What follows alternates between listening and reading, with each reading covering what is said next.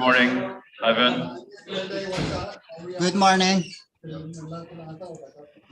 We're ready. The debaters are here in the courtroom. Okay, we're still waiting for Yap to come in. Okay. How do you read me? Am I coming in clear? Yes, very clear. Very clear. Okay, thank you. It's certified non-mediation or reconciliation. Ivan, is Chuk online yet? Oh, yeah. There. Lovely. Community Board of San Francisco.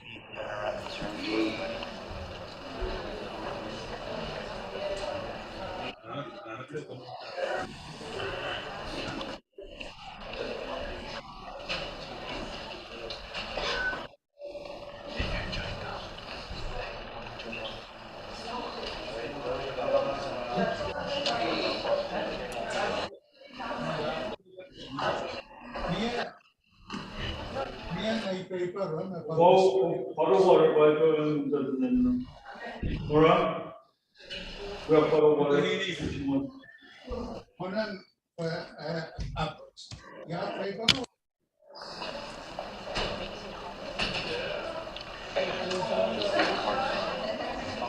Chuk and Yap.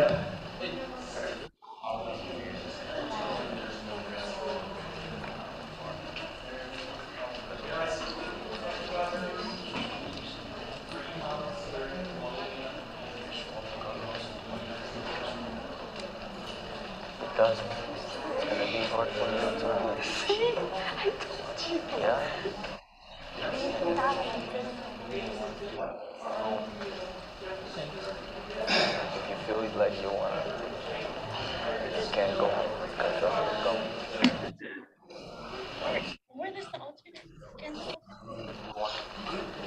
How to put the guys in there?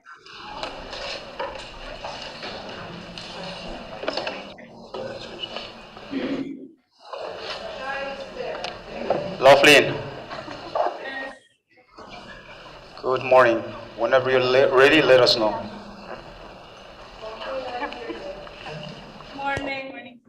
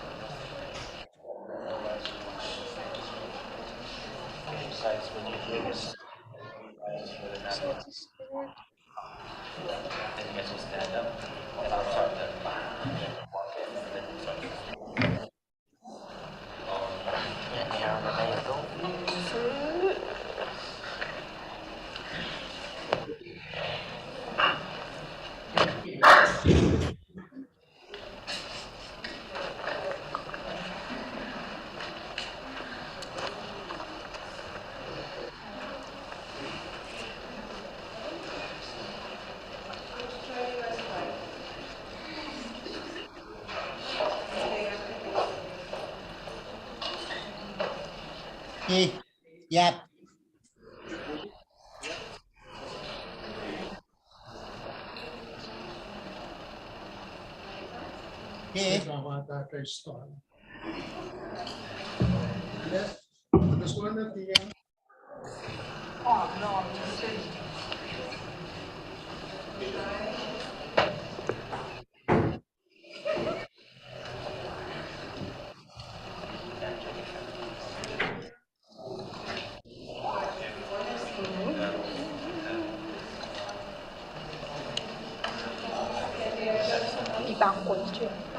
Okay. Yap. Yap. Can we switch? Can you adjust your mic so we can see the debaters?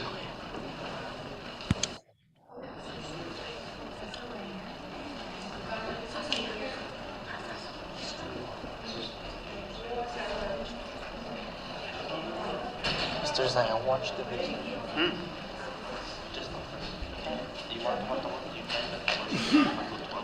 Yep.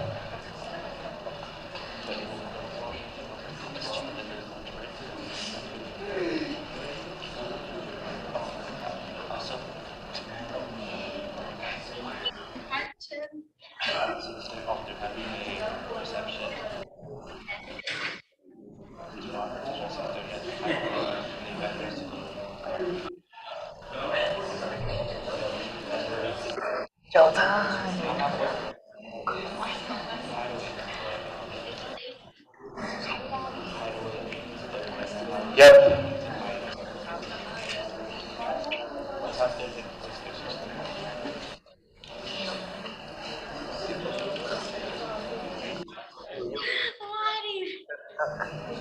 B. Kining mo?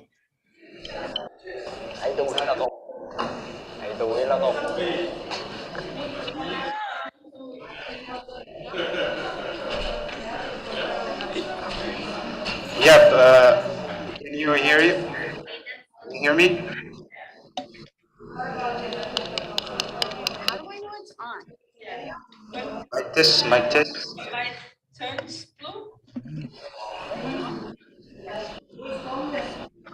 Yep, you're mute. Hello? Testing 1, 2, 3. Oh.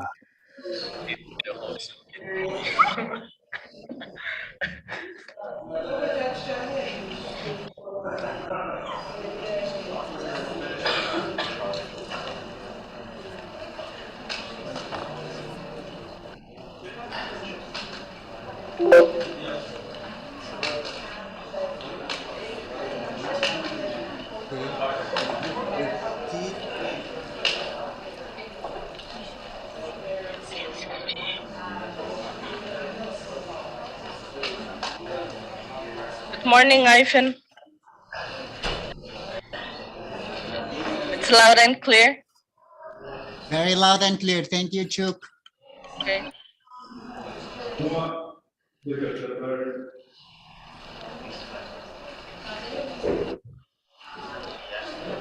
No, we are waiting for Yep.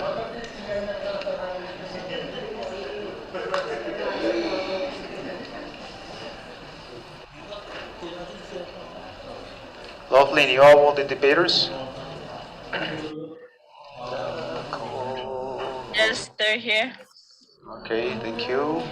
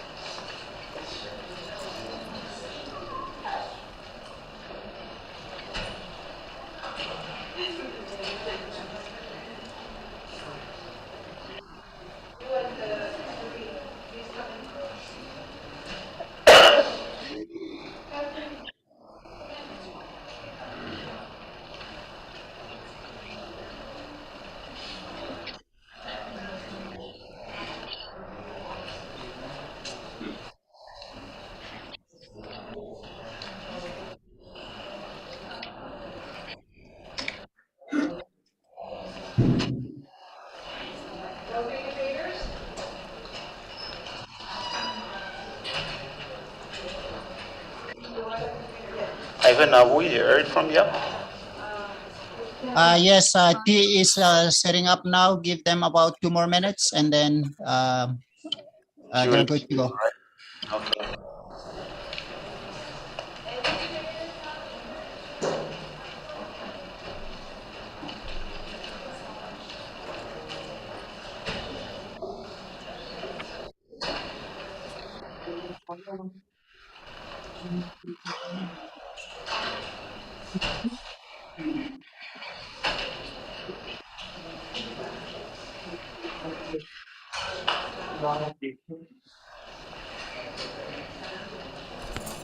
Yep, team, are you online now?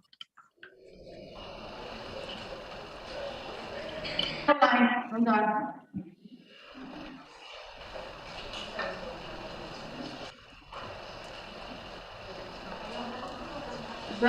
There's two debaters. I mean, one debater.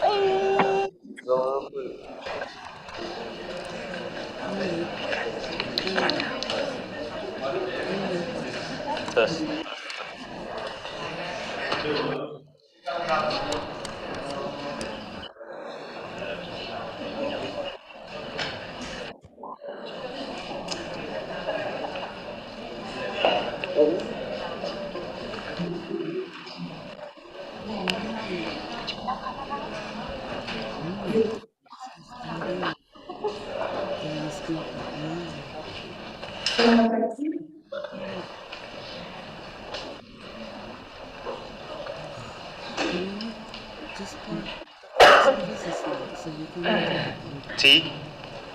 Yep, you have all the debaters?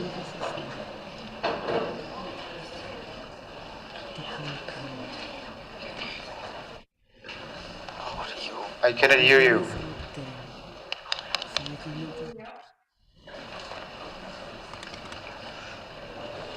Still, we cannot.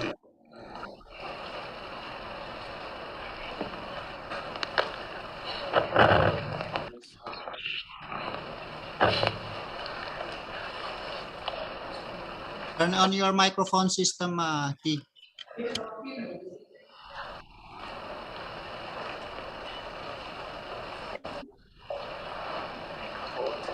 Hello. Hey, you have all the debaters? Not yet. And our keynote speaker, Not yet.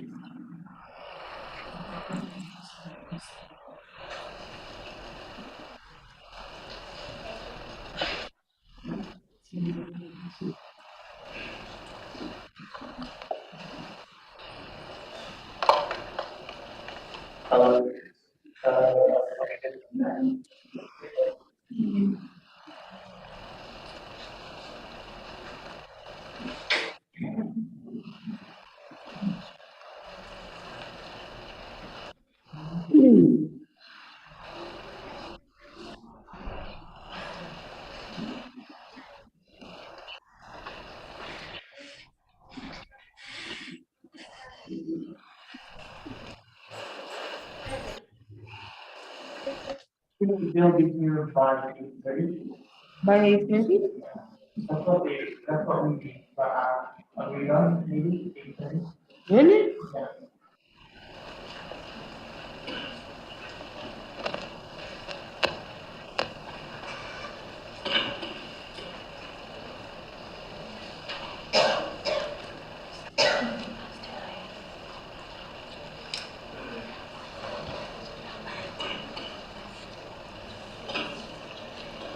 T, please let us know when you're ready, when you have everyone there.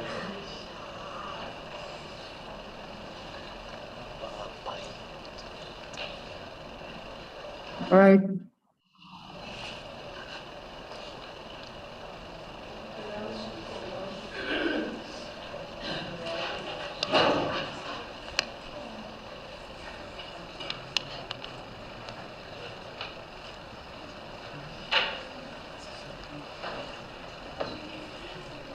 Ivan, we're already live. Okay. Acting Chief, Chani, everyone, please give us 5 minutes. So we're waiting for our guest speaker. Will be present from the state of Yap. So.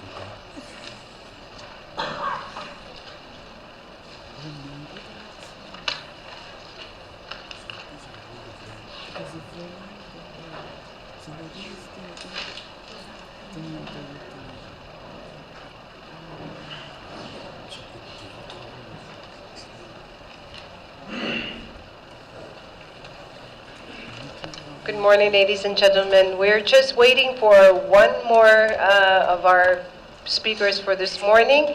We apologize for the delay, but please sit back, relax. This is going to be one very exciting day. So thank you all for those who are here.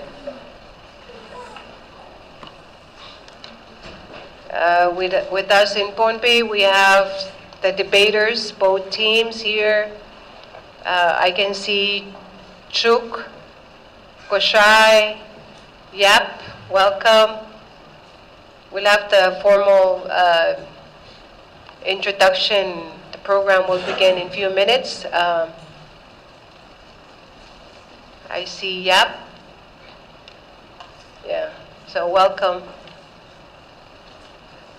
In the gallery in Pohnpei, we have, you can see the uniform on the left. This is the Pohnpei STA Choir. We're very fortunate to have them with us this morning. They will be singing the national anthem. Our judges are here.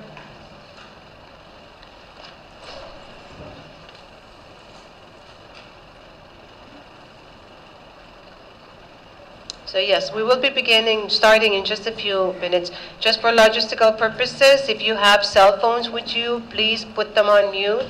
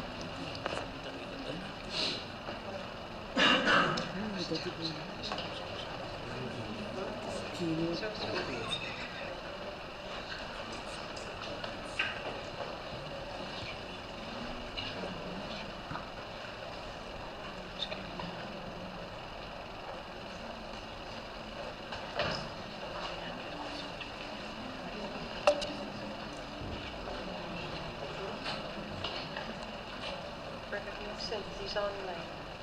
Stay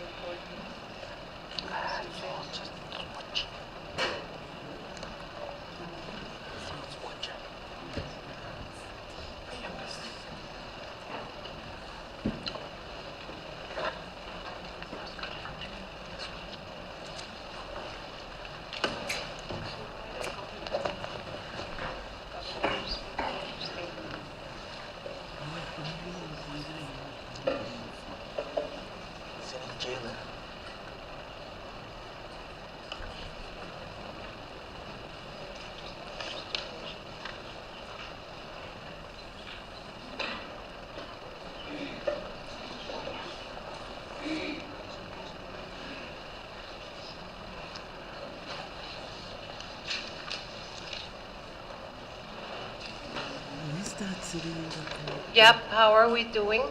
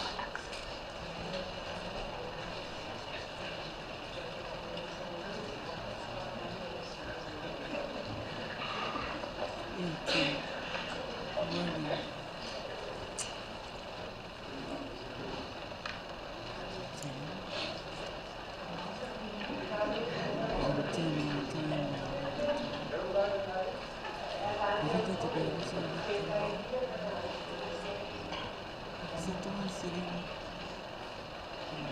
The news part. Okay. Did you try to do that? There's no risk. Okay. Okay. You see us here in Bangalore. You see us here in Bangalore. Everybody's in the crowd. Okay.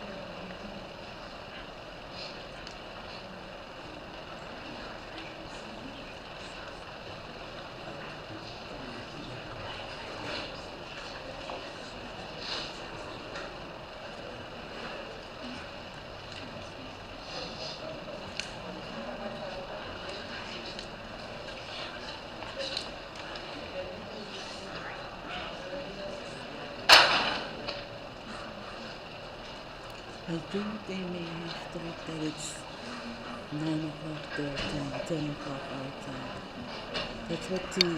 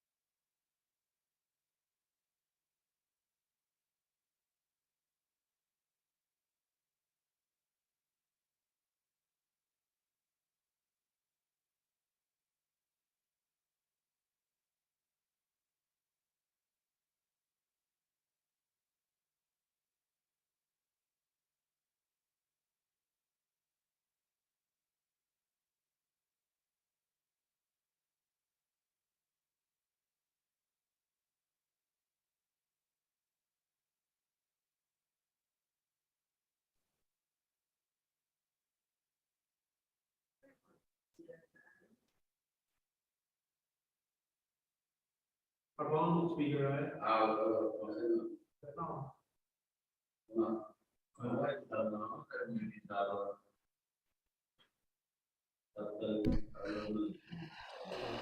didn't turn it off. Who's it that I turn it off? Who's it that I turn it off?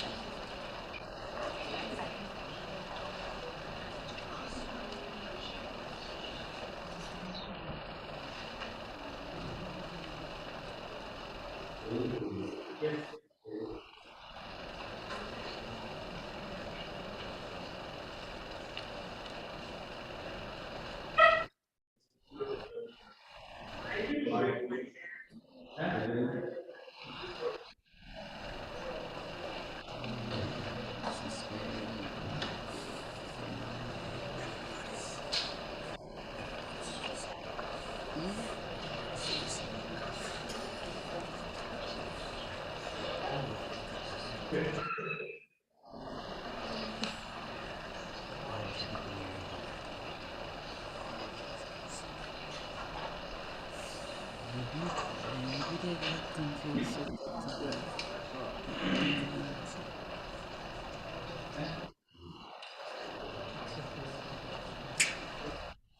But we don't need to find elections because it's congressman. That's the key.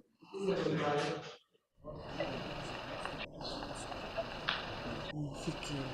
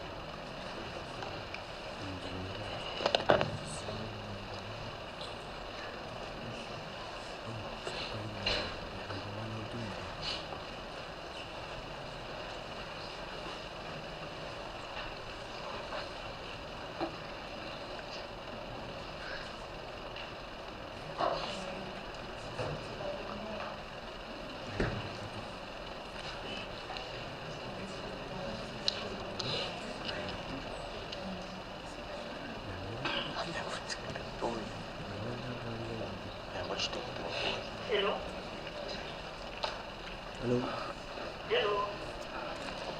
Hello. Where is he? Hey.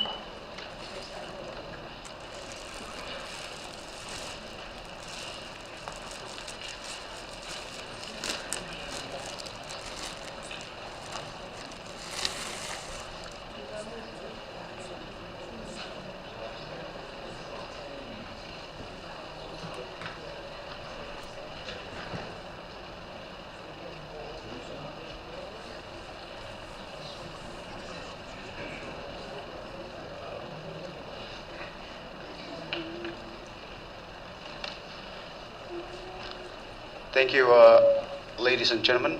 I think it's about time to start. At first, I'd like to apologize for the delay, and we are appreciate for your patience. It is with great honor and privilege for me to be serving you as your MC for this 2022 Law Day.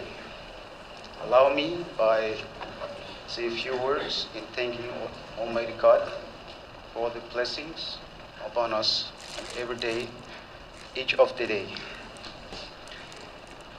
I would like to pay my utmost respect to the traditional leaders of the 4 states of our nation and recognize His Excellency President Panuelo and Vice President Joshua George, Speaker of the 22nd Congress, Vice Speaker, Floor Leader, and all the members of the 22nd Congress. I'd like to respect all the governors of the state, Acting Chief Justice of the FSM Supreme Court, Honorable Piulinka Wosuk, Justice Larry Wonward, who joined us and presents in the state of Chuk, and Justice Dennis Belcourt, also presents virtually from his home state in the U.S. Special recognition to our FSM National Law Day guest speaker, the Honorable Isaac Fikir, Chairman of the Ways and Means Committee, 22nd Congress, and who is also presenting from presents in the state of Yap. I would like also to recognize the presence of Nivandro Tony, Associate Judge of the Bombay State Court. Thank you, Judge. Secretary of the any cabinet members of the executive,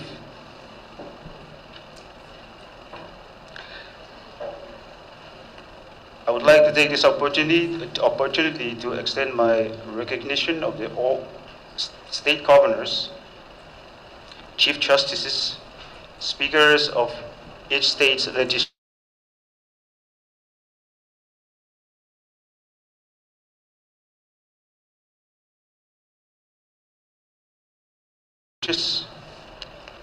and I would like to respect and recognize all the parents who are with us today.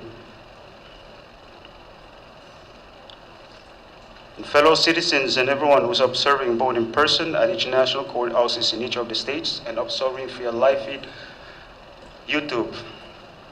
Ladies and gentlemen, welcome to the opening ceremony of the 2022 National Law Day. And I would like to ask everyone to rise for the posting of the FSM colors by the FSM National Police, followed by the singing of our national anthem by STA, Bombay STA Student Choir.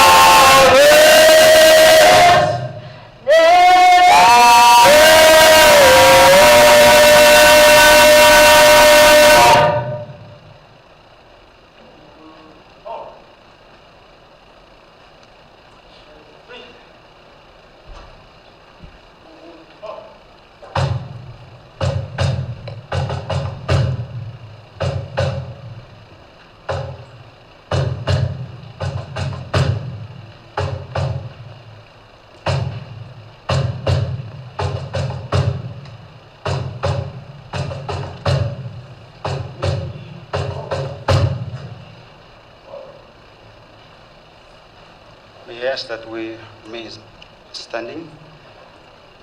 Welcome Judge Johnny for the invocation.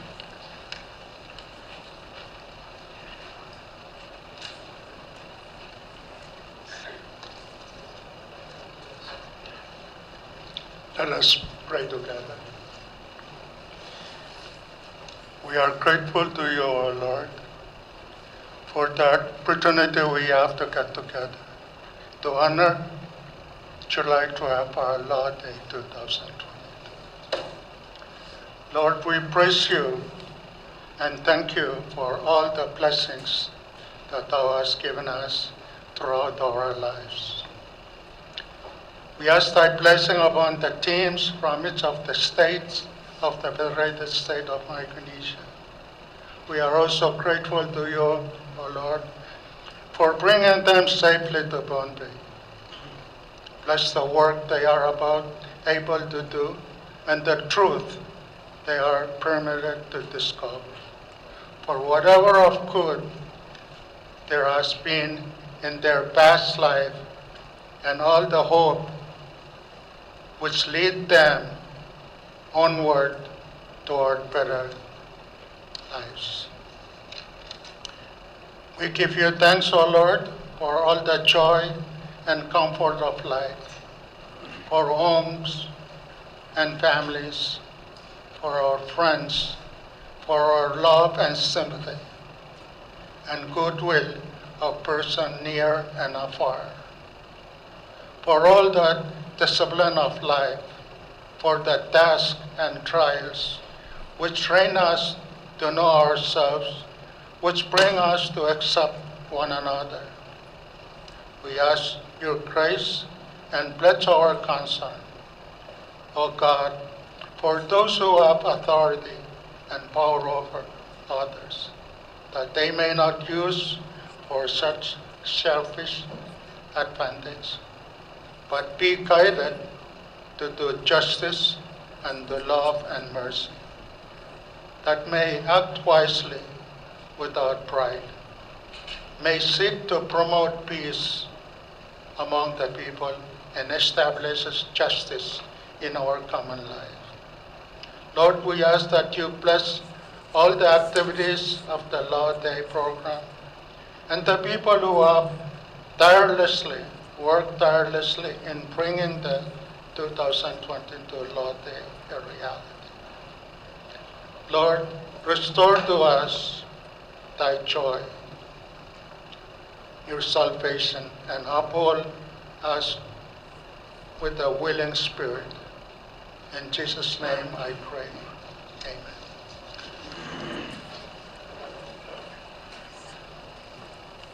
Please be seated. Once again, thank you very much, Judge Chani, for the kind words. For our first remark, it's an opening remark, so join me and welcome the Acting Chief Justice of the FSM Supreme Court, the Honorable Piuling Kawasuk.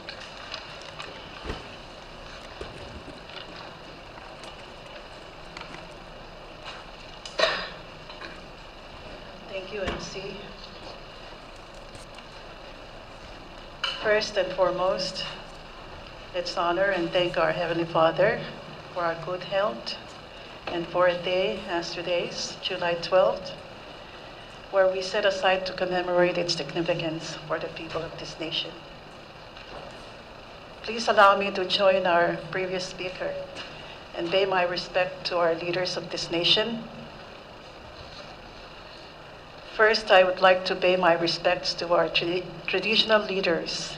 And since I am in Bombay, I would like to start by paying here my respects to our leaders in the Bombayan language.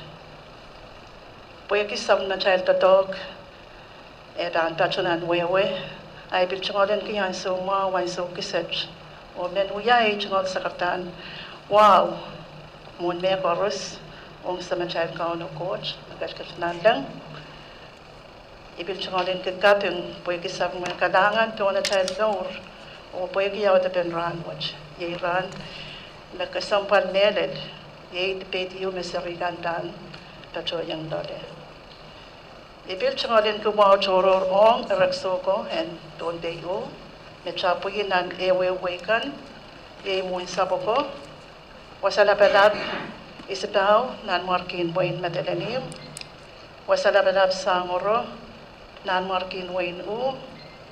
Wasalapalap so kaselang nan markin wain kitchi.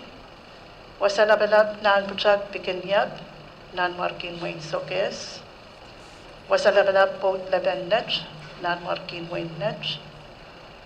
Wasalapalap tokasa nan markin wain pinglap. O wasalapalap day wain lang nan markin wain ngechek te sapatit. O lapalapakan koros na wow wach konyangan toke. In addition, I would also like to extend my greetings and pay my respect to our traditional leaders in the other states of Chuk, Yap, and Pasay. I would also like to recognize the leadership of this nation, His Excellency President David W. Panuelo, Vice President Joshua P.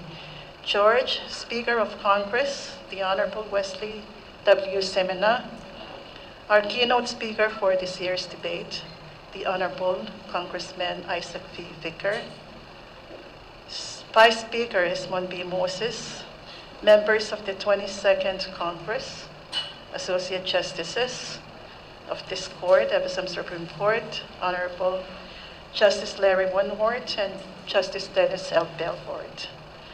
I also want to recognize our governors of the states, Reed B. Oliver of Tone Bay, Jesse J. Salalu of Yap, Alexander R. Naroon of Chuk, Carson K. Sikra of Koshai, our lieutenant governors of the states, speakers and members of the state legislatures, chief justices and associate justices. Here, my special recognition goes to the Honorable Ligondro Jani. Want to also recognize our dignitaries and guests here today. Finally, I want to recognize our parents, families, and coaches of this year's debate.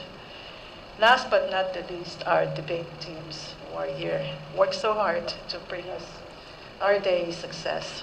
Thank you very much. On behalf of the FSM Supreme Court, I wish to welcome each and every one of you to our opening ceremony. To those who are participating in our debate, either here in person or in the States or by virtual appearance. As you know, today, July 12th, is a significant day in our history for the reasons that will be announced shortly by our Special Assistant to the President in the FSM Presidential Proclamation.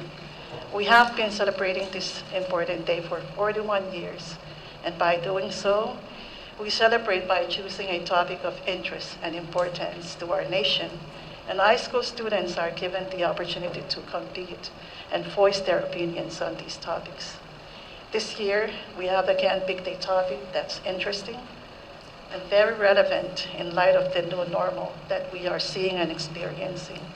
The COVID-19 and its effect on the people, the lives of the people, including the increase of cost.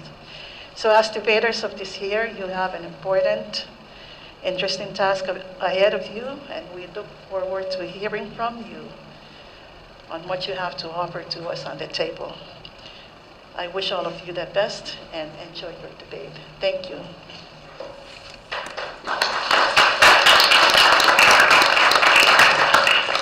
Thank you very much, Acting Chief Justice. It has become an important tradition of this young nation in recognizing this important day, January 12th, through a ceremonial document issued each year by the presidents of the nation in recognizing the significance of the 12th July in the history of the Federal States of Micronesia. So with that, it's good that we have a special assistant to the president, Mr. Belanioma, and please join me in welcoming him to the podium in reading out the proclamation, presidential proclamation.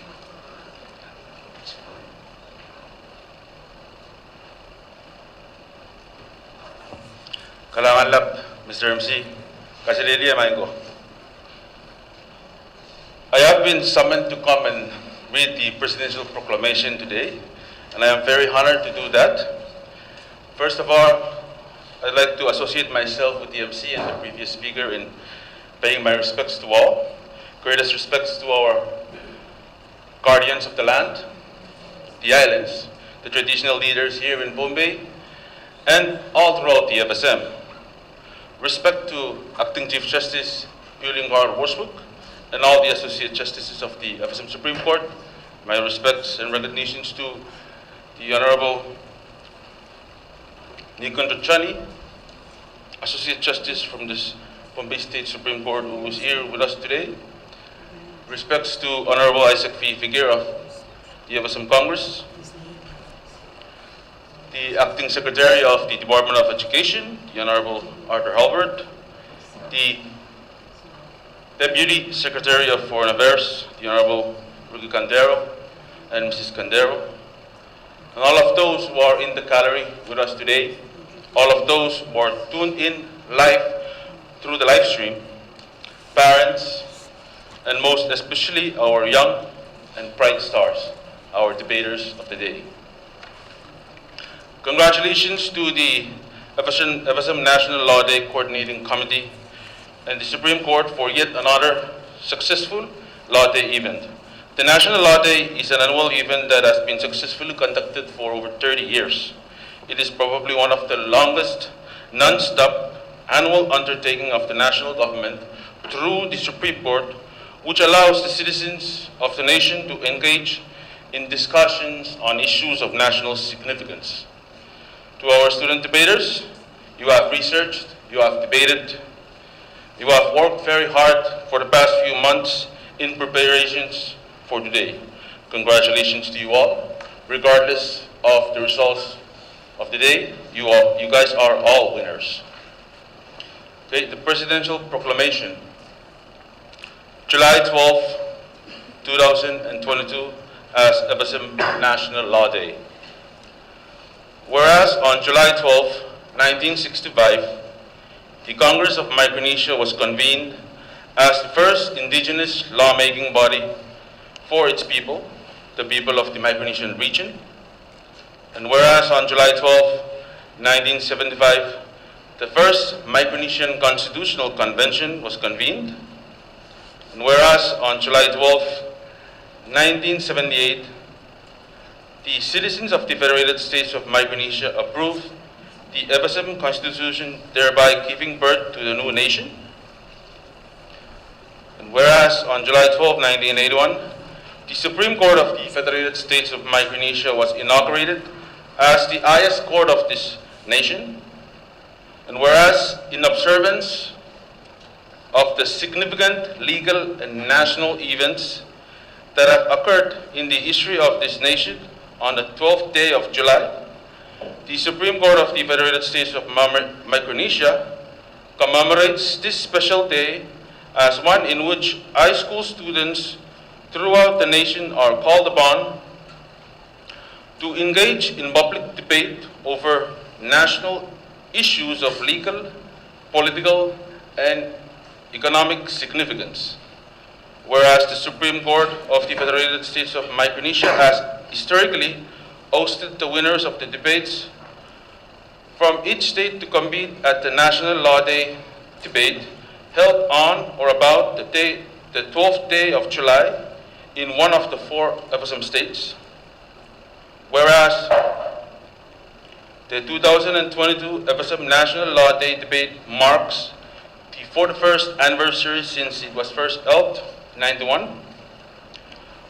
Whereas the impact of coronavirus has required the FSM Supreme Court to host the 2022 FSM National Law Day debates virtually on July 12, 2022, with the winning teams and the runner-ups for the states with more than 5 schools participating in the state debate from each of the FSM states to appear virtually from the FSM Supreme Court facilities in each of the 4 FSM states.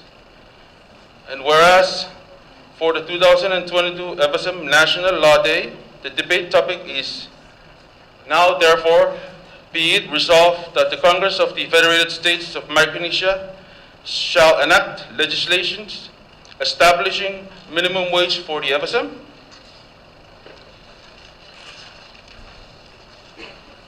Now, therefore, I, David W. Banuelo, President of the Federated States of Micronesia, by virtue of the authority vested in me by the Constitution and the laws of the Federated States of Micronesia, do hereby proclaim July 12, 2022 as Law Day in the Federated States of Micronesia, and urge all citizens and residents, governments, and private agencies and organizations in the country to commemorate this day in ways to promote and advocate respect for justice, rule of law, and good governance. Signed on the 20th day of June in the year of our Lord 2022. David W. Banuelo, President. Thank you very much.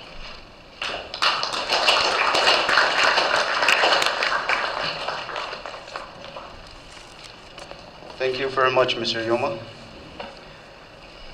As everyone knows that Mr. Yoma is not a stranger of this court and has been a long-time organizer of this important event until he left the board to his new post, current post at the President's office. So before inviting our keynote speaker, I would like to ask Mr. Hendon to do the introduction of our keynote speaker.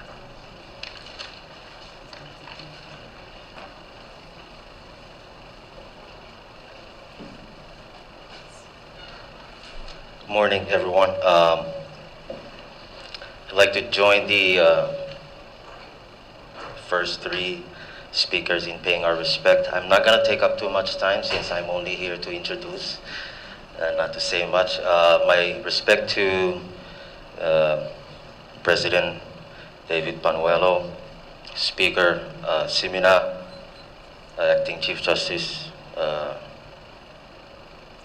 Violin Carl Washwick, and all the cabinet members, justices and judges in all states, government leaders, governors of all states, speakers of all the state legislatures, and everyone who is present here and those joining us via Zoom. Good morning, and I want to pay my respect to each and every one of you. Our speaker today hails from the great state of Yap. He was born on August 20, 1947, graduated from Yap High School, and then he went to Guam and graduated in 1971 with his Bachelor's of Arts degree in Behavioral Science. He went on to earn a Master of Science degree in Social Sciences from Southern Illinois University. In his early career, he was employed by Yap State Department of Public Affairs, and he later became very interested in law, and he became a legal counselor for Micronesian Legal Services, and he was admitted to the Yap State Bar Association in 1983. In 1978, he was working as a researcher for the FSM Commission on Future Political Status and Transition, later becoming its executive director. And then he became a member of the same commission after he joined the FSM Congress in 1983. Since his election in 1983, he has been there until today. That's quite a long time, and he's the most senior continuous serving member of Congress to date. He served as the Speaker of the FSM Congress from the 14th to the 17th Congress. He also served as chairperson or chairman of the Yap State Congressional Delegation.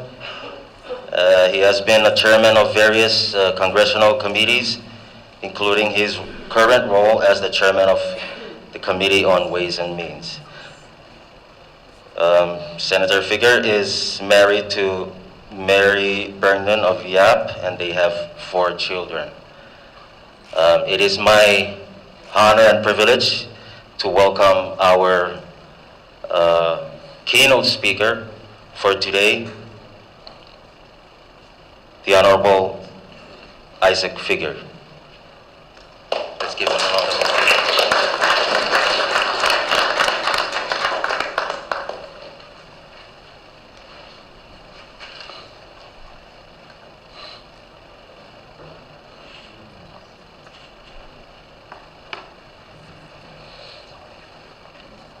Hi, everyone. The outset, let me pay my respect to the traditional leaders of the Federal States of Micronesia. My respect to the Honorable Julian Carl Worswick, Acting Chief Justice, the Federal States of Micronesia, and other Honorable Justices of the Supreme Court and Chief Justices of the State Courts. I respect to all the governors, elected leaders of the Federal State of Micronesia, and all that is listening in today. Today is a very important day in our nation. It's a historical day.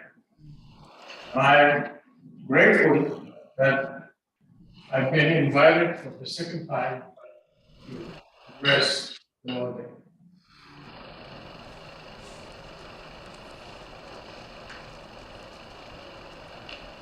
Ladies and gentlemen, esteemed debaters, in the Bible, the book of Genesis, that is described what would happen to mankind now that they were chased from the Garden of Eden for disobeying God.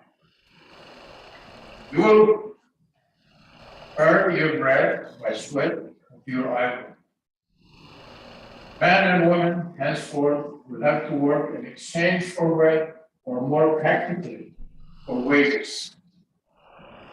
So the issue that we will be debating this year is as ancient as organized human society itself. Fairness, wages, and what can governments do or should do about it. You can look at work as a curse. If men and women were cursed by God, they should consider work as a punishment and therefore should accept what is given to them. Kind of thinking involving the debasement of work is what gave rise in the history of slavery. Work was something that at least worthy, even people called slaves did, and governments at the same time imposed, preserve that inhumane system. Fortunately, mentalities evolved. We all came to regard slavery as abhorrent, as incompatible with human dignity. By common agreement, the entire world now rejects it. Not just in laws, but also thinking. Forced labor is now an abomination. So what are we left with? We're left with work as a bargain, an exchange of labor for money. That should be the basis of all thinking about the matter. But looking at it that way, more considerations should come to mind. First, is any kind of work permissible? There are minimum standards for what should be demanded of people. Consider things that were legal in the past but are no longer, like child labor. All civilized countries, including ours, now require children not to work, but to go to school. Why should that be so? Is there anything in the makeup of human beings that inherently should be protected? What should that be? Even if we get past this query, the next question is what kind of bargain should we strike?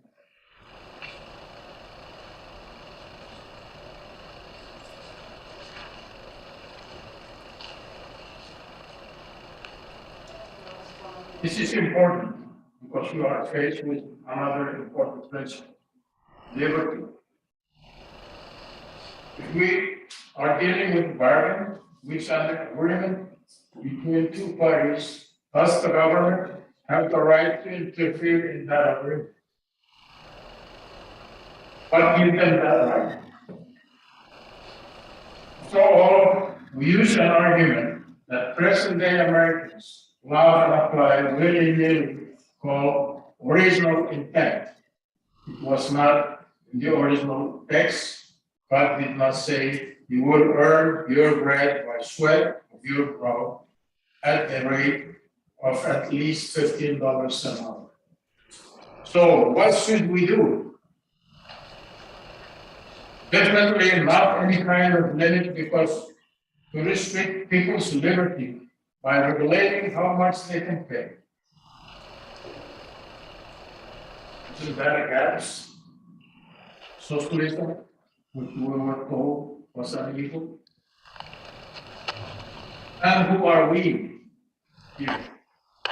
A multi-level country such as ours, the national government and state governments, which level of government should perform that interference in people's liberty? Aren't we introducing a remedy that is worse than the disease? So, the issue that you are debating this year is not some light-hearted query. It goes to the core of human condition. There are no easy answers. I, for one, in Congress, cannot wait to learn your arguments. Let the debate begin. Thank you.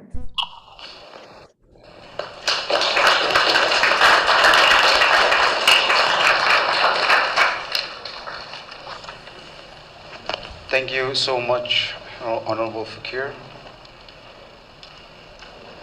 And to conclude our first part of our program, I'd like to ask one more thing from our STA school, Bombay STA student choir.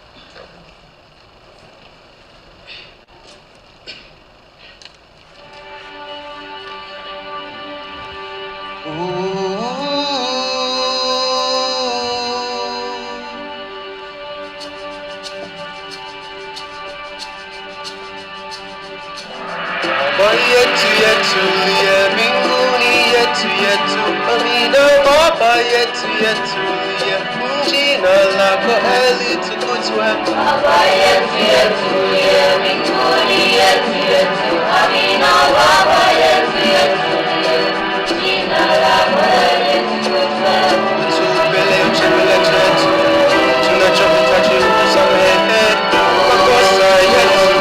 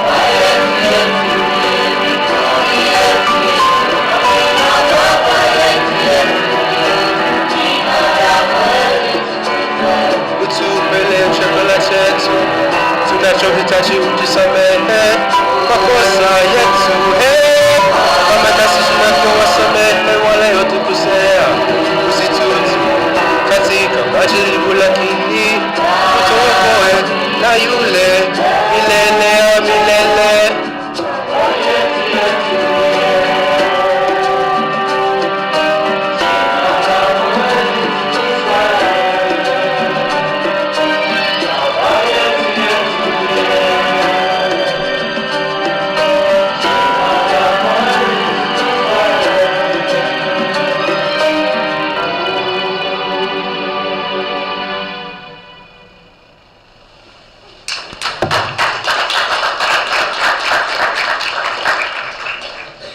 Thank you so much.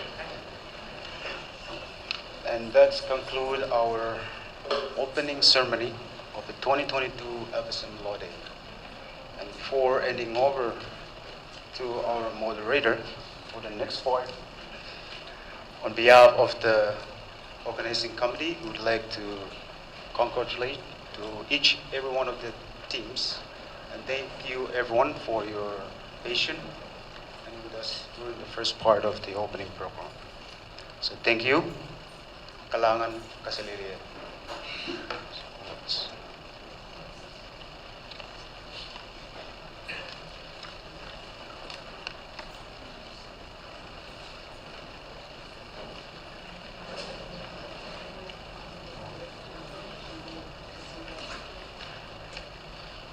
Okay, we'll have a 5 minutes break to rearrange everything and have some water and snacks, and then we'll come back here. Chuk, Yab, and Kushai, let's have 5 minutes break and we get back. Thank you.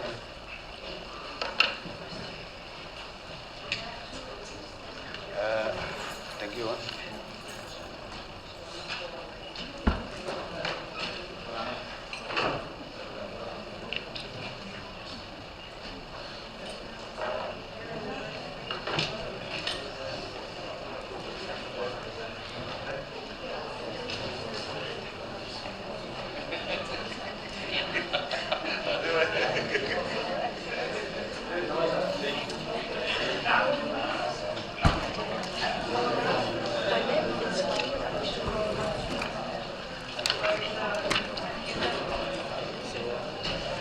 We have water and sandwiches for our choir and all the participants who are here.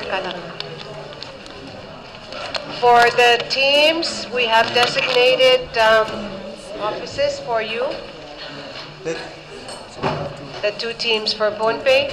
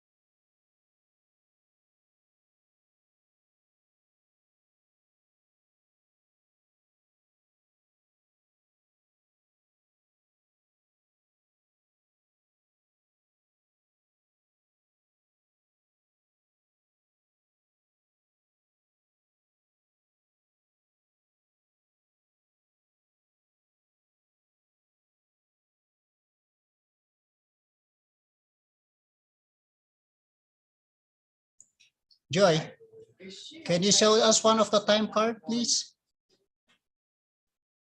Paulino. She went to donate Joy. her kidneys. Joylene. She's not listening. It was a match. But What's the extension down there? 118. Wait.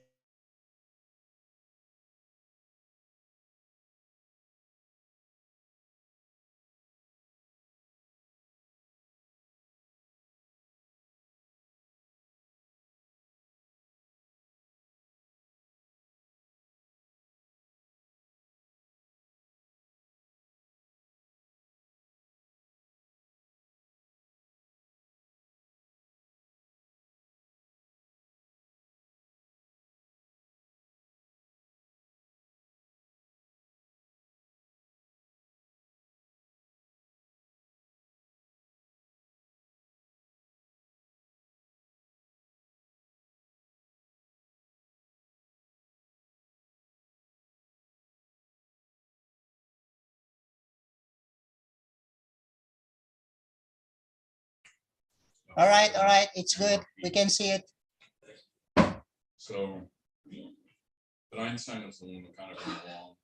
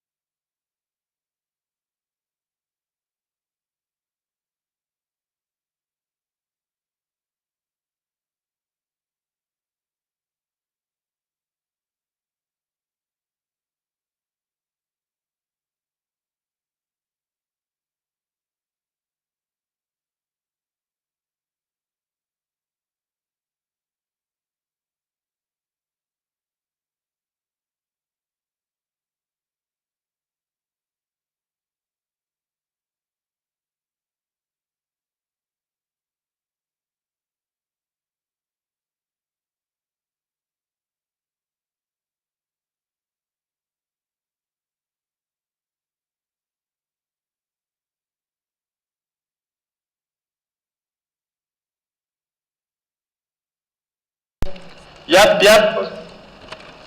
Chuk, Kushai, can you guys see Choi Lin, the timekeeper? Claire, Yes. can you see Choi Lin, Claire? Her sign.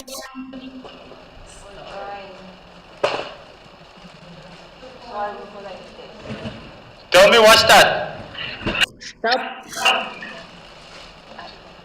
Tell me what's that? Start.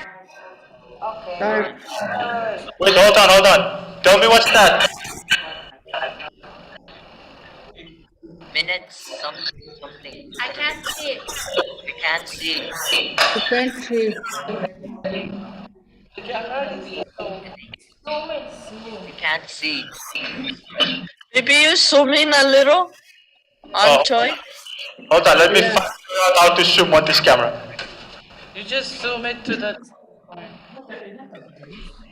Hmm.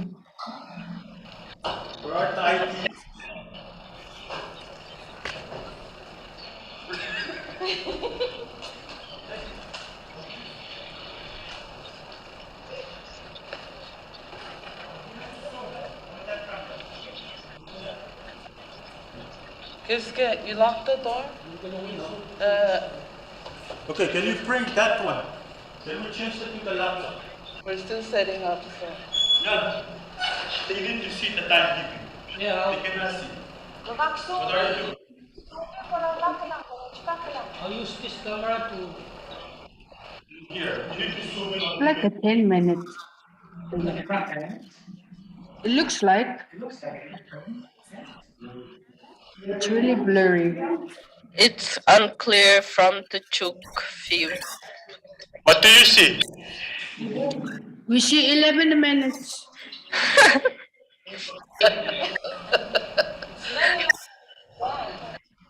It's 10 minutes.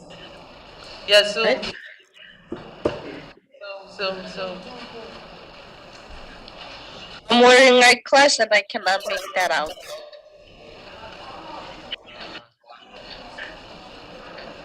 What about that, Nandi? What about that? You want to move this there?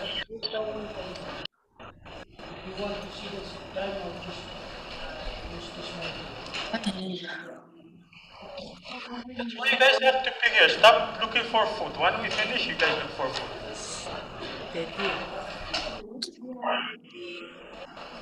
Can you zoom in again? They still cannot see the time card. Some more. Yeah.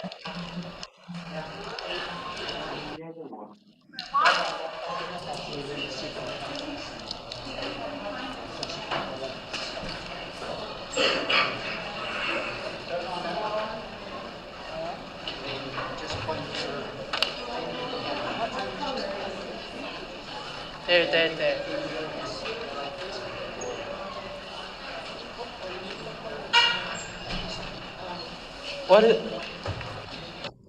One of our debaters lost her notebook.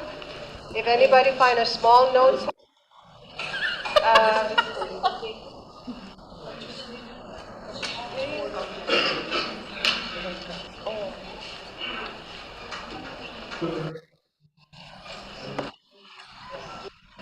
Diddy.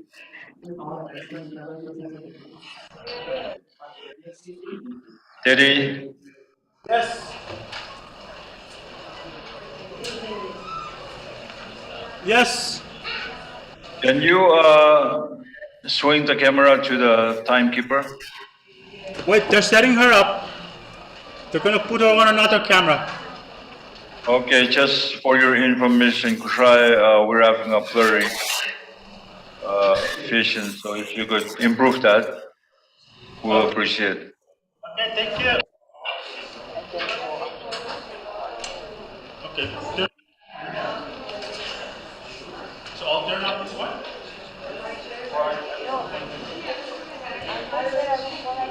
No, what about this one?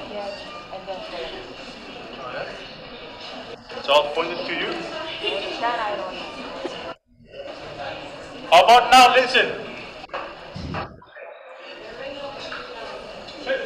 Wait, can you please hold it up? Joy?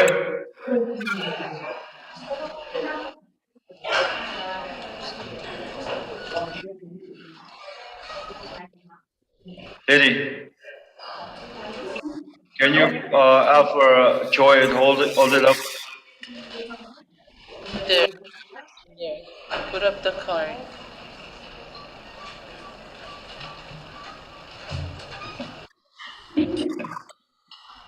Show your card.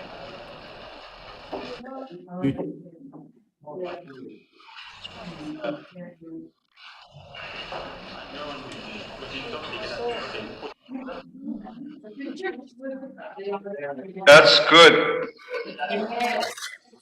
Much better. Okay. Thank you, Joy.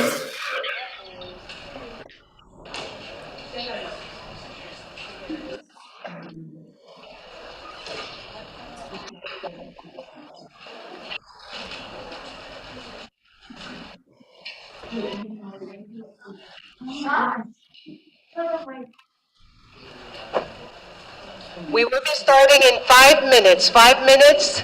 So all debaters, please take your seat.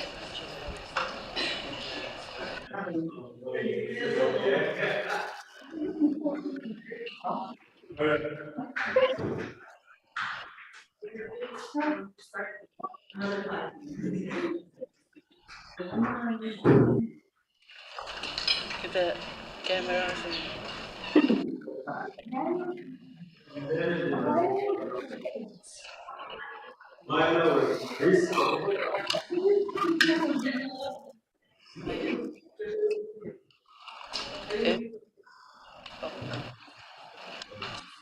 This one on the top.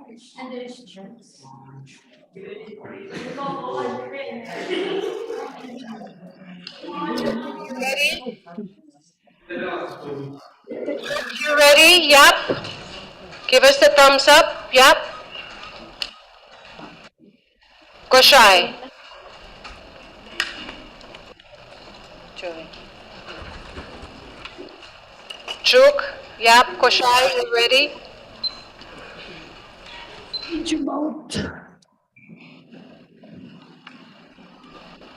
Hey, you ready? Show your.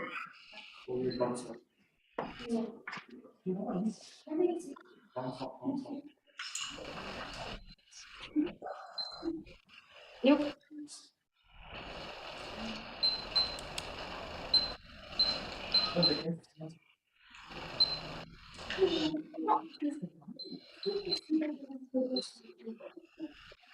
Judges.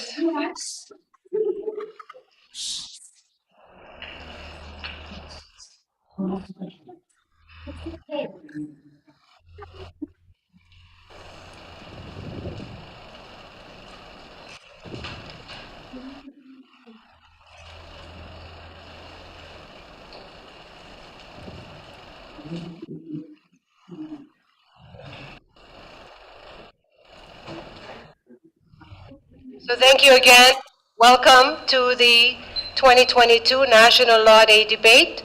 This is the second part of the debate this year.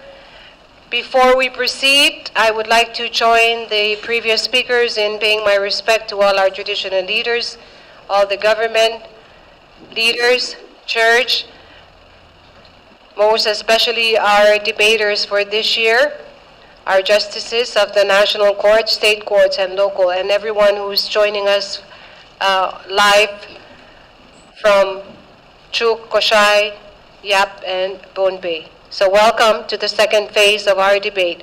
Before I yield the floor over to our moderator, who is our Chief Clerk of Court, Sandy Albert, who will be serving as your moderator throughout the debate this afternoon, I would like to recognize the presence of the Governor of the State of Bonpei, the Honorable Reed Oliver, and Mrs. Reed Oliver. Let's please give them a big round of applause.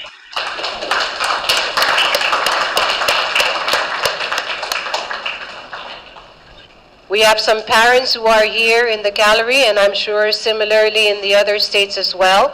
So welcome to our 2022 debate.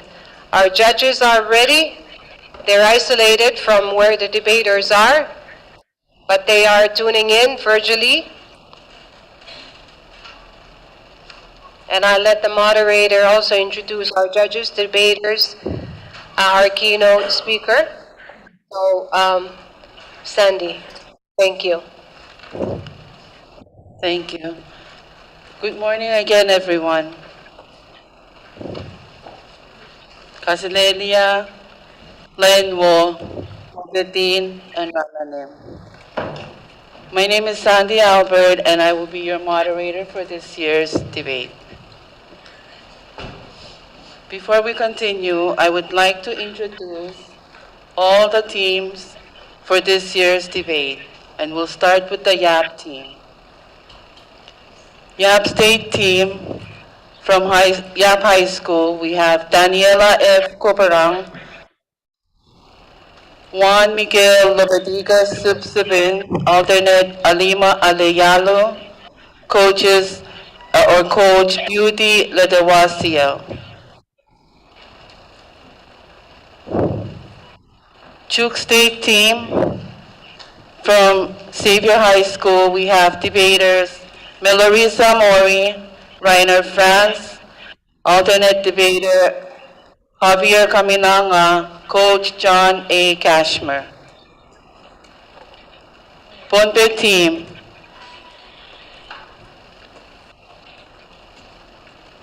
we have two teams that's representing or from the state of Pohnpei. This year, the Law Day Committee has decided that a state with 5 or more schools debated at the state level may have two teams participating at the national level. Therefore, we have two teams from Pohnpei this year. So, Pohnpei State Team 1 from Calvary Christian Academy, debaters Kay Ave Adams, Kathleen Mutong, alternate debater Elizabeth Sorto Sienes, and coach Virginia John. Pohnpei Team 2 from Pohnpei Catholic High School, we have debaters Giovanni Oliver Irons, Tiara Rachel Leben, alternate debater Sean Troy Moses, and coach Yolanda Yamada Nanping. Koshai team from Koshai High School. Debaters are Keshana Lynn Shuawo Backer, Billy Nena, alternate debater Hudson Hart, and coach Scott Nena.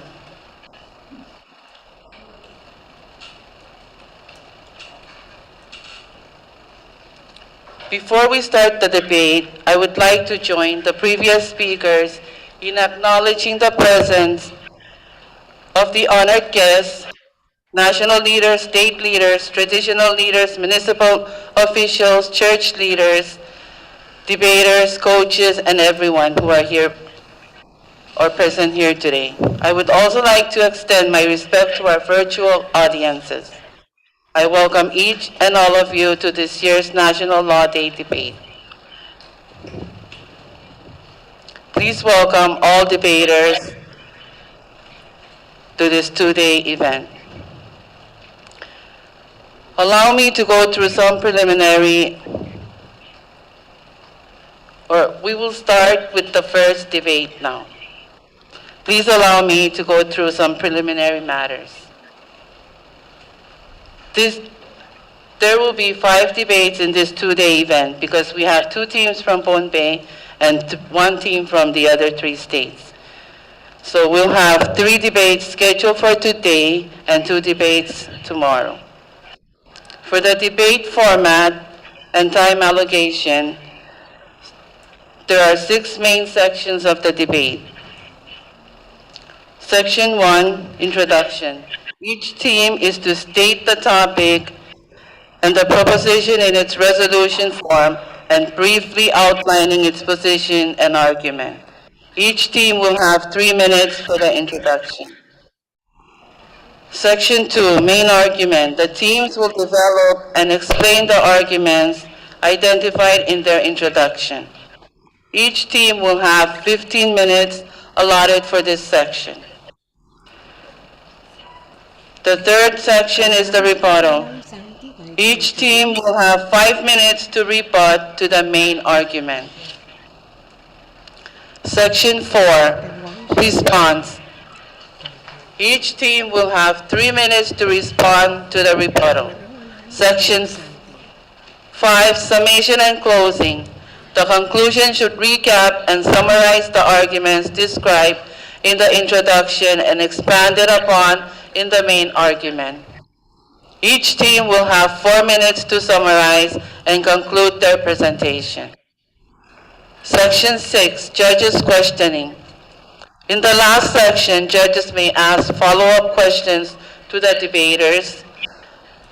These questions will only be asked to clarify evidence or an argument that may have been made but are not entirely clear to the judges.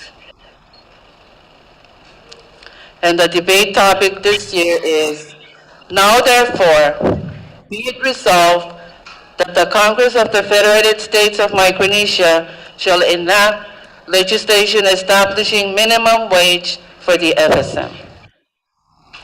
Ladies and gentlemen, our first debate this morning will be between Pohnpei Team 1, representing Calvary Christian Academy, versus Team Chuk, represented by Xavier High School. Pohnpei Team 1 will argue for the proposition, and Chuk Team will argue against the proposition. Our panel judges consist of 3 members for each debate. Judges for the first debate, Ms. Catherine Allen, FSM Congress Legal Counsel, Mr. Craig Refner, FSM Supreme Court Staff Attorney, Ms. Donnelly Daniel, Micronesian Legal Services Corporation, Directing Attorney, Pohnpei Branch. And our timekeeper is Ms. Joylyn Wichep.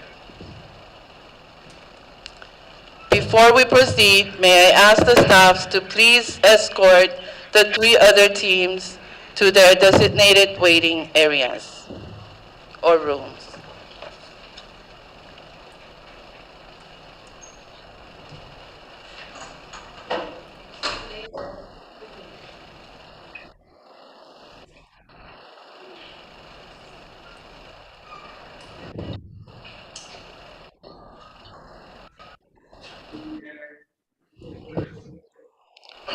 Introducing Pohnpei Team 1, debaters from Calvary Christian Academy, Keave Adams and Kathleen Mutong, with their alternate debater, Elizabeth Sorto Sienes, and their coach, Virginia John. Introducing Team Chuk, debaters from Xavier High School, Melorisa Mori and Rainer Franz, with their alternate debater, Javier Caminanga, and their coach, John A. Cashmer. Debaters, let me remind you, you will begin your presentation when the timekeeper holds up the start time card. The timekeeper will be flashing the time cards during each debate to show how much time you have remaining for each presentation. Please stop your presentation when the timekeeper raises the time stop card.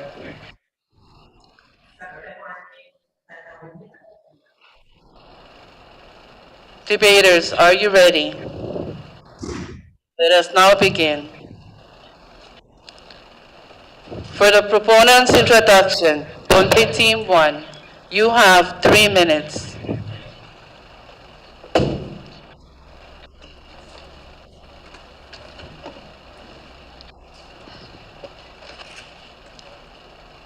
Good morning.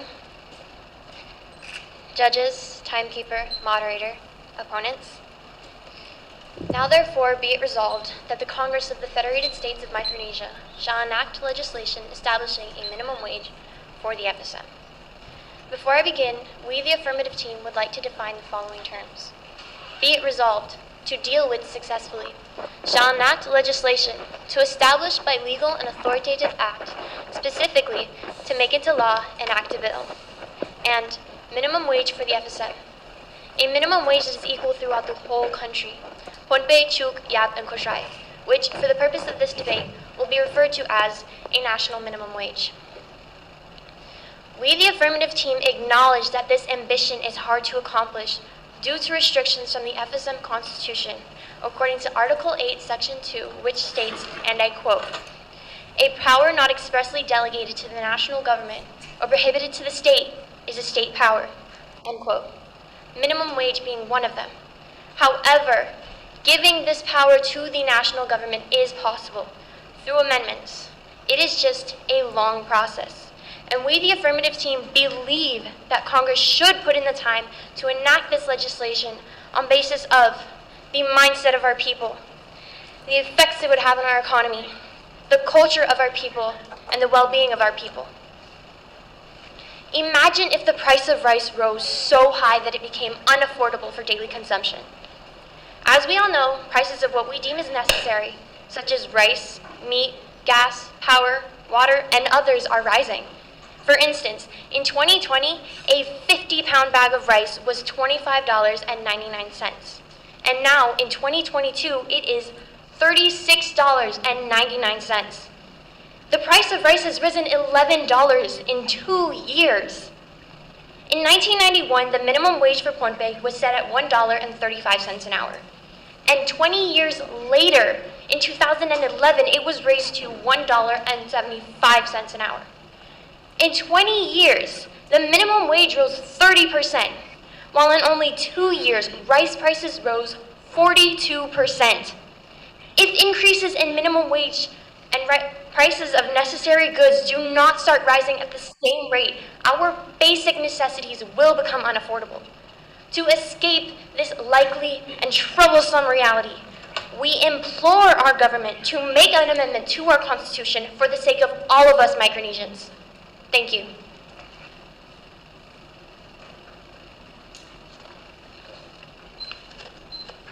For the opponent's introduction, Team Chuk, you have 3 minutes.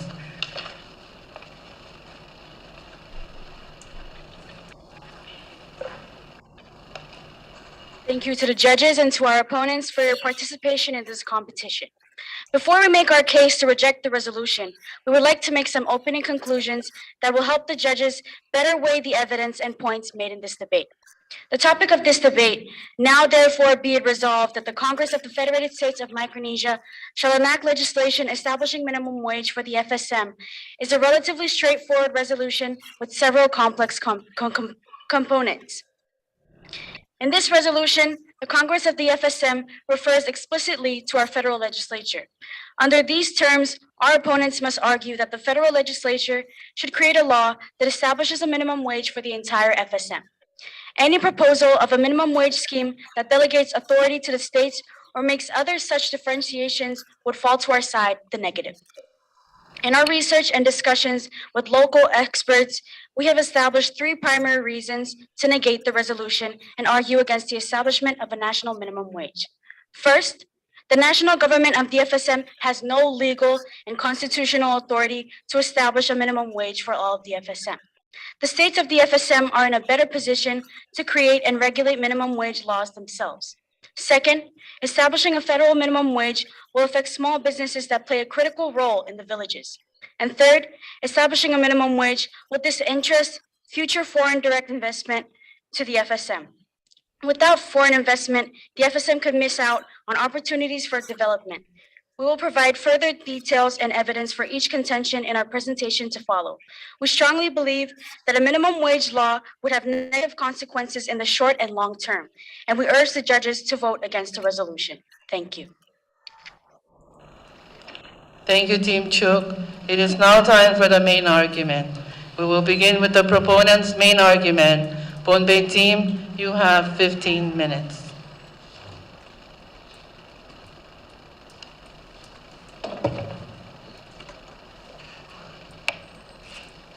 What is the point of working when you get paid basically nothing? This is a question workers in the FSM frequently ask themselves. $1.75 an hour, or in other states, less, is basically nothing, considering the cost of our fundamental necessities. Why work when I can get money from my family working elsewhere at higher wages. During an interview, a local business owner from Chuk expressed his frustration in his own employees being unfaithful to their work because of going to get money from money transfer companies twice a week when they should have been working. I am sure business owners all around the FSM are dealing with the same issue. But I'm even more sure that this problem is even more prevalent in states where minimum wage laws are non-existent. In fact, according to a New York Times article, and I quote, "New research shows that raising the minimum wage improves worker productivity, which translates into businesses offering higher quality service," end quote. This theory is known as the efficiency wage theory. For most states, creating a national minimum wage will increase the minimum wage for their private sector. Harvard Business Review talks of the same thing, saying, quote, "Higher wages allows firms to attract and retain better employees. Paying wages that are above market rate can also be a motivating force for your existing employee base," end quote. Not only does a higher minimum wage encourage people to work, but it also encourages people to pursue a higher education. In the FSM, about 43% of the population aged 21 and above have successfully completed at least secondary education, while only 10.6% graduated from college. This means that, and I quote, 3/4 of the population who completed secondary failed to complete tertiary vocational studies. The main reasons cited for not going secondary were personal reasons, 32%, completed desired schooling, 29%, and found a job, 20%, end quote. This is according to FSMstatistics.com. According to the same document, and I quote, "In the FSM, 7.9% of the population aged 6 and above have never attended school. In Yap, Pohnpei, and Koshrai, 2% of the population aged 6 plus have never attended school. While in Chuk, the figure rises to more than 14%, end quote. According to a paper by the IZA Institute of Labor Economics in the Netherlands, and I quote, a 10% increase in minimum wage led to a 6% increase in community college enrollment, end quote. Increasing minimum wage will encourage our people to be educated. Our educated people are leaving our islands because of one major obstacle: our lacking a good, livable minimum wage. A good minimum wage gives people incentive to get a higher education and to come home afterwards. Give them something to look forward to rather than something to fall back on when their plans in places with better opportunities simply do not work out. Now that I have told you how a national minimum wage or a higher minimum wage would affect the mindset of our people, I would now like to discuss how this resolution would affect our economy. In my first point, I stated that a higher minimum wage will increase worker productivity, but there is much more to this than meets the eye. According to an article by the New York Times, and I quote, "With a more productive workforce, more economic value is being created, and there is more money to go around. So a higher paycheck for one person does not imply another person's loss," end quote. Contrary to popular belief, a higher minimum wage does not necessarily contribute to job loss, which this article had. Another problem people believe to be is true is that a higher minimum wage will increase the prices of products that are already so high and unaffordable. However, according to a website called upjohn.org, and I quote, "A study done on the increases of minimum wage in relation to the increase of prices or wage push inflation showed that for every 10% increase in minimum wage, prices rose by only 0.36%, end quote. The same article talks of fast food restaurants such as McDonald's raising their minimum wage, and it said, quote, "Prices rose by only 0.36% for every 10% increase in minimum wage, which is only about half the size reported in previous studies. They also observed that a small minimum wage increase did not lead to higher prices, and many actually reduced prices," end quote. A positive effect a national minimum wage will have on our economy is known as the circular flow model. which explains the benefits of raising a minimum wage on the three aspects of an economy: the household, the business, and the government. This model is a benefit because the households are given a better paycheck, which translates to the government because it enlarges tax base and wage tax without raising tax percentages. By the government having more money through taxes, they can spend it on infrastructure and necessary government operations, two things that give our government more money. Also, when people are given more money, they are able and encouraged to spend more at local businesses.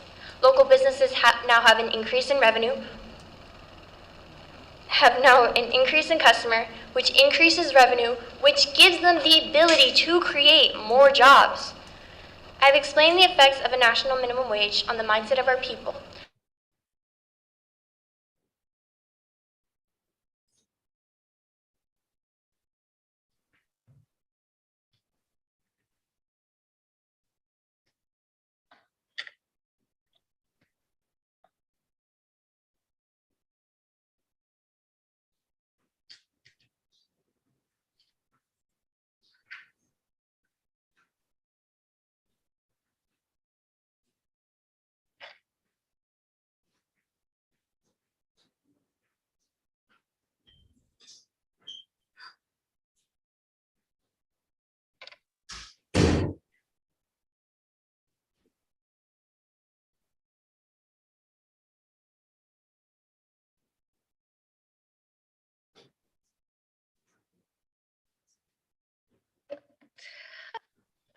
I think they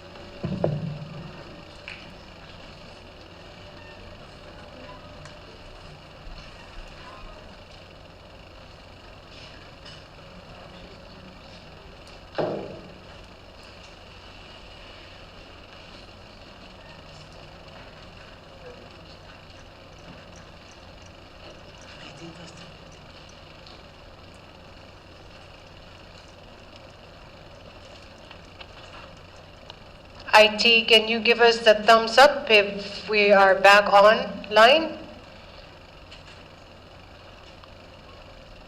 Chu, can you hear us? Good, okay. We're still waiting for the timekeeper to go online. Timekeeper is ready? Not yet? Can you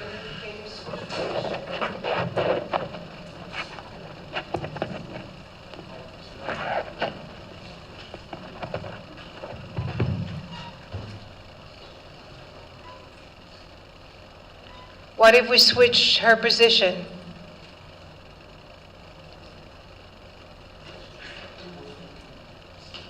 You can come here. But is the camera facing her? Can the camera pick her up if she's sitting at the council's table? Ivan? Yeah, Okay. just zoom into her and the speaker.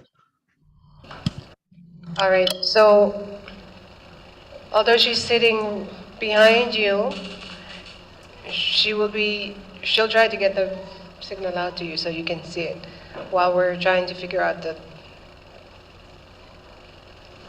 technical difficulties here. So we're good to go, Ivan?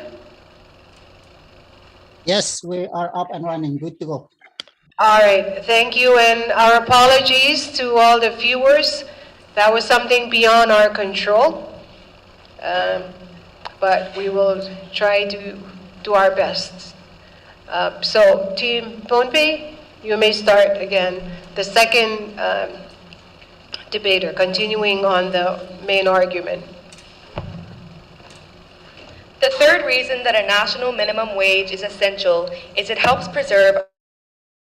Our culture is something that we all treasure. However, it was created at a time when most families lived off of fishing and agriculture. Now that businesses are crucial to our survival, they can pay whatever they want, even if it undermines our cultural values. It is important to note that there are both good and bad aspects of our culture. For example, one negative aspect may be marital issues, whereas some positive aspects are our adoration of children and our generosity. However, the issue with low incomes is that they increase the negative aspects while decreasing the positive. A negative aspect is marriage issues. Investopedia said that money is the #1 cause of arguments within a marriage. Moreover, InstituteDFA.com said that a survey of 191 professionals in North America found that 22% of divorces are due to money issues.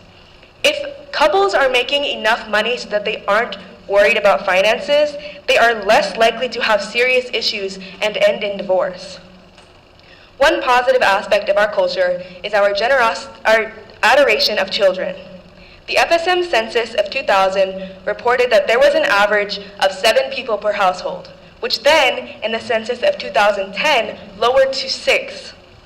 According to a book titled The New Shape of Old Island Cultures, quote, at a conference on population pressure in Chuuk, some participants admitted that they were beginning to find it difficult to feed their families on the limited land available. Those who tried to support a large family on a modest salary had an even harder time, end quote. Plainly speaking, these people could no longer afford their large families. Married couples already have so many factors to consider when the topic of children comes up.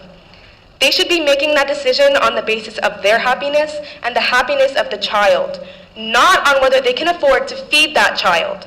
If we had a minimum wage, people would feel more comfortable having children, which further helps protect our culture by giving us a generation to pass our culture on to. Another positive aspect of our culture, generosity, is visited in the book Making Sense of Micronesia. The book states that to avoid sending guests away hungry, quote, people would use the last bit of food in their house and then, if necessary, go into debt to buy what was needed to satisfy a guest, end quote. We Micronesians are selfless people, and while that is something truly valuable, we tend to do whatever is required to help others, even if it means putting ourselves in financial insecurity. We, the affirmative team, argue that Micronesians should be able to help others without putting ourselves in a position to need help. Having considered the effects on our mindsets, our economy, and our culture, the last reason that we should create a minimum wage is for the well-being of the people of the FSM. An important factor to this part of our argument is that according to an article by the Congressional Budget Office for America, quote, a higher minimum wage would lift some families' income above the poverty threshold and thereby reduce the number of people in poverty, end quote. I will now explain the way that poverty causes harm with its influence on mental illness, substance abuse, diseases, mortality, and sexual harassment. To explain why poverty can cause mental health issues, I'd like to use something called the family stress model. The family stress model shows how economic pressure causes stress for parents, influencing their mental health, which then causes issues within the relationships of the parents and negatively influences the child's mental health. The family stress model was proven in the Mississippi Delta study, which showed that children of parents who experienced poverty were more likely to have suicidal thoughts. According to macrotrends.net, in 2018 to 2019, 28.20% of the deaths in the FSM were suicides. The solution to this issue? Healthline.com said, and I quote, raising the minimum wage could lead to less stress and substantial improvements in mental health, end quote. On top of mental illness, a minimum wage would help decrease substance abuse. A study supported by Morgan State University found that, quote, individuals in the lowest income group were more likely to report having problems related to substance abuse compared to individuals in the highest income group, end quote. Additionally, St. Joseph Institute for Addiction says that, and I quote, poverty increases addiction risk factors. There are several ways in which financial struggles increase the risk of a person developing substance abuse disorder, end quote. The FSM already has a huge substance abuse issue with both drugs and alcohol. This is even more dangerous because the FSM has no rehabilitation facilities. Those who are already addicted have no access to treatment. And if they did, they wouldn't be able to afford it anyway. If we implement a minimum wage, people would be less likely to become addicted to drugs in the first place. As supported by medicalnewstoday.com, poor nutrition may be attributed to the lack of funds within a family to be able to buy healthy foods. Diseases such as diabetes, chronic obstructive pulmonary disease, and more run rampant in the FSM, the majority of which include poor nutrition as a risk factor.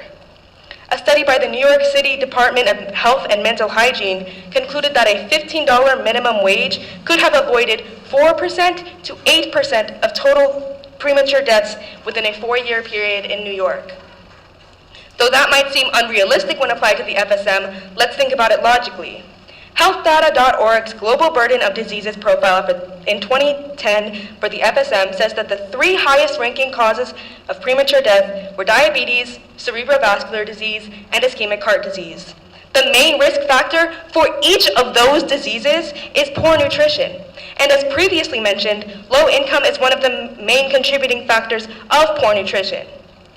Therefore, with the knowledge that the highest ranking causes of death could have been caused by poor diets, is it really unreasonable to say that giving people the means to eat healthy foods could save lives? Furthermore, according to One Fair Wage, a survey conducted all over the US found that, and I quote, tipped workers were sexually harassed significantly more frequently in every way measured, end quote. Time's up. Thank you, Pohnpei Team 1.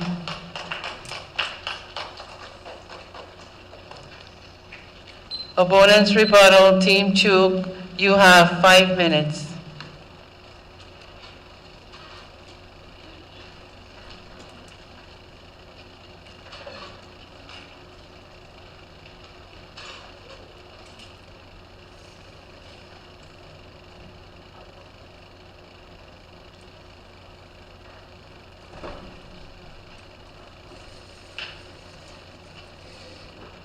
Good morning, everybody. Our opponents stated several points, but we will focus on 3 main points that stood out to us. The first point that they stated is that it would increase worker productivity. A minimum wage is according to a local businessman that we interviewed, a minimum wage established would take off salaries from experienced workers to pay less experienced workers. Due to the establishment of a minimum wage, employers would have to pay their workers the same amount, even though they're less experienced. To them, it would feel unfair and unjust. And the question that stands is, what stops them? What stops employees from taking advantage of the minimum wage? The second point that they stated is that establishing a minimum wage would preserve our culture. The establishment of a minimum wage would mean increased advancements such as social media, technology, and cell phones, and the increase of social media results in the loss of our culture because kids would stay home, play games instead of going outside and playing with others, socializing, and learning more about their culture. This leads to more loss of culture instead. And also, uh, the establishment of a minimum wage would also lead to the purchase of more processed foods or canned meats, such as black label and corned beef. This results in the loss of local food knowledge, which is local food, which is healthier, which is a healthier alternative to processed food. So people would lose the knowledge of local food. And the third point that our opponent stated is the well-being of the people, such as poverty. Throughout our research, we found out from interviews that sources online use the US poverty line, which is way different than the poverty line in the FSM. The US might consider the FSM poor, but in reality, the FSM citizens are not poor. According to Google, the definition of poverty is the lack of money to buy necessities such as food, shelter, and water. In interviews with officials, they stated that nobody is struck by severe poverty. People have relatives to run to so they can have necessities. And my opponent also stated that people commit suicide because of low money, a small minimum wage. People commit suicide not because of the lack of money, but because they want money for things such as drugs, which would worsen substance abuse, which that my opponent stated. It would just worsen the problem that we have in the FSM with substance abuse. Because the establishment of a minimum wage does not mean that people won't do drugs. It could lead to even more consumption of drugs. Thank you for your time, and we urge you to vote in the negative. Thank you, Team Chuk. Now we will hear the proponent's response to the rebuttal. Proponents, Pohnpei Team 1, you have 3 minutes.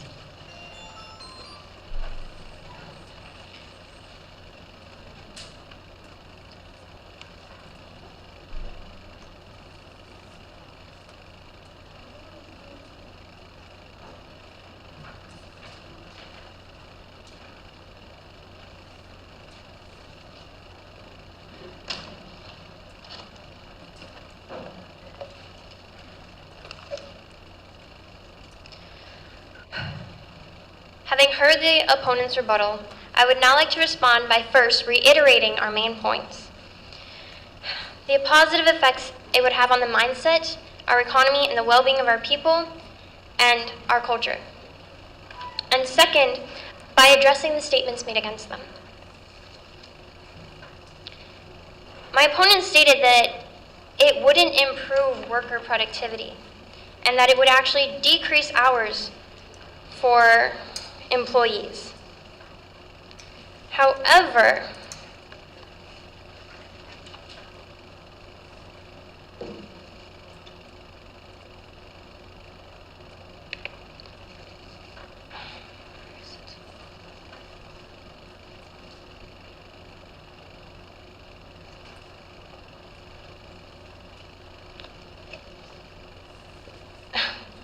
I would now like to address another thing our opponent stated.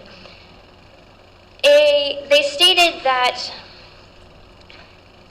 it would not improve our poverty circumstances and that our people are not in poverty. However, according to, as we stated in our main argument, according to databank worldbank.org, in a last household income expenditure survey in 2014, 41.2% of our people were living below the basic needs poverty threshold.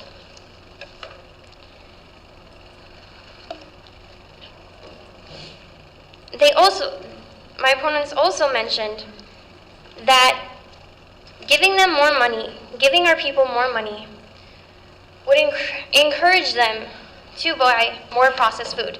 However, processed food is more cheap than healthy food. So if you had more money to buy better food, why wouldn't you? Why would you put yourself in risk of bad health when you could afford better? They also said that it would encourage people to smoke more or to do drugs more.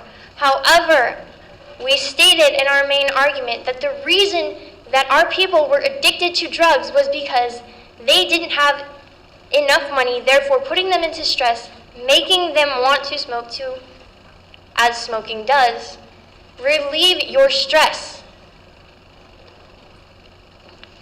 They also said nothing against our economy point, therefore they must agree.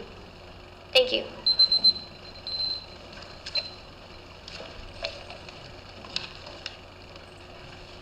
Thank you, Team Pohnpei 1. It is now time for the opponent's main argument.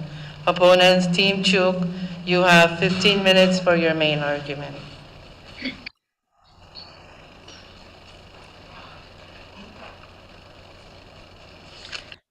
Good morning, everybody. We strongly oppose the establishment of a minimum wage in the FSM for the following 3 reasons. First, the national government does not have the constitutional authority to establish a minimum wage for all of the FSM. The states are in a better position to create and regulate minimum wage laws themselves. Second, establishing a federal minimum wage will affect small businesses that play crucial roles in the villages. And our third point, establishing a federal minimum wage will disinterest foreign investors from investing in our islands. Without foreign investment, the FSM could miss out on opportunities for development. Before we elaborate our points in opposition, we should clarify some of our definitions and views on the winning conditions for this debate. In order to win this round, we will need to show how the potential harms of establishing a minimum wage at the federal level outweigh the benefits that our opponents propose. These should also be weighed against alternative wage regulation schemes, which we will outline in our first contention. In order for our opponents to win this round, they will need to show how a national minimum wage is preferable to any alternative plan that precludes such a law, and how its benefits outweigh the potential costs and harms that we will identify. Our first contention, the national government of the FSM does not have the constitutional authority to establish a minimum wage. The states are in a better position to create and regulate minimum wage laws themselves. For good reason, the FSM Constitution is relatively permissive in delegating the ability to govern to the states. The Constitution of the FSM is the supreme law of the land, but in Article 2, states are explicitly given the, and I quote, full opportunity to exercise their legitimate powers in a manner consistent with the commands of the court without unnecessary intervention by national courts. This means that the states have the ability to make their own decisions, make their own laws without any intervention from the national government. In a January 2021 memo, President Panuelo noted that the FSM federal government does not have the constitutional authority to establish or raise minimum wages in the public or private sector. The states could conduct research and install minimum wage in a far more considerable time frame and without significant red tape. The Fourth Constitutional Convention, or the CONCON, at the FSM national government concluded, and minimum wage laws were not prioritized. This is evidence that minimum wage is not being focused on by the national government, and there are better issues to be discussed. In our research and interviews with local officials, we have determined that a primary reason to reject the federal minimum wage law is that state governments are in a better position to create and regulate minimum wage laws themselves.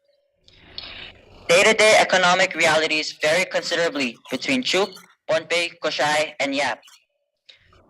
Subjecting the states to a one-size-fits-all approach would not be the best decision and instead would be harmful. In general, state agencies are better equipped to implement and enforce minimum wage legislation. Additionally, they could decide on levels that are ideal for their own states. Making distinctions is essential in minimum wage legislation because if there were no distinctions, the states would not be able to tell the difference between those categories if the federal minimum wage were to be established. All interviews with officials suggest that determining a minimum wage level would be a difficult process. First, it would be difficult because research could include outside consultancies and research that would take years and years before determining and establishing a minimum wage. Second, research would also conclude, or probably conclude, that it would be best if each state were to determine their own minimum wage. Doing so would be a better use of resources and it would lighten the load of the research. There are many good reasons to let the states regulate and enforce minimum wage laws themselves. No federal legislation could possibly address this problem that the states could not better handle on their own. First, enforcement would be easier if it were to be established in each state. If minimum wage laws were not strictly and fairly implemented, no noticeable improvements would result. Second, as I mentioned already, the differentiation between the four states is very important to minimum wage legislation. If each of the four states had just one minimum wage law, it would be disastrous and it would not benefit our nation.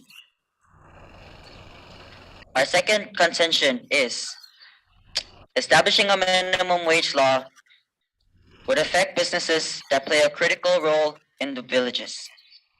While larger companies could absorb or manage the higher cost of labor, other businesses such as small businesses could not, and they would be forced to close down, losing the balance of power and destabilizing local economies. The main example that shows the potential impact are the mom and pop mini stores in Chuk and the other villages. These stores usually sell critical staples to their communities, and while their stocks are limited, they are a lifeline for families who do not have their own cars and want to replenish their shelves without making a considerable drive. They serve as pillars of their community, and they create an opportunity for income for residents who want to work close to home.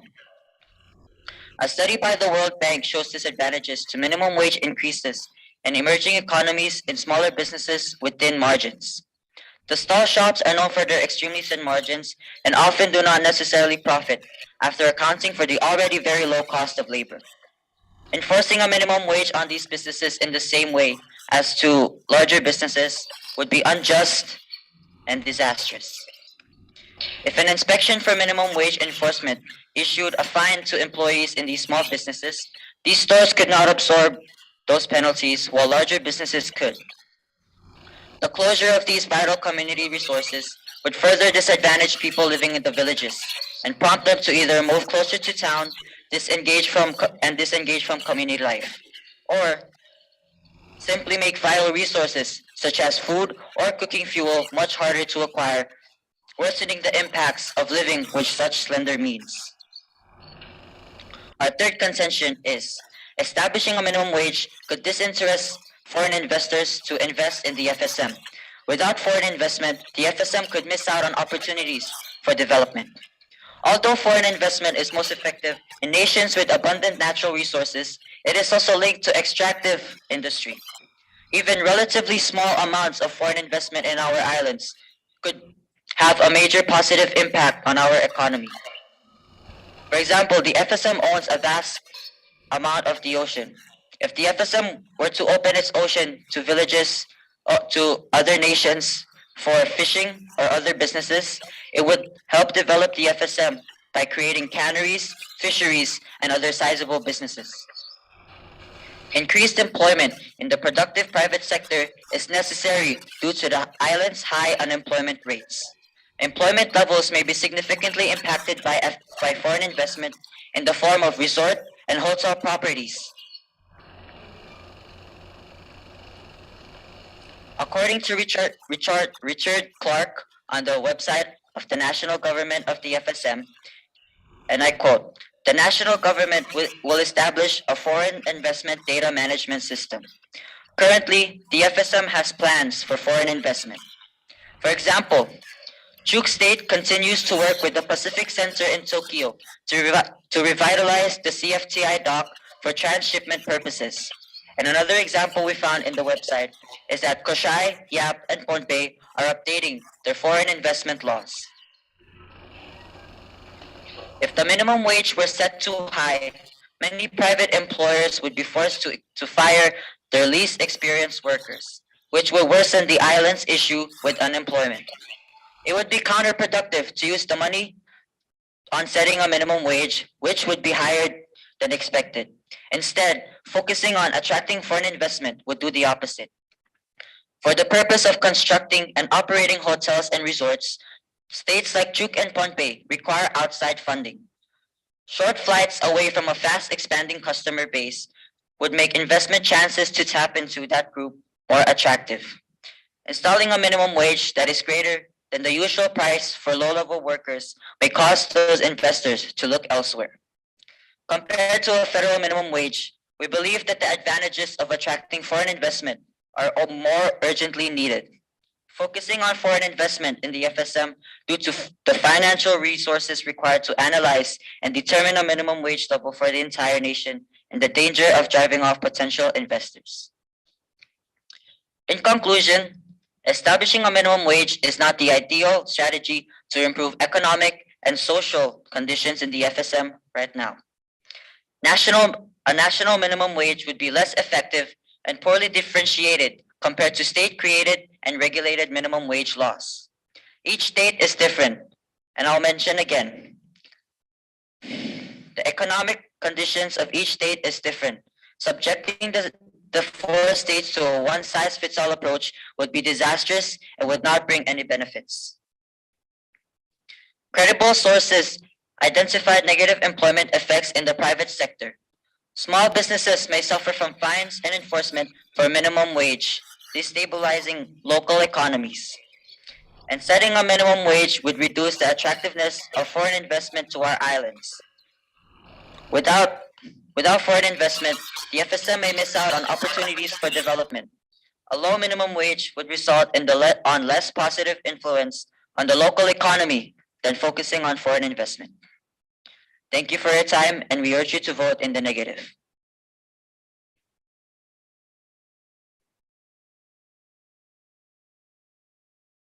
It is now time for the proponent's rebuttal. Pohnpei Team 1, you have 5 minutes. Having heard the main argument of the opposing team, I would like to address their main points with evidence of our own. So they mentioned that the national government does not have the authority to create this law, but that does not mean that they should not create this law. This law is necessary for our people's survival, first off. Second off, the national government could attain this power if they made amendments to the Constitution, for example, in the Constitutional Convention. They also said that people would lose their jobs. According to Berkeley, fast food restaurants suffered from chronic turnover and vacancies, and when wages increased, more people were willing to take jobs. They didn't see job loss, they saw more people getting jobs. Also, the same college, UC Berkeley, said that a $15 minimum wage, which is absolutely not what we're asking for, would lift workers and their children out of poverty without causing job loss. Additionally, they said if the minimum wage was too high, then all these things would happen. Okay, then don't make the minimum wage too high. We have the ability to figure out what would be a reasonable wage, but there are people who are being paid less than 50 cents an hour. That is not a sustainable way to live. People need money to survive. Additionally, they said it would decrease foreign investment. However, that does not mean that our government cannot attract foreign investment at the same time that they have a minimum wage. If there was a minimum wage, the government would be getting more revenue from taxes because there would be customers spending more, giving the businesses more revenue, and both of those, the government would have more money, and they would be able to invest in our infrastructure, which according to a local senator is one of the best ways for us to attract foreign investors and create jobs. They said that, again, about the states should be implementing the minimum wage. The states have had their opportunity to implement a minimum wage. Pohnpei's first minimum wage was created in 1991. That is 31 years that the other states have failed to follow suit, and their people cannot continue to wait another 30, 40 years before action is finally seen. You cannot force the states to create a minimum wage. So what are you going to do? The only way for the national government to be able to make sure everybody in the FSM is being paid a fair and livable wage is to implement one. Additionally, they said that foreign investors wouldn't want to pay the minimum wage. Do we want foreign investors who want to pay their employees barely livable wages? Do we want them to be able to take advantage of our people? No. They said that it's not fair because not all of the states have the same economy. So then we can set the minimum wage to be sensible for the lowest state's economy. It doesn't have to be Pohnpei's minimum wage for all the states. If we set a low minimum wage and wait for all of the governments and every state to start catching up with each other, then eventually we can all have a fair and livable wage. But right now, doing nothing is absolutely going to hurt our people.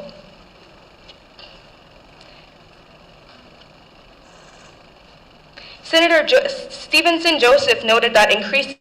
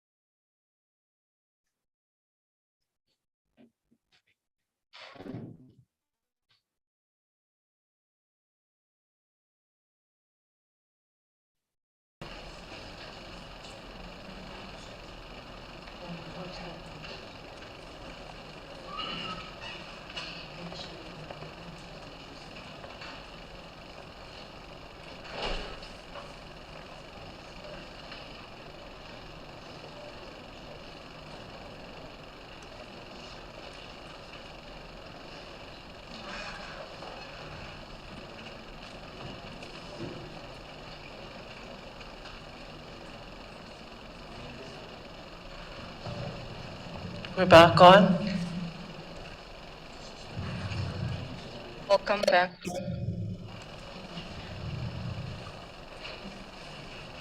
Chuk, can you hear us? Judges, can you hear us?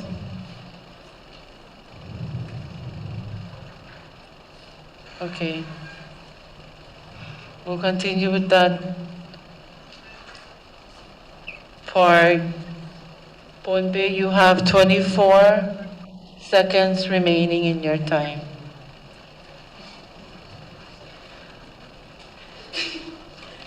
Okay. Additionally, according to Pacific Daily News, the $1 increase on Guam's minimum wage in 2015 had positive effects on the local economy, according to a wage study, meaning that their small businesses didn't suffer the way that the opposing team assumes that they would. Also, the island's GDP rose slightly by 0.1 billion. Time's up. Thank you, Ponpe.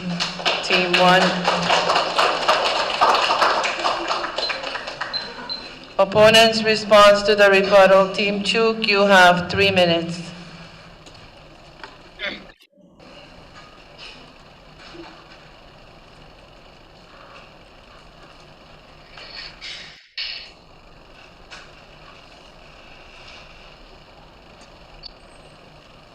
Good morning once again. So my opponents mentioned something about a minimum wage for, like, you change it for each state. Well, we mentioned one minimum wage because the resolution states a minimum wage for all of the FSM. This means that the resolution is asking us whether or not the FSM should establish one minimum wage for all of the 4 states. And if in doing so, the states could not handle one federal minimum wage because of different economic conditions.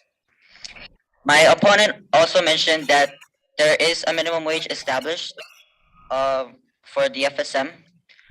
Well, yes, there is a minimum wage established, but those are only for government employees, which is called a pay scale. The private sectors or businesses that are privately owned have no minimum wage. So that's not the national government's fault that there's no minimum wage for the private sector. There's only minimum wage for government employees, which is called the pay scale. The research to establish and to set and to determine a minimum wage would take years, and it would cost money and resources. We could use that money to, as I mentioned, to attract foreign investment, to make our islands more attractive to foreign investors. And my opponent also mentioned that smaller businesses did not get affected. Well, in the FSM, small businesses barely make money because At the end of the day, they get their income and they share their money to each of the workers. So they barely get profit, but they get money just for themselves. And there are different economic conditions in the FSM because of several factors, such as the population size and resources. For example, Chuk has wreck dives which attracts tourists all over the world, while other states do not. They do not have those tourist attractions. And one minimum wage would be unfair. How can you pay a state with more people the same amount for smaller states? That's unfair, and it would cause a brain drain. A brain drain is when people move to a state because of more opportunities, such as more money, more jobs, and more employment. And I'll mention again, if minimum wage was necessary, why wasn't it addressed in the latest constitutional convention? If it was Time's up. Thank you, Team Chuk. It is time for the summation and closing. Proponent summation, Pohnpei Team 1, you have 4 minutes. In conclusion, considering the proposition, now therefore be resolved that the Congress of the Federated States of Micronesia shall enact legislation establishing minimum wage for the FSM, we, the affirmative team, assert that establishing a national minimum wage would be beneficial to the FSM due to the 4 major reasons we have outlined, explained, and proven in our main argument. First, it would help the people of the FSM to set their minds toward both receiving a better education and working harder in their current jobs. Second, it would boost the economy of the FSM by giving consumers more money to spend, businesses more revenue, and governments more tax revenue. Third, it would preserve the positive aspects of our culture. And lastly, it would ensure the well-being of the people of the FSM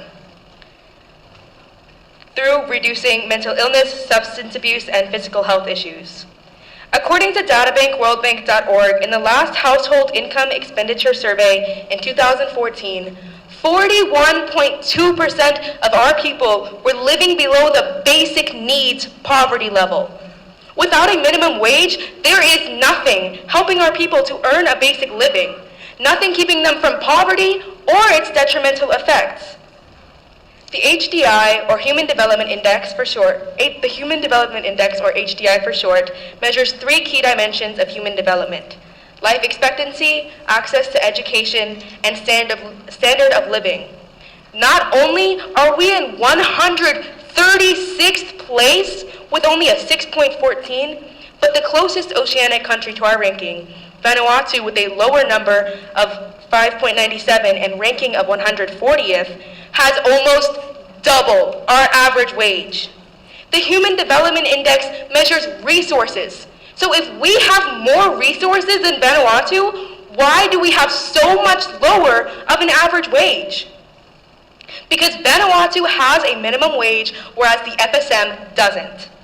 The best way, no, the only way for our government to remedy these issues is to take the time and effort required to implement a national minimum wage, a livable national minimum wage.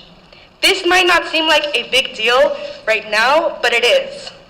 On March 31st, the Pacific Island Times released an article stating that Yap was declared to be in a state of emergency because of the resignation of 40 doctors and nurses. Their resignation was a consequence of the refusal to start paying doctors and nurses a reasonable wage equal to that of their Pohnpeian, Chukis, or Coast Ryan counterparts. This is not a small issue.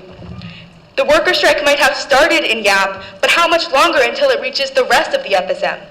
What are we going to do when in a global pandemic, all of our healthcare workers have quit their jobs or left to find better paying ones?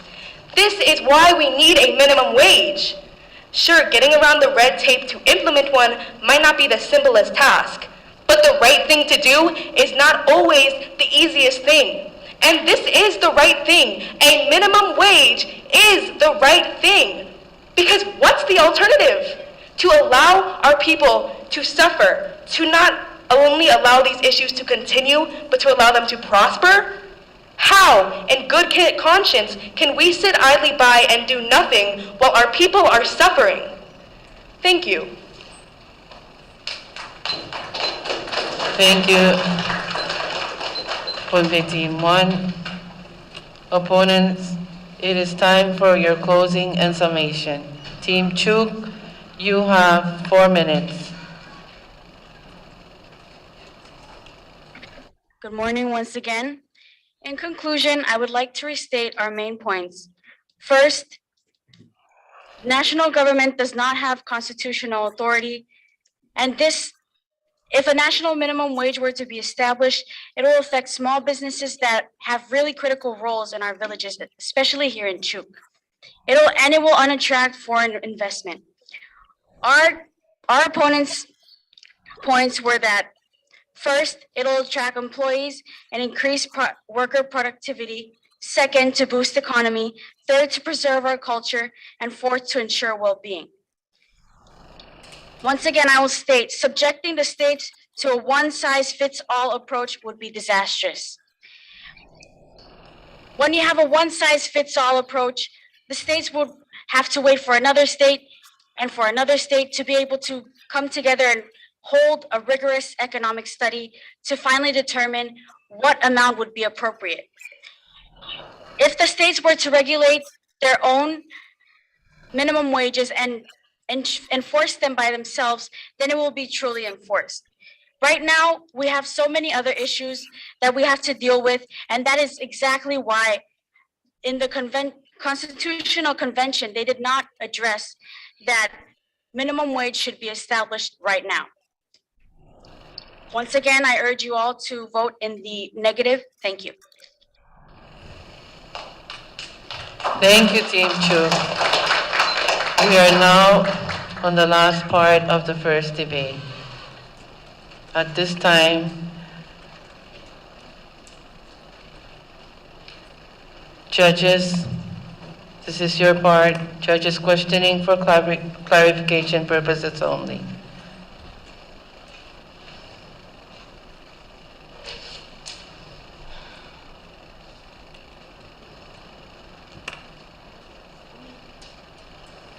Excellent. First of all, thank you very much, both teams, and you did a great job.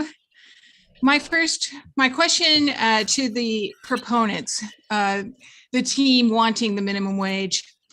So if we're dealing, and this is regarding your argument regarding the tax, the economic, the benefits to the economy, the tax and well-being of people. If we live really in our small island nation in a closed universe, tell me how, if we have the same money being paid out in wages, that it really promotes our economy, well-being, and our tax base if we have one higher paid worker versus two lower paid workers. We have the same amount of money being paid out in total to all the members, all of the working workers in your country. If you have a higher minimum wage, then you just have fewer workers. So how is this really going to benefit our economy, tax base, and well-being?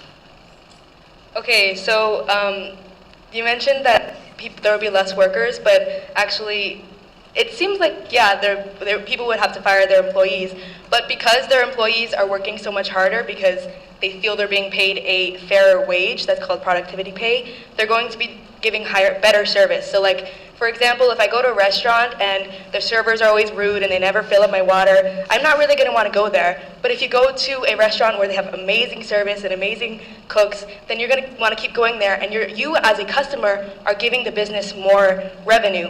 And so even if the revenue is increased, if you have like, I don't know how much tax is, but say it's 5%.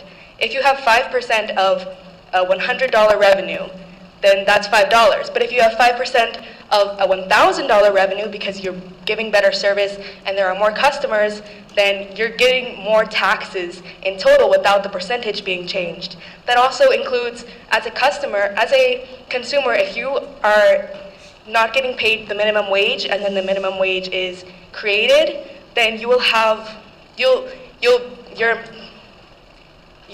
salary will increase. And so you will be making more money and you will be able to buy more products. And so you have sales tax on top of that. And businesses that are just like selling things, stores, are also going to be getting more revenue. So the government gets more taxes on both of those, the sales tax and the business tax. Also,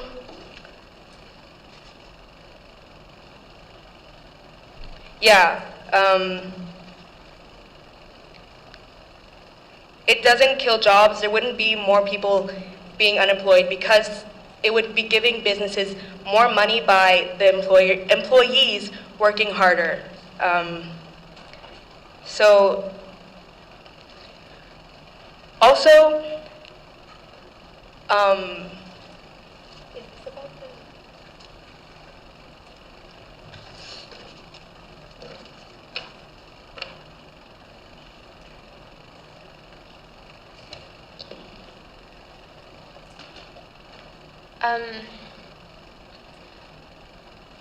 in regards to solving money issues within the other states, I want you guys to take into consideration the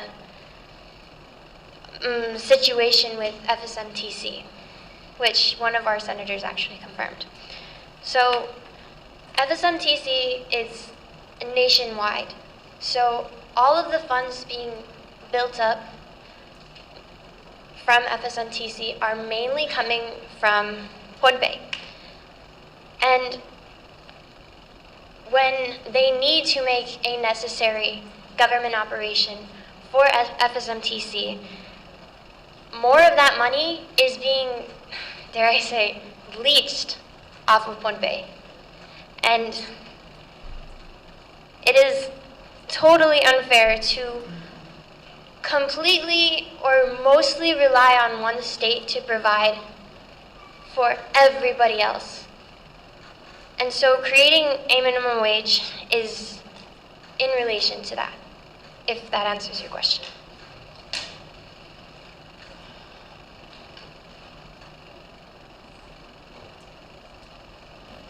Oh, thank you very much. And then I just have one question for the opponents. So the opponents argued that there would be an effect on foreign investment. But what about people leaving this country, skilled people, because they do not have a wage that is attractive to stay here compared to the cost of living? And what about attracting skilled or any labor from overseas? So that's my question to you.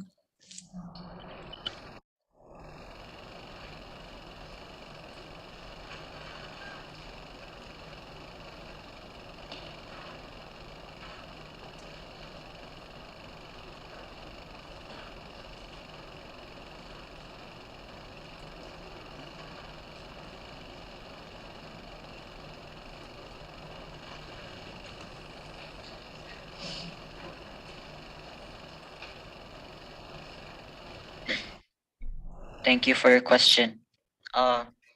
You stated that what about skilled workers who are leaving because of I'm sorry, can you please restate your question? So if you have low wages in your country, if you have no minimum wage, and you have your own people from the FSM leaving because the wages aren't high, and there's no minimum wage, so it's not attractive to any workers coming in from the outside. How do you argue that that is not a problem? How do you solve that problem without a minimum wage? Thank you for your question.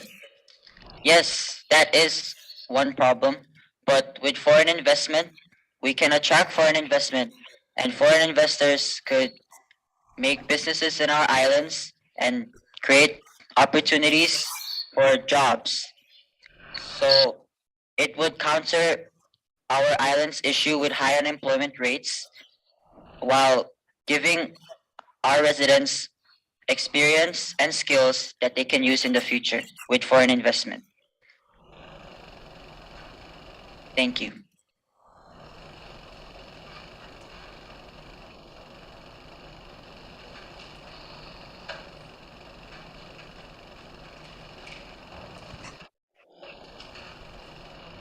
Congratulations to you all. You did a really amazing job, both teams. My question is to the opponent.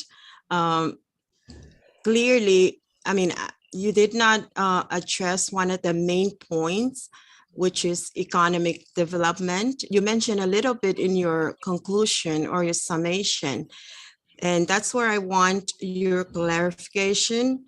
Maybe I heard it wrong, but one of your arguments to that was the islands do not have tourist attractions. Did I hear that correct? And can you elaborate more on, maybe you can take this opportunity to counter that main point from the proponent, which is economic development.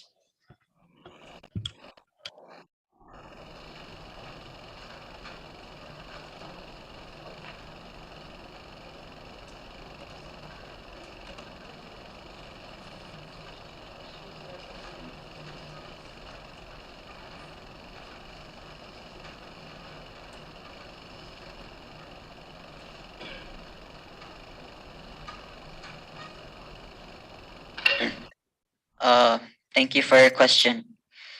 By tourist attractions, I meant that, for example, Chuk has its own tourist attractions compared to the other compared to the other 3 states. So, for example, tourists from all over the world come to Chuk for its wreck dives, while other people may want to go to Pohnpei to visit attraction sites such as Nanmato or the waterfalls. So I didn't mean that the islands don't have tourist attractions, but I meant that I just want to clarify that I meant that each of the four states have their own attractions that they can use to their advantage to boost their economy. And economic development, we conclude that setting one federal minimum wage would not help our economy develop because, for example, like my opponent stated, they stated that why not use the state with the lowest level as the stepping stone for minimum wage for all of the 4 states. Well, that would be unfair and unjust because why would you pay the state with more people the same amount as you would pay with less people? That would just be unfair, and it would also result to what we call a brain drain. A brain drain is when people move from one place to another because of opportunities such as higher income, which it would be applicable to our 4 states. Yes. Thank you. Thank you, judges. Because we're running out of time, I think we should stop at this time. So we have come to the end of the first debate. Ladies and gentlemen, let's give our debaters a big round of applause. Thank you, Team Pohnpei, and thank you, Team Chu. It is now 12:15, and we will take a lunch break at this time and resume back at 1:30. Thank you. Debaters, we have lunches upstairs.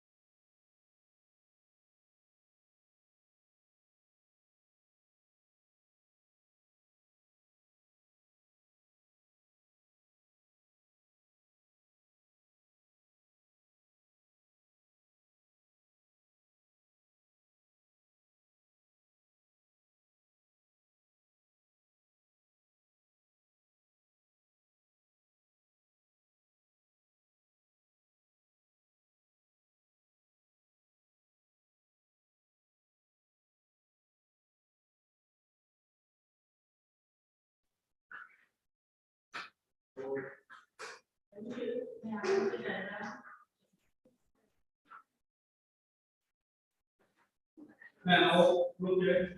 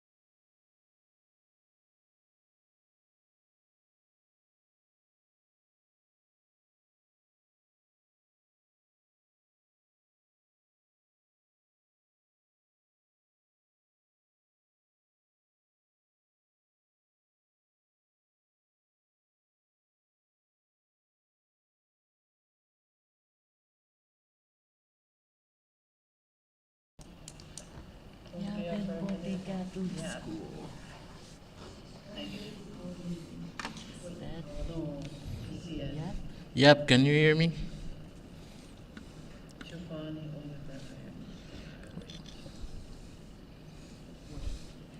Yes, we can hear you.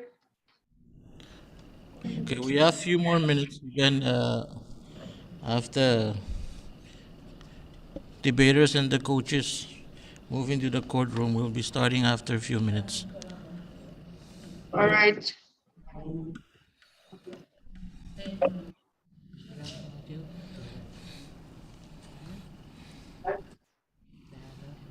And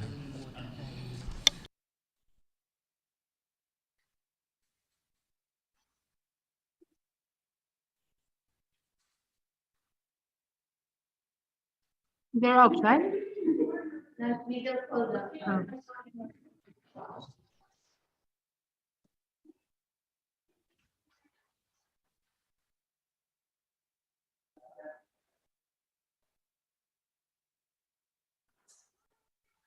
Come on, you guys.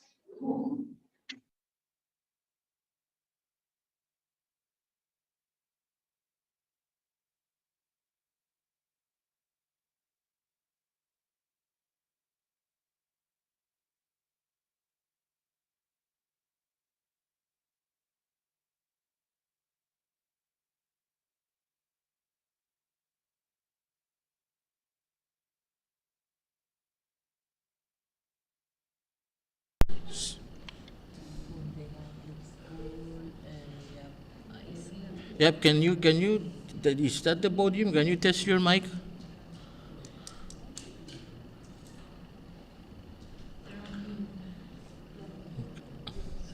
Can you unmute can you unmute your side? Hello? Okay. That's loud and clear. Can you hear us clear? Clear. Yes. Right.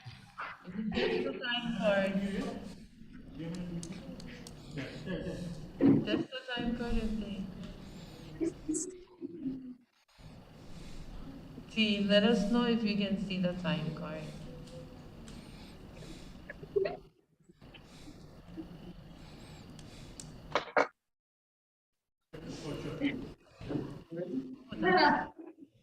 Clear. Very clear than back there. On 30 judge, I check. Karanya ba? Convey team, BC. Yes. Chairman, can you call director at them? We're almost.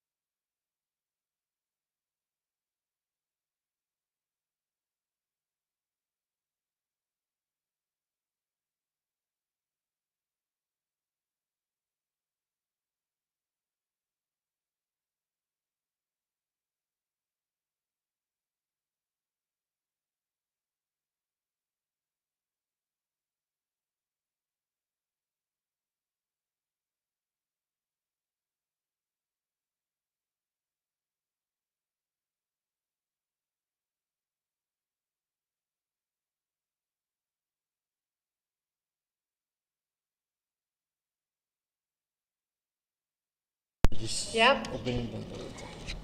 Koshai?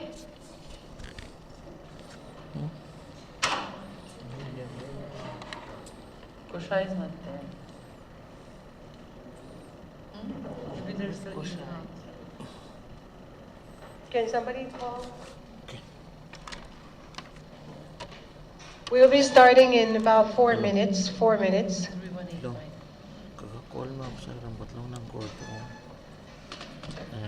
For logistical purposes, debaters, if you see that the screen that we are dropped off from the internet, please just stop. You will be provided the time to either restart, the moderator will tell you. But we experienced that problem on the first debate.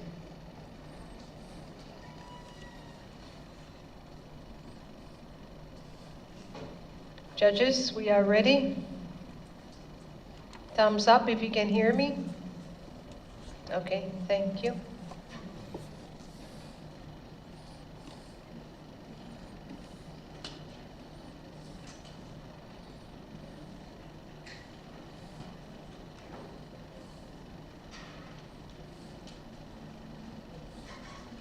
For debaters that debated on the first debate, as CCA and Xavier, Chukbon Bay Team 1.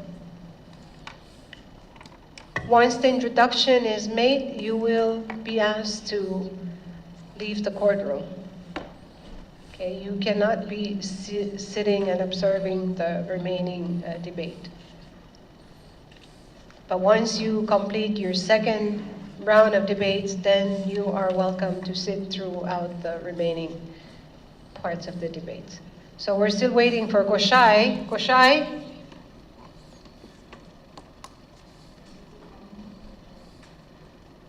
Daddy, can you call Koshai office? Try here.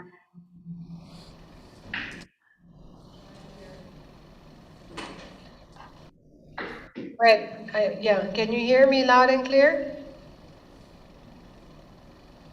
What? All right.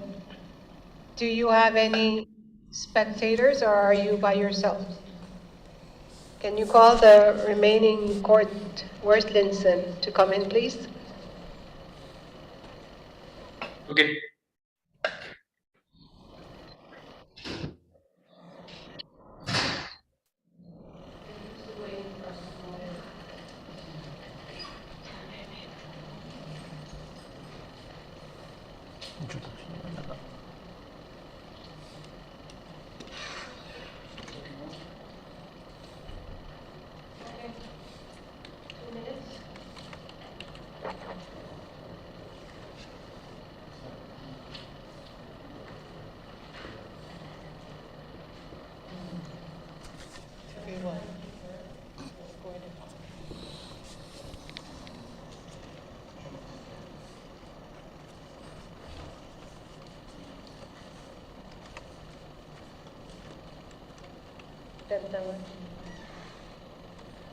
All right, so we will begin our second debate of the day. Welcome for those of you who are just now joining us live from Pohnpei, Chuk, Yap, and Koshai. Welcome to the 2022 National Law Day debate. I will now yield the mic to the moderator, the chief clerk, Sandy Albert, to introduce the debaters, the timekeeper, and any logistical announcements that we may have. Thank you, MC. Welcome back, everybody. We are now ready for the second debate. The second debate will be between Pohnpei Team 2 versus Team Yap. Pohnpei Team 2 will argue for the proposition, and Team Yap will argue against the proposition.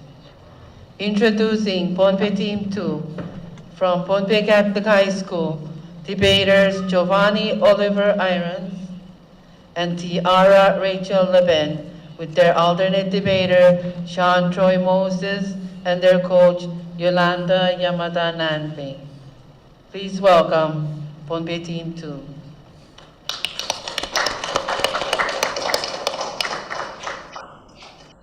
Introducing Team Yap from Yap High School. Debaters are Daniela F. Cobarang and Juan Lobediga Subsubin, with their alternate debater Alima Aleyadu and their coach Beauty Ledewasiel. Please welcome the Yap team.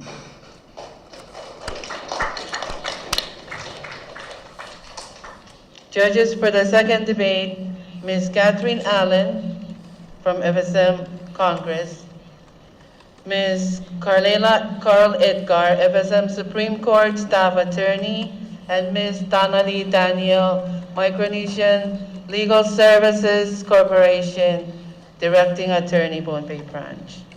And our timekeeper is Ms. Joylyn Wichem. Please welcome everybody.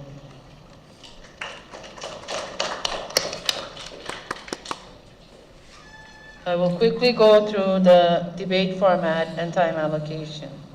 For the debate format and time allocations, there are 6 main sections of the debate. First section is the introduction. Each team is to state the topic and proposition in its resolution form and briefly outlining its position and argument. Each team will have 3 minutes for the introduction. Second section is the main argument.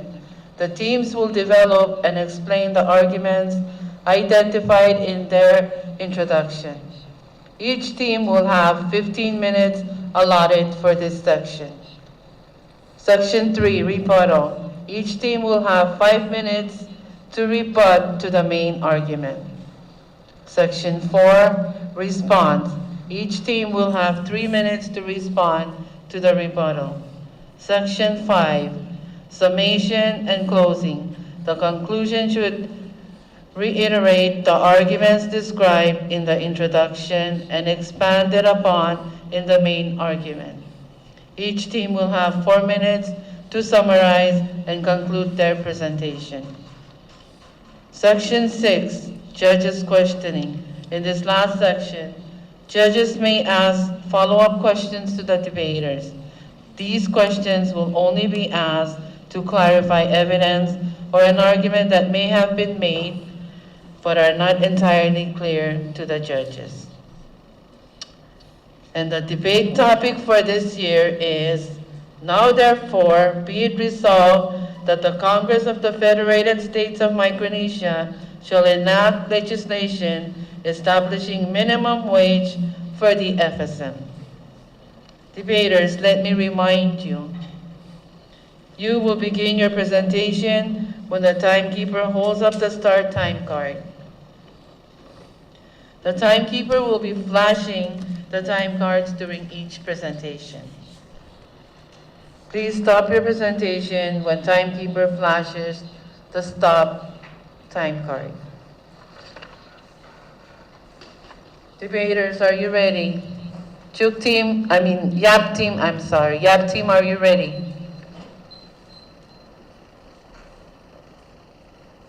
Pohnpei team? Ready? Okay, let us begin with the second debate. We will start with the introduction. For the introduction, proponents of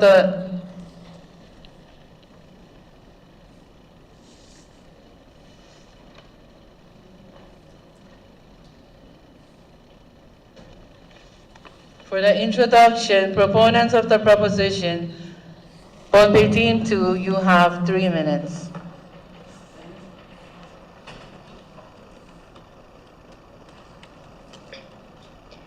Judges, moderator, worthy opponents, esteemed guests, good afternoon. My name is Tiara Rachel Leben, and I'm from Pohnpei Catholic High School, representing the state of Pohnpei. We are gathered here today to argue an issue that has caused much controversy not only in the FSM, but in other countries as well. The proposition for this year's National Law Day debate is, now therefore be it resolved that the Congress of the Federated States of Micronesia shall enact legislation establishing minimum wage in the FSM.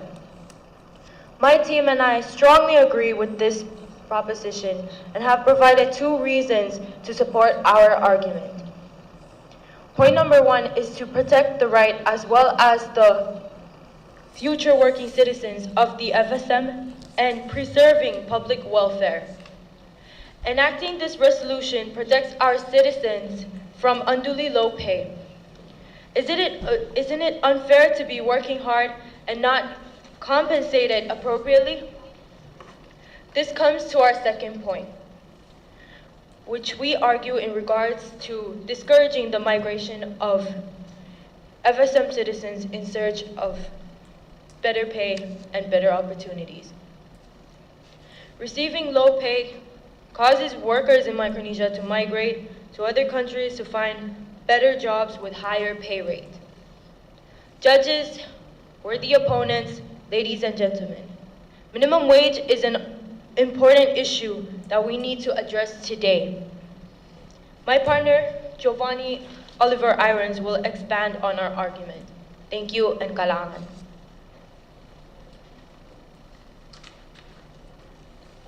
Thank you, Pohnpei Team 2. Opponents' introduction. Opponents of the proposition, Team Yap, you have 3 minutes.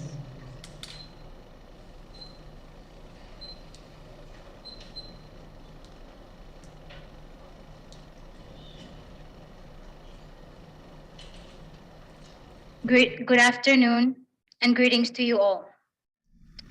For many years now, we have been wondering on how and ways to improve our country. One of the ways we can improve our economy is increasing our minimum wage, although this topic has been widely debatable worldwide.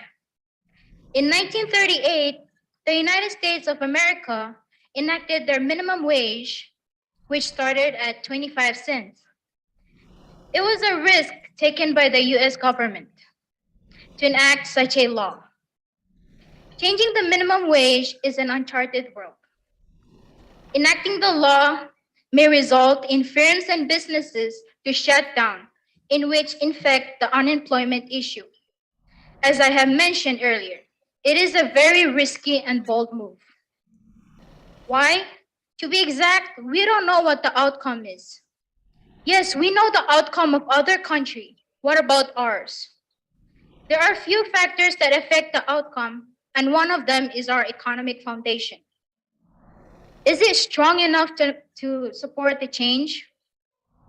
So then today, we are here to address the issue, to which is that be resolved that the Congress of the Federal States of Micronesia shall enact legislation establishing minimum wage for the FSM. So then, changing the minimum wage will increase the unemployment issue.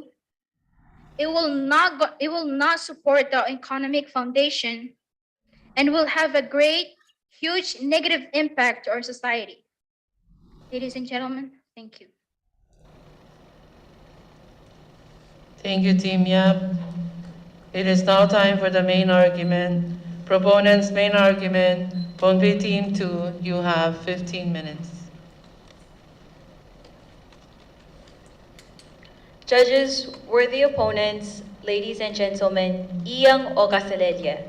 My name is Giovanni Kitlang Oliver Irons from Pohnpei Catholic School, representing Pohnpei in this year's National Law Day debate. Today, my team and I are here to take part in a discussion of opposing views about a topic that has been the cause or subject of so much controversy. As previously introduced by my partner, the proposition for this year's Law Day debate is, and I quote, "Now therefore be it resolved that the Congress of the Federated States of Micronesia shall enact legislation establishing minimum wage for the FSM." End quote. Ladies and gentlemen, we, the affirmative team, strongly believe that the Congress of the Federated States of Micronesia should enact legislation establishing minimum wage for the FSM. The pay wages have been stagnant for way too long. Today, my team and I bring you 2 points as to why the FSM Congress should enact this legislation, which are, number 1, the first point the affirmative side would like to argue in support of this proposition is protecting the rights and future of working citizens of the FSM, or in shorter terms, preserving public welfare. The second reason the FSM Congress should establish a national minimum wage is to discourage the migration of FSM citizens in search of better pay and better opportunities.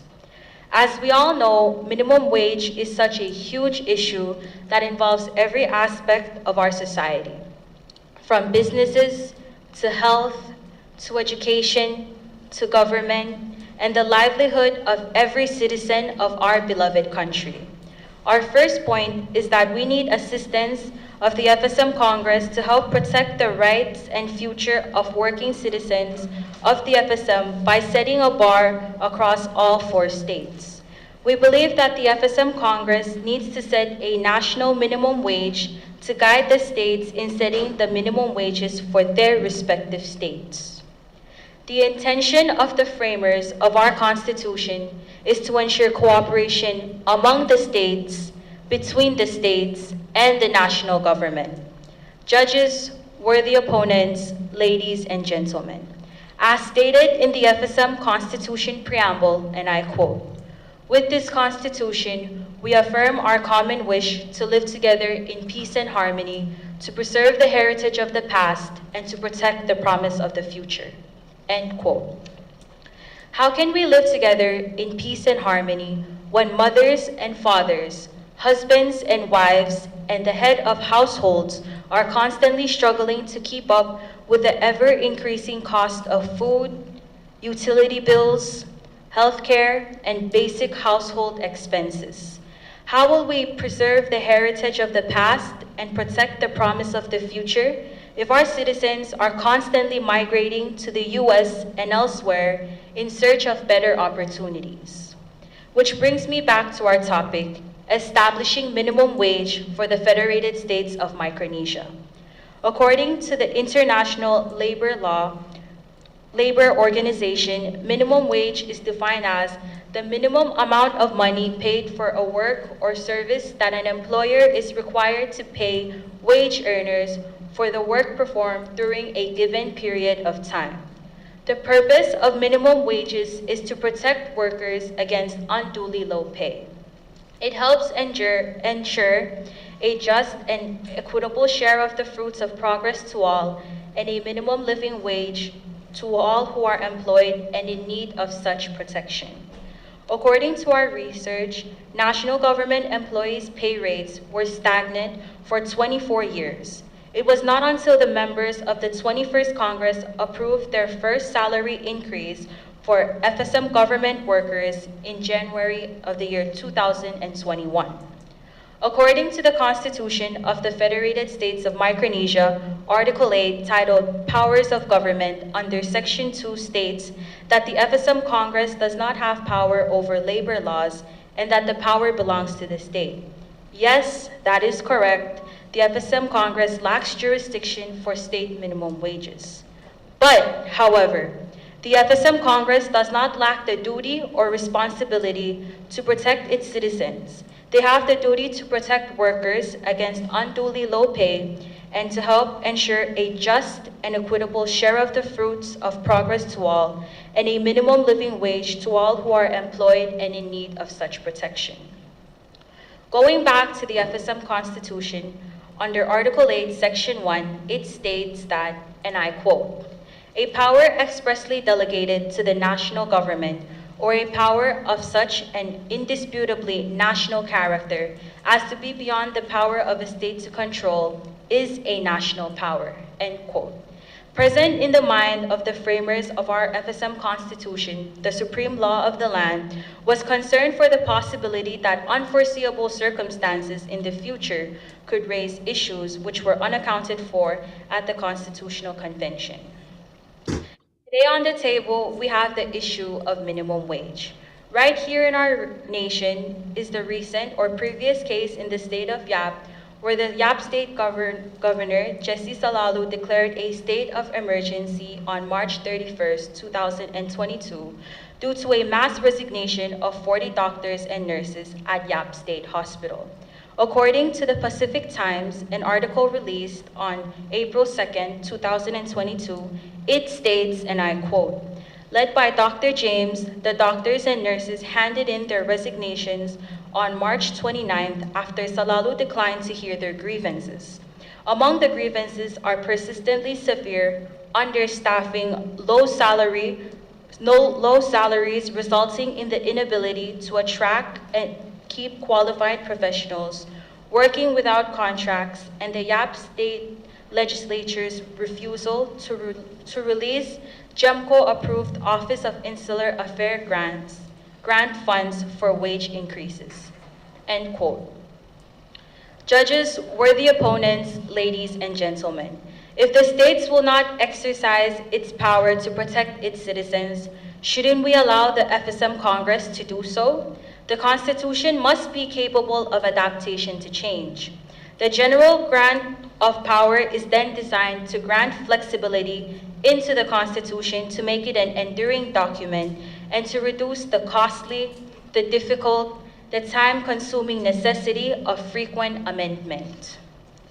Specifically, our concern should be the safeguarding of our nation's interests, even where such safeguarding was the primary responsibility of the states.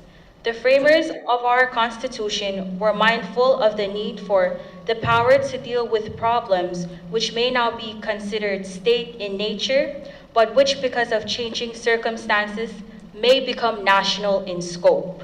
Hence, the general power to deal with indisputably national problems was given to the national government, as I referenced in the Constitution, Article 8, Section 1.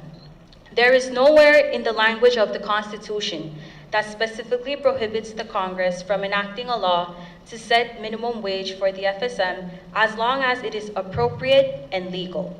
Based on its constitutional history, Article 8 must therefore be viewed as allowing the national government the ability to assume powers not expressly delegated to where those powers are of an indisputably national character and are beyond the ability of a state to control.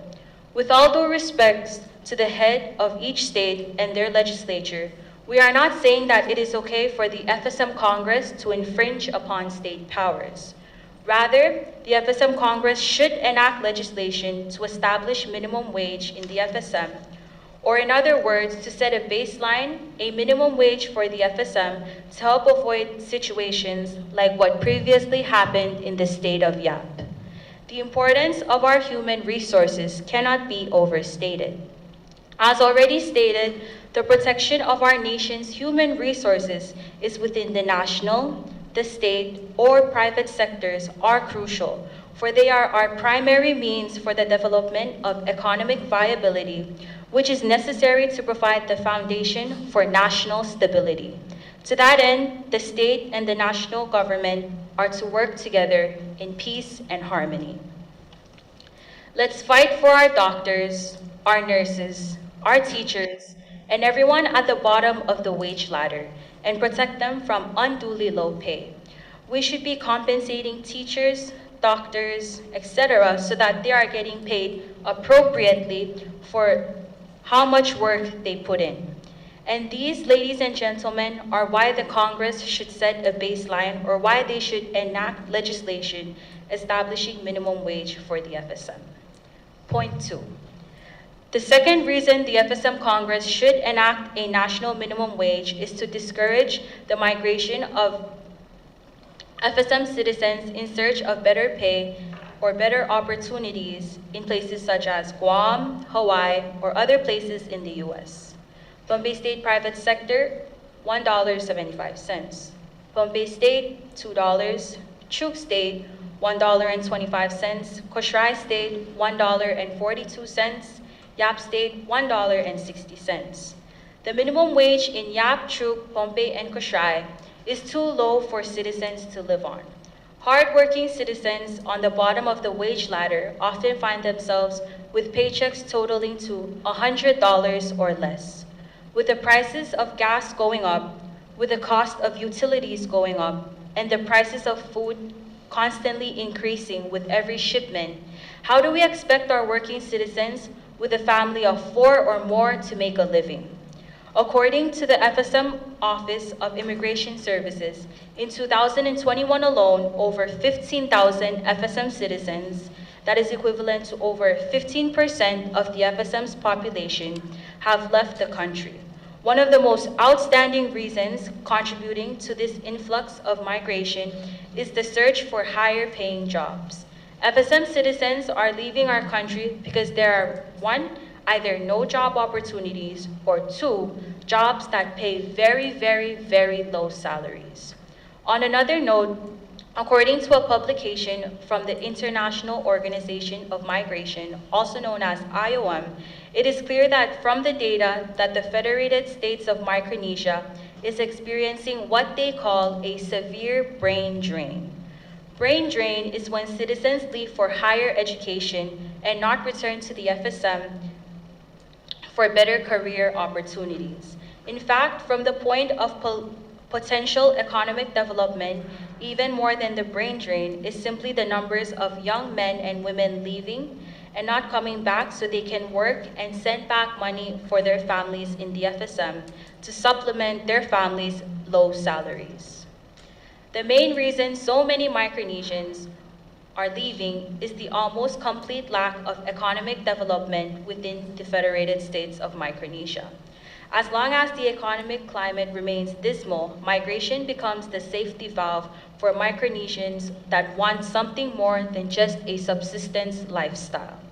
Due to the reasons I have mentioned, it is very important that we preserve the workforce in the FSM, and one of the major ways in which that can happen is establishing a livable minimum wage within the FSM. As stated in our nation's preamble, with this Constitution, we affirm our common wish to live together in peace and harmony, to preserve the heritage of the past, and to protect the promise of the future. Judges, worthy opponents, ladies and gentlemen, how do we live together in peace and harmony, preserve the heritage of the past, and protect the promise of the future if our precious citizens need to leave home so they can live comfortably and afford basic necessities of life? The intention of the framers of our Constitution, I will restate again, is to ensure cooperation among the states, between the states, and the national government. In the words of a wise man who goes by the name of Nelson Mandela, it always seems impossible until it's done. Thank you and kalangan. Thank you, Ponpe Team 2.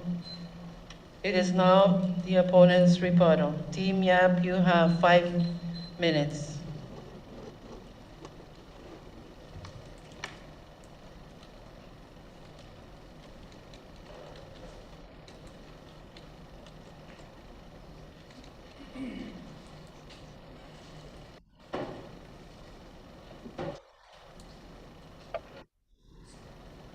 All right. Minimum wage depends on the capabilities of each state. We need to consider how well developed each states are than rushing to equalize the minimum wage.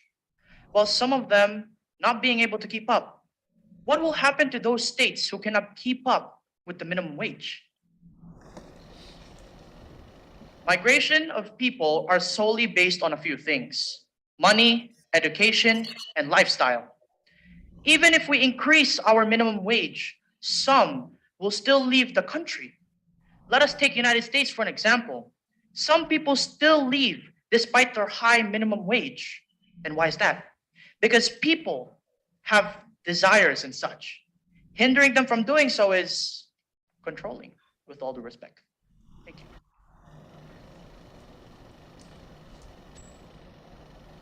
Thank you, Team Yap. Now we will hear the proponent's response to the rebuttal. Ponpe Team 2, you have 3 minutes.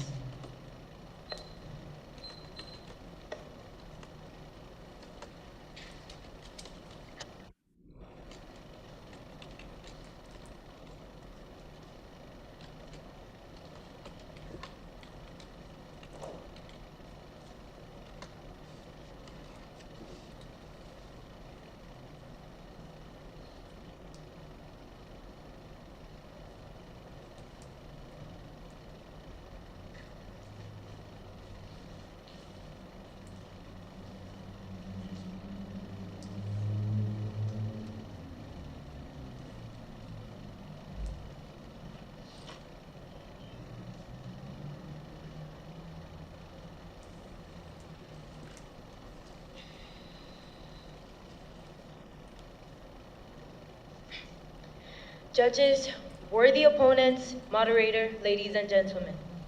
My team and I would like to applaud and thank the proposing team for sharing their perspective on our main argument. However, we stand by what we've stated. Why minimum wage? Why are we arguing about minimum wage? The purpose of minimum wage is to protect the working people, especially those that are in the bottom of the wage ladder. The FSM Congress can pass a law they see fit. Nowhere in the Constitution says it prohibits Congress setting minimum wage. I would like to restate that in our main argument, we stated that we are not saying it's okay to infringe state power, but should rather enact legislation establishing minimum wage. We aren't arguing for a uniform minimum wage, but rather have Congress set a baseline where all minimum wages will be raised according to how each state makes money. Thank you. Thank you, Pohnpei Team 2. It is now time for the opponent's main argument. Team Yap, you have 15 minutes for your main argument.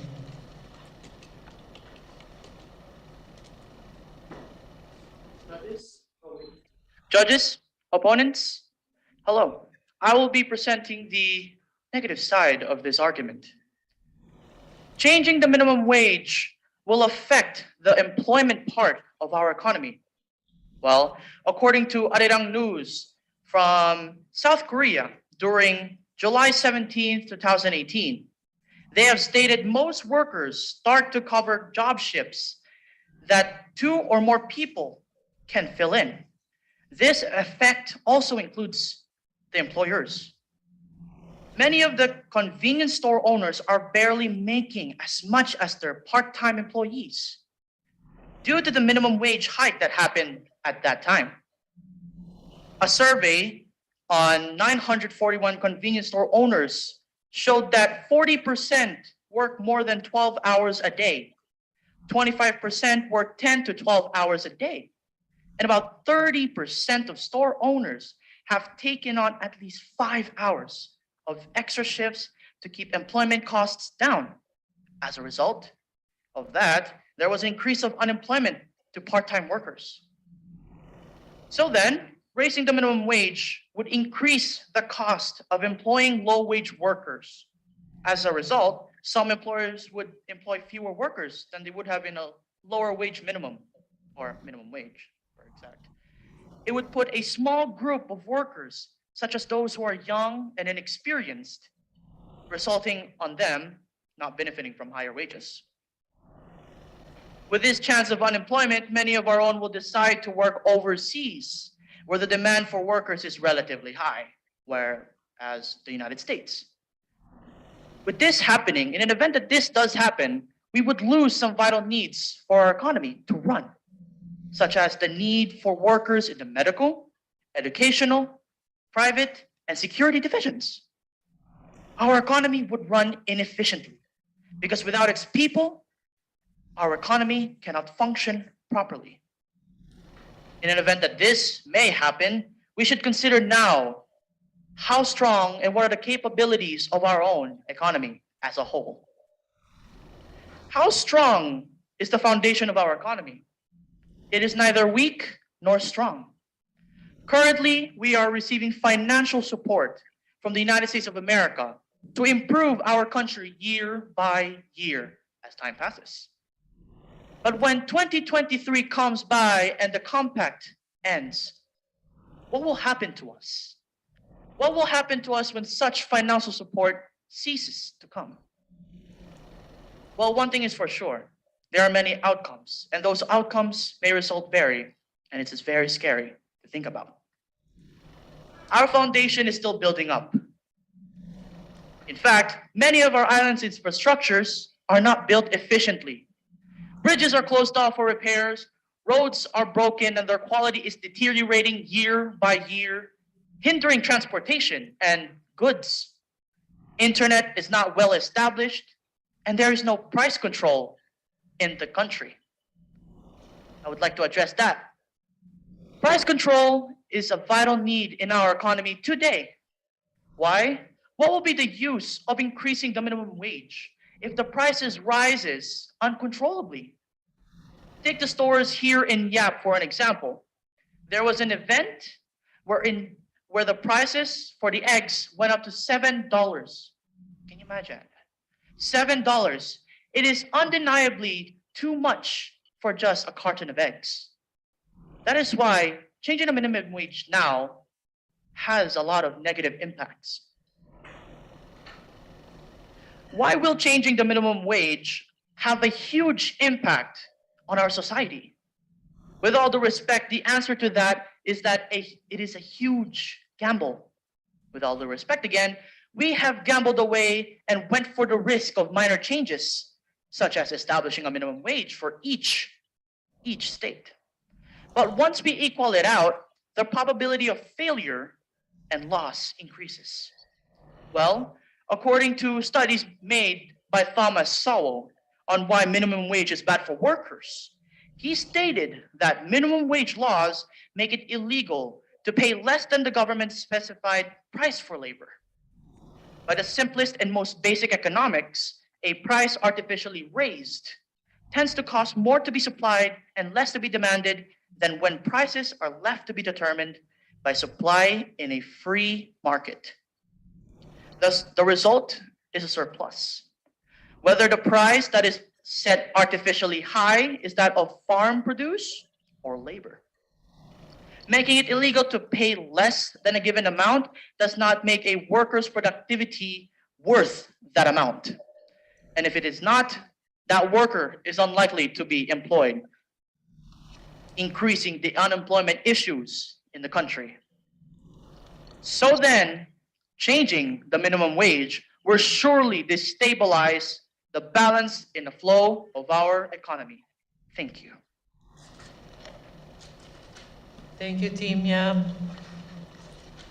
Proponents, rebuttal. Pohnpei team, you have 5 minutes.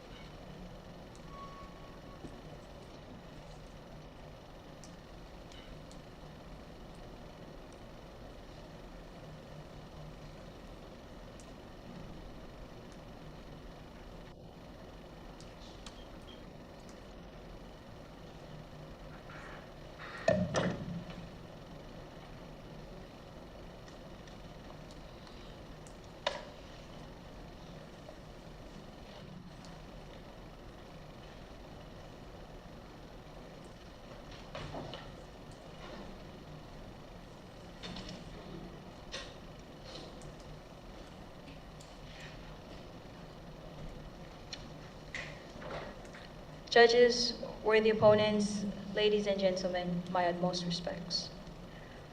Firstly, we, the proposing team, would like to state that we don't think it's proper that we compare ourselves, a developing country, to places such as Korea because they are more developed than us. Second, we are not well established because the people who can do the work, the professionals, have migrated and can't do the work on our islands because the money they will earn is not enough. Let's take the state of Pohnpei, for example. Private sectors, our minimum wage is $175. You multiply that with 80 hours and you get $140. That is only before tax is taken off. With the taxes taken off, an average person will only survive on about $121. How do we expect anyone within a family of 4 or more to survive on that and be able to afford the increasing prices of gas, cash power, water bills, and food? Judges, worthy opponents, ladies and gentlemen, we would like to ask that we all think and act wisely.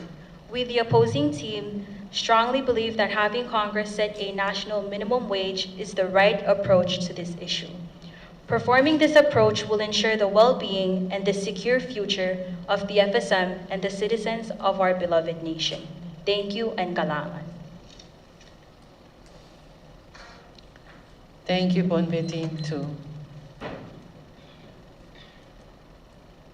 It is now time for the opponent's response to the rebuttal. Team Yap, you have 3 minutes. Hello? All right. You have said something about education. Well, from my experience here, the education is very poor. Most of us do not get the right amount of education, mostly because, with all due respect, the government is not spending that much money on our educational system. Well, you've talked about money. Well, take us for an example, OFW workers from the Philippines.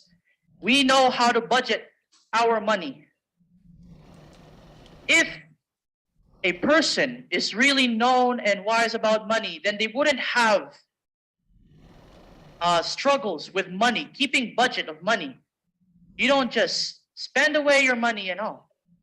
Is that correct? So budgeting is mostly the one that is more solution to this low salary workers. It's mostly budget that we're talking about. Budgeting of people and their way of thinking how to spend the money. And you talked about professionals. Well, with all due respect, how can we have professionals here in Yap when our education system is very poor?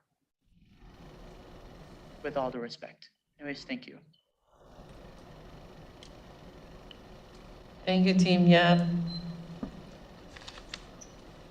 It is time for the summation and closing. Proponent summation, Pohnpei Team, you have 4 minutes.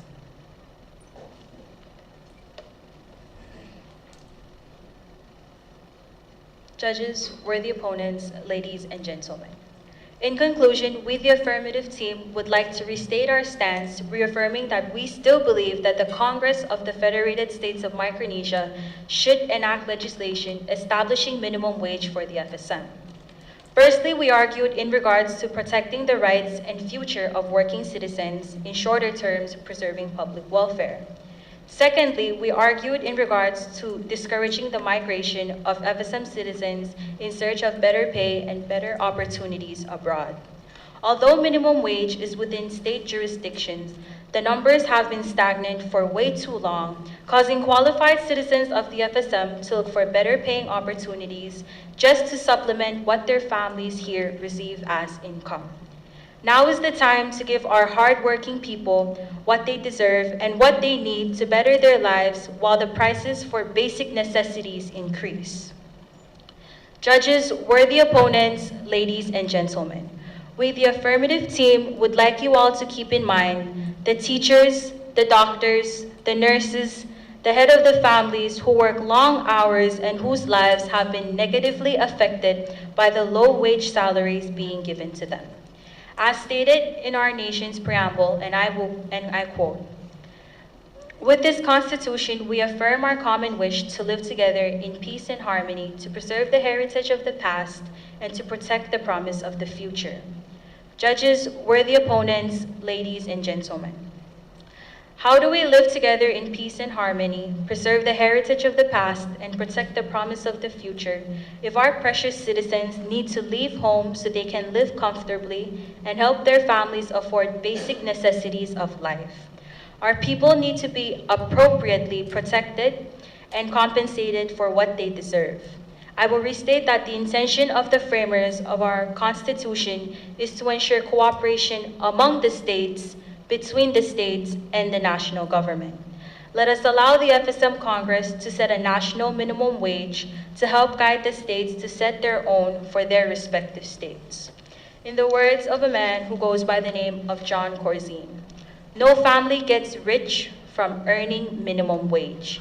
In fact, the current minimum wage does not even lift a family of 3 out of poverty. We strongly believe that it is time to let Congress take action, set a national minimum wage baseline, and protect its citizens from unduly low pay. Thank you and kalangan. Thank you, Pohnpei Team 2. Opponents, it is time for your closing and summation. Team Yap, you have 4 minutes.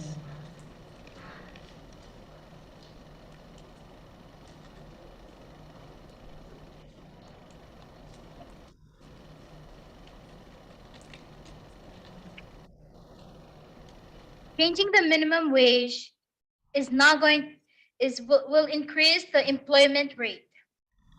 It will not support our economic foundation and will have a huge negative impact to our society. So we would highly recommend the thought of firstly pursuing the stabilization of our economy before we change our minimum wage. Enacting a price control followed by improvement in the infrastructure. Doing so, it will be a stepping stone to creating a brighter future laid out for us where we'll finally rise as a more developed country than we are today. So increasing the minimum wage will not change unless we see our economy first and stabilizing it. Thank you. Thank you, Team Yap. It is now time for the judges' questioning. Judges, and these questions are only for clarification reasons. Judges, you may begin.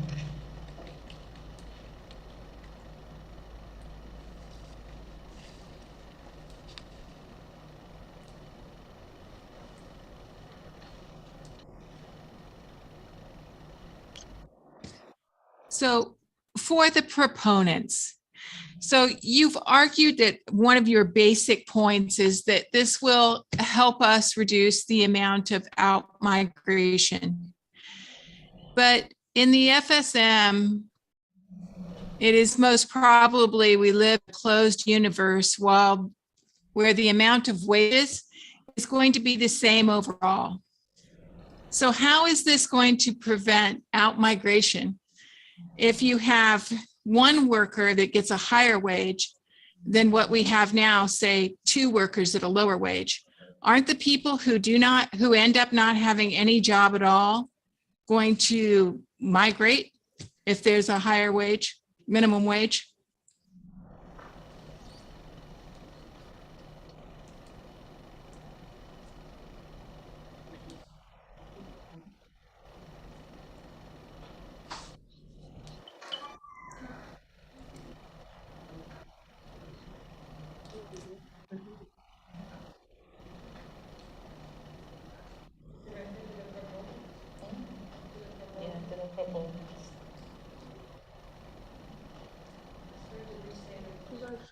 Catherine, can you restate your question? Sure, and I probably made it too complicated. If we have the total amount of wages available in this country and we raise the minimum wage, some people are not going to have a job at all. For example, if you raise the minimum wage, you have 5 workers now in some small company, but now with the minimum wage, they can only afford to hire 4. Isn't that going to add to out-migration with the one person who no longer has a job? And that's for which team? That's the proponents, those who are seeking a higher minimum wage. Thank you.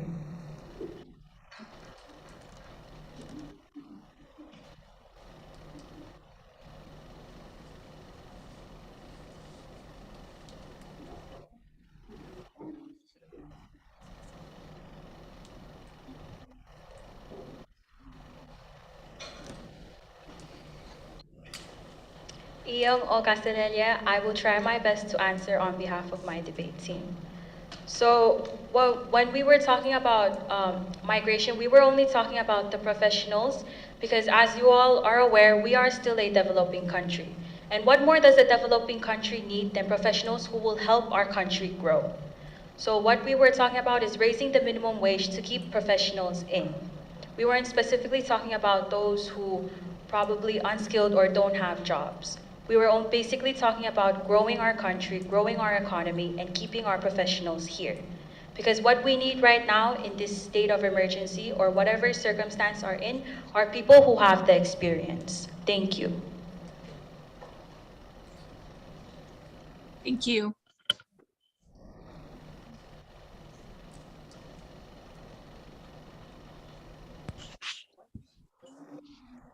Great job, teams. You guys did amazing, just amazing. My question is to the opponents. You mentioned price control and said that minimum wage would be a disadvantage because we don't control prices. It will not make any difference. But isn't it going to be much better if we increase minimum wage? With that argument, can you respond to that?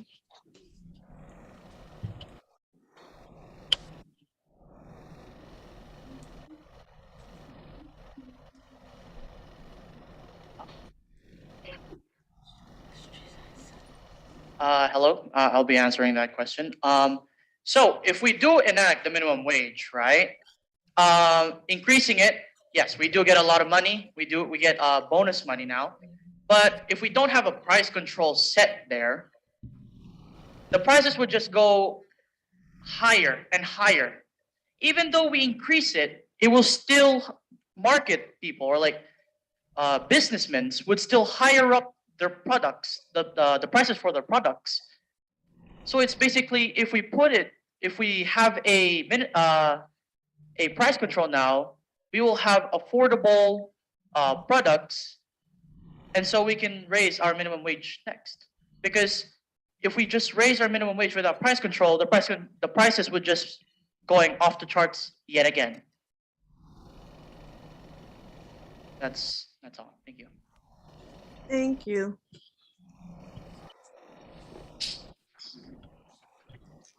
I'll ask a question for the proponents. Can you hear me? Oh, okay. So I guess I was wanting to clarify, and you may have clarified, but it led to another question that I had. So the basis of your argument today is addressed towards, I guess, we would quote unquote the community in terms of benefiting from the national minimum wage. Do you have any thoughts as to the other part of the community? Because if we were to look at it realistically, I believe the minimum wage across the boards in the states are $1 something, and professionals most likely are not earning that. So I guess I just want to see if you have anything to say about that,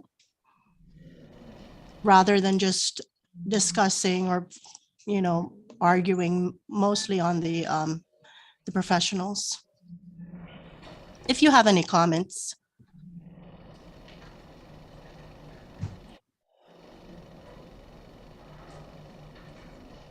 Proponents, did you understand the question?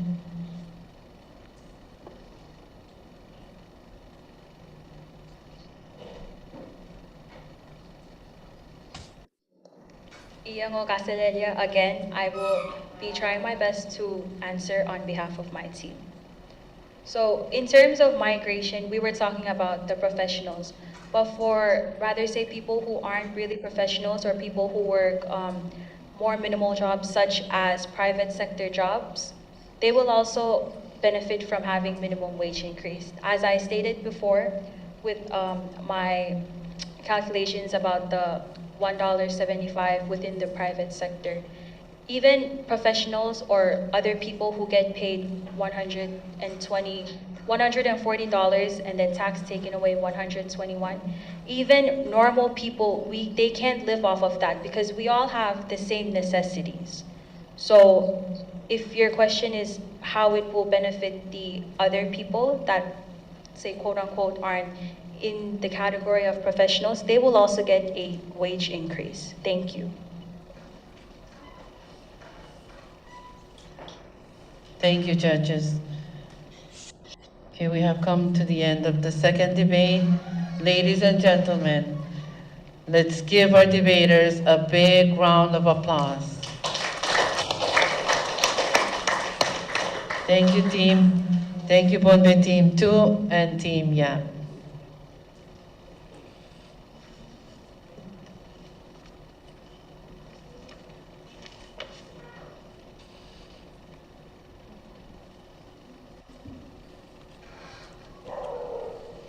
Okay, we're ready for the third debate.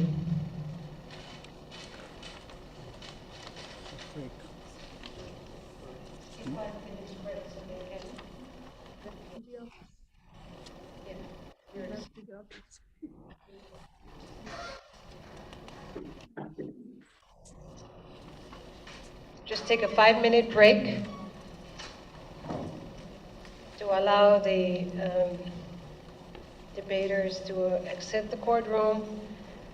Then we'll have Team Chuk and Koshai, Team Koshai.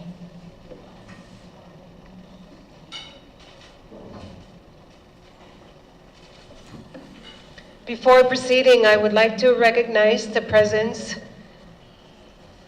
of Her Excellency, the Australian Ambassador to the FSM, Mrs. Cho Cowley. Let's give her a big round of applause, please. Thank you.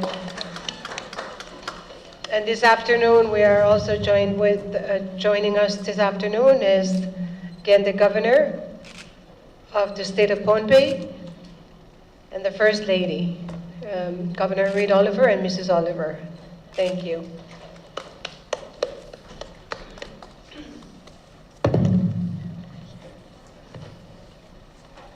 Chuk, Yap Koshai, give us the thumbs up when you're ready to proceed on the second debate. Thank you. The third debate.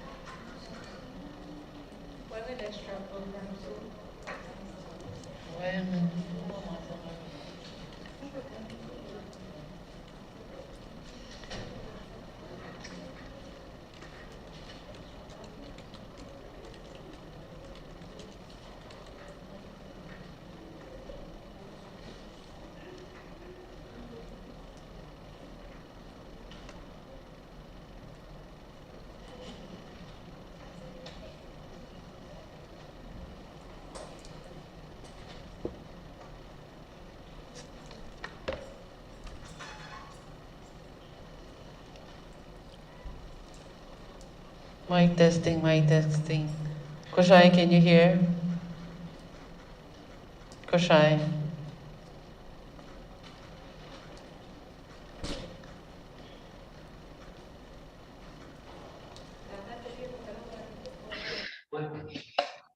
Yes.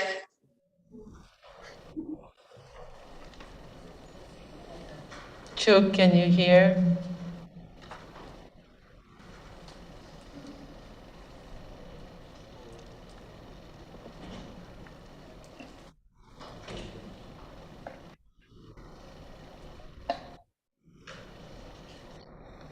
Chuk, can you hear? Chuk team.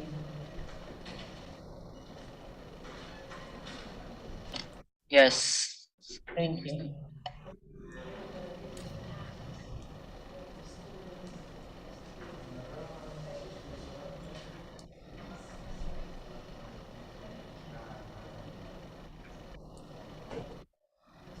Judges, are you ready?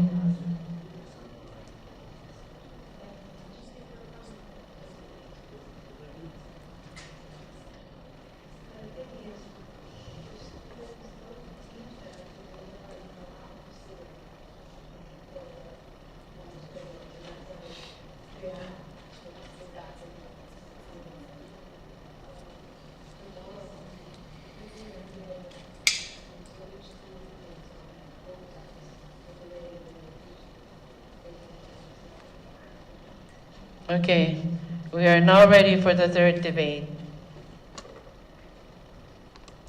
The third debate will be between Team Chuk versus Team Kushai. Team Chuk will argue for the proposition and Team Kushai will argue against the proposition.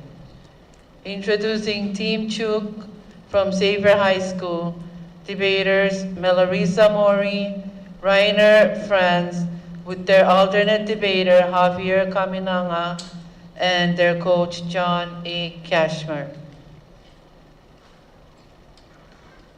Please welcome the Chuk team.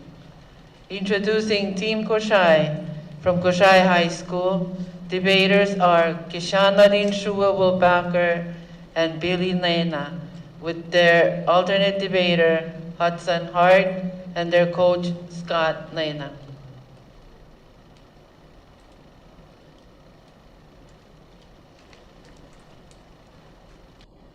Please welcome Team Kushai. Judges for the third debate, Ms. Catherine Allen, FSM Congress Legal Counsel, Mr. Enlet Jr. Enlet, FSM Supreme Court Staff Attorney, and Ms. Donnelly Daniel, Micronesian Legal Services Corporation, Directing Attorney, Bonbay Branch, and our timekeeper, Ms. Joylyn Wichem. Let me just quickly go through the debate format and time allocation. There are 6 main sections of the debate. First one is the introduction. Each team is to state the topic and proposition in its resolution form and briefly outlining its position and argument. Each team will have 3 minutes for the introduction. Second section, main argument. The teams will develop and explain the arguments identified in their introduction. Each team will have 15 minutes allotted for this part. Third section, the rebuttal. Each team will have 5 minutes to rebut to the argument. Section 4, response. Each team will have 3 minutes to respond to the rebuttal. Section 5, summation and closing. The conclusion should recap and summarize the arguments described in the introduction and expanded upon in the main argument. Each team will have 4 minutes to summarize and conclude their presentation. Section 6, judges questioning. In this last section, judges may ask follow-up questions to debaters. These questions will only be asked to clarify evidence or an argument that may have been made but are not entirely clear to the judges. And once again, our debate topic for this year is, now therefore be it resolved that the Congress of the Federated States of Micronesia shall enact legislation establishing minimum wage for the FSM.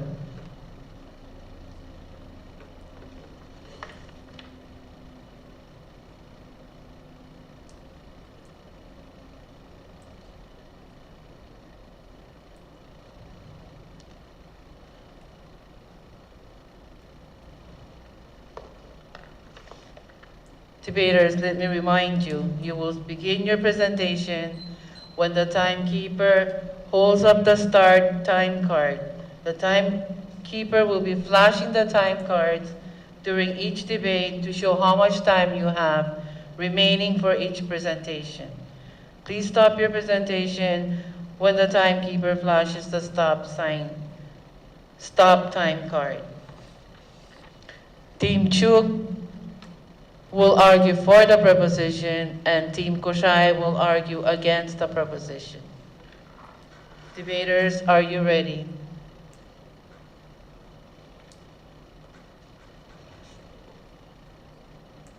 Thank you. Let us begin with the third debate. For the introduction, proponents of the proposition, Team Chuk, you have 3 minutes.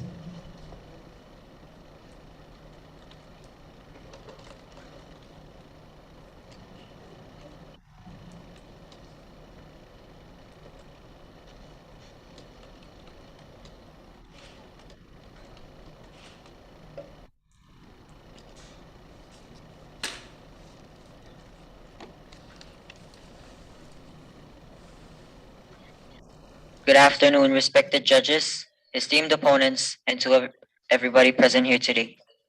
Thank you to the judges and to our opponents for your participation in this competition. Before we make our case to affirm our resolution, we would like to make some opening conclusions that would help the judges better weigh the evidence and points made in this debate.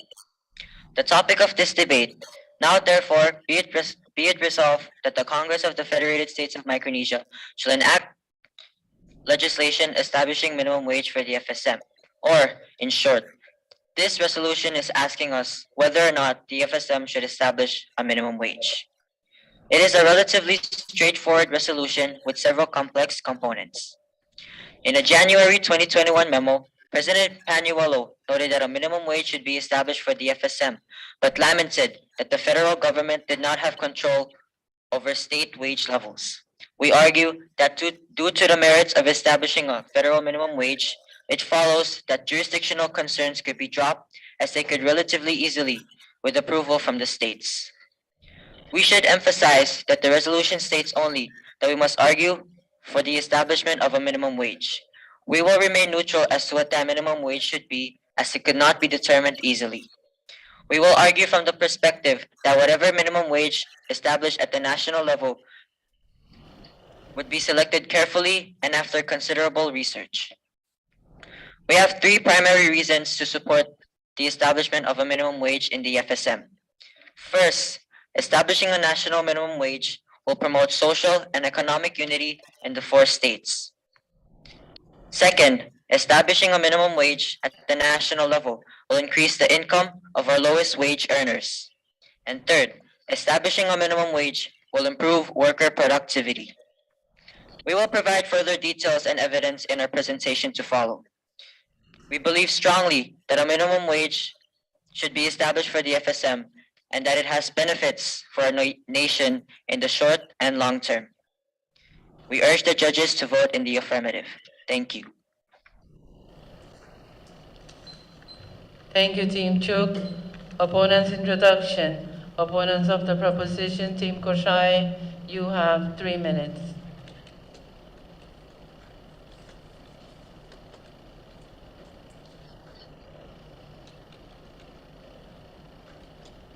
Thank you. Good afternoon, ladies and gentlemen, citizens of the FSM, Supreme Court staff, FSM Congress representative, national, state, traditional, and church leaders, esteemed judges, and fellow debaters. Once again, welcome to the 2022 National Law Day debate. First, I would like to thank our Heavenly Father for blessing us for another wonderful day. And my partner, Ms. Kishana Lynn Wilbecker, and I will be arguing against the proposition which states, and I quote, "Now therefore be it resolved that the Congress of the Federated States of Micronesia shall enact legislation establishing minimum wage for the FSM," end quote. Why are minimum wages set? It is known that minimum wage is set to protect workers from low pay. Seems like a good move. Well, not really. While the minimum wage may seem to work for other places, we, the FSM, need to consider some things first. We need to understand the conditions of establishing a minimum wage. Thus, let me introduce our main points. First, we have to see from employers' point of view as if it's too high for them and if the minimum wage isn't consistent with the inflation rate. Second, we need to understand the danger. We need to consider the danger it will bring to us as consumers in terms of possible inflation fueling and income spent on goods.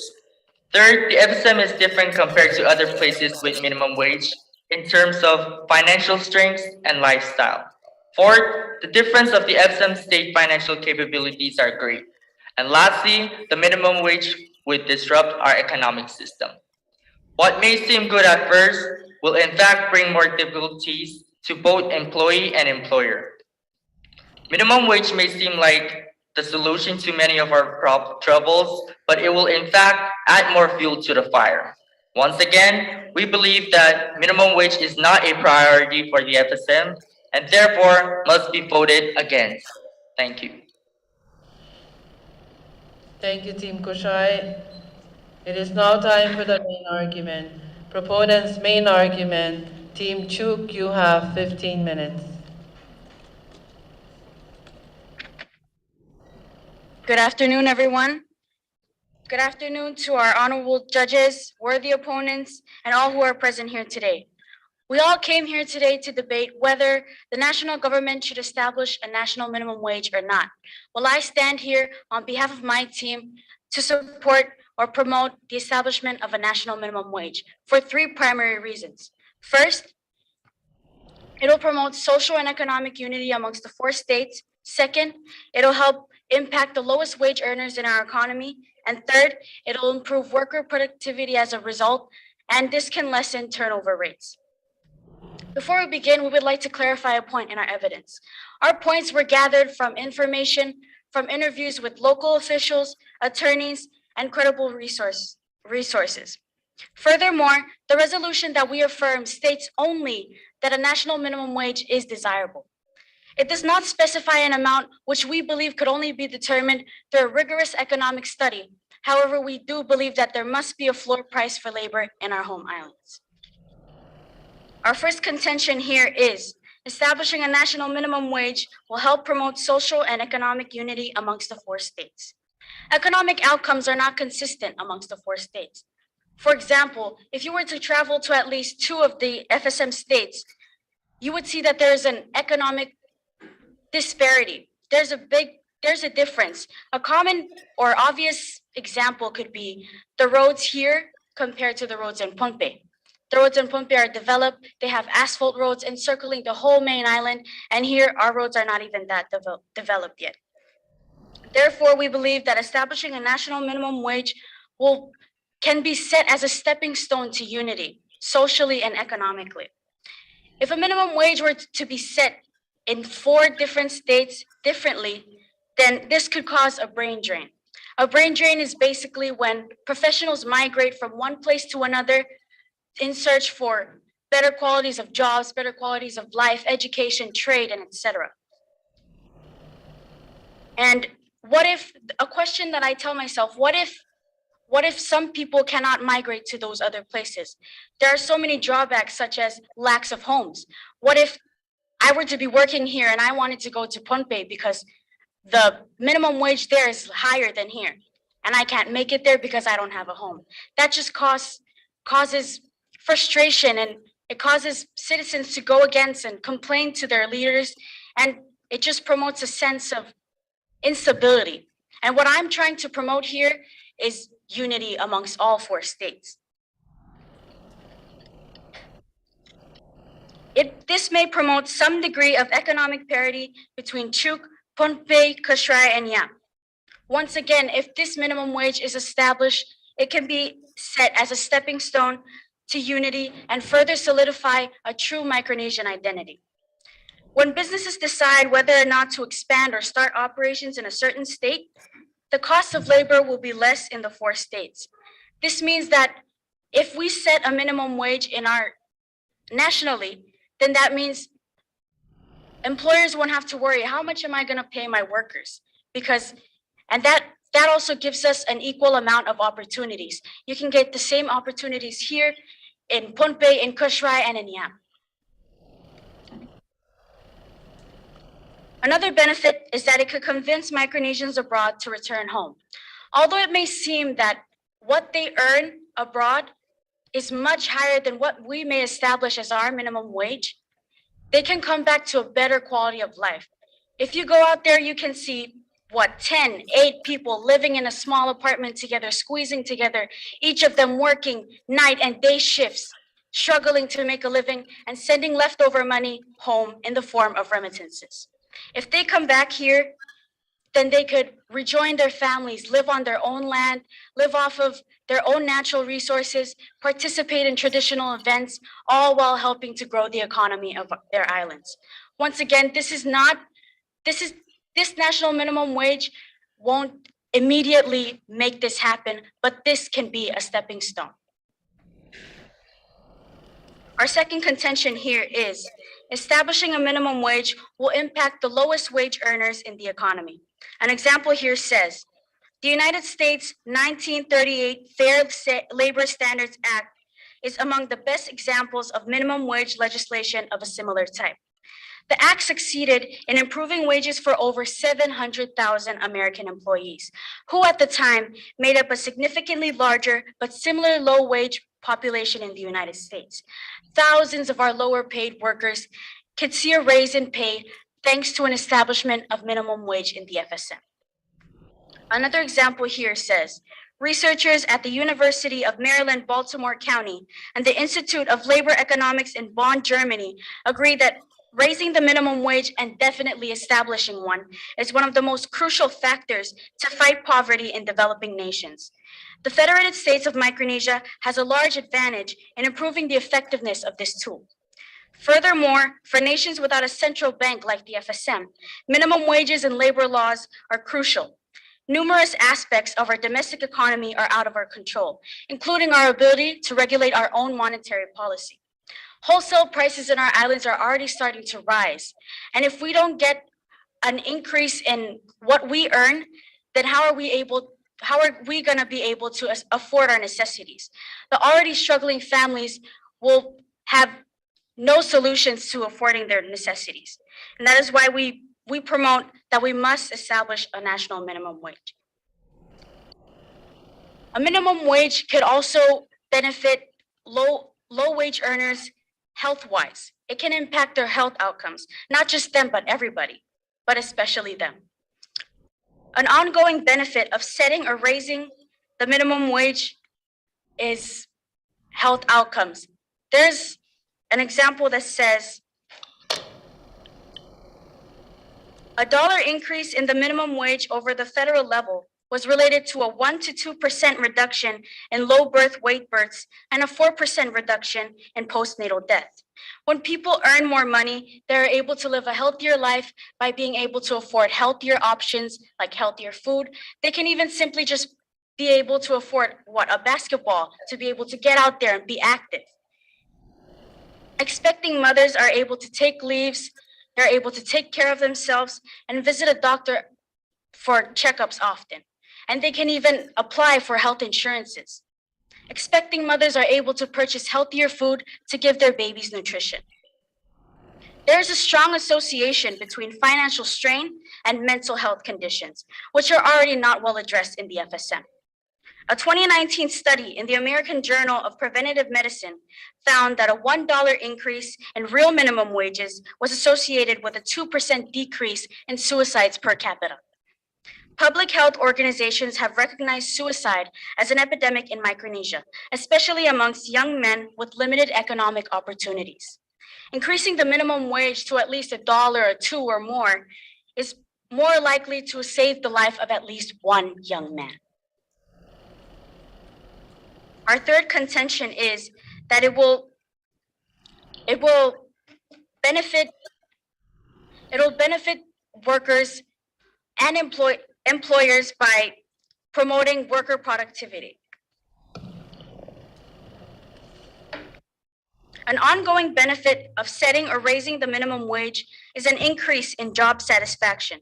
Workers can be confident that they're not in a situation that is exploitative beyond what is allowed by the law. And with this assurance in the quality of their care, this can give further benefits to improving their worker productivity. A local business owner said that if the national minimum wage were set at an appropriate level, workers could be motivated to put in more effort since they would be paid more for their work. Overall productivity would rise and adversarial relationships or feuds between employees and employers would soon be reduced. It has also been found that minimum wages are established in line with reasonable living expenses, and it has a positive effect on turnover rates. A national minimum wage system would ensure a fair income at any formal employer, preventing low-level workers from constantly looking for jobs with a chance of higher pay. With that added level of security, they could stay at the same job for longer, they could improve their skills, get more familiar with the workplace until they keep working and get raises even higher above the minimum wage.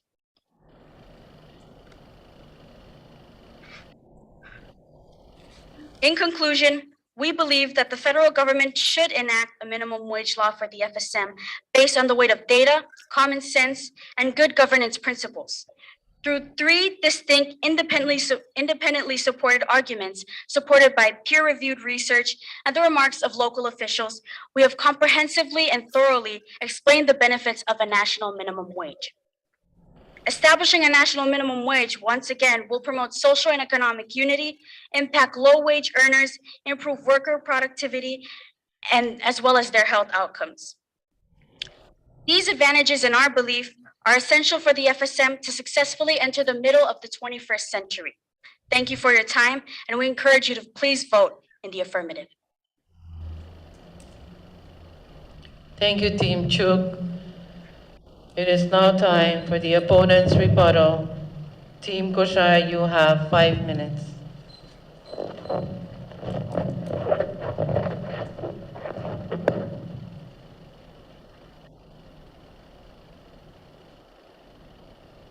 Thank you. And again, for Chuk's first point was to promote social and unity among economic growth. And also, how are you sure that unity will come? You spoke of Micronesia's identity. According to the Micronesian, you said that Micronesians are loyal Micronesians. So how are you sure that unity will come? How are you sure that unity will come? Second, they said that minimum wage would increase income of low wage workers. Employers are the ones who are paying the employees. If they were to improve income of lower wage workers, but at that rate they will be risking their family's financial security. And last, they said minimum wage would improve workers' productivity. Minimum wage could also result in workers' turnover. With more money coming to business, it could result in the firing of more workers, which can also drive workers into job losses. Thank you. Thank you, Team Koshai. Now we will hear the proponent's response to the rebuttal. Team Chuk, you have 3 minutes. Thank you for the opponents.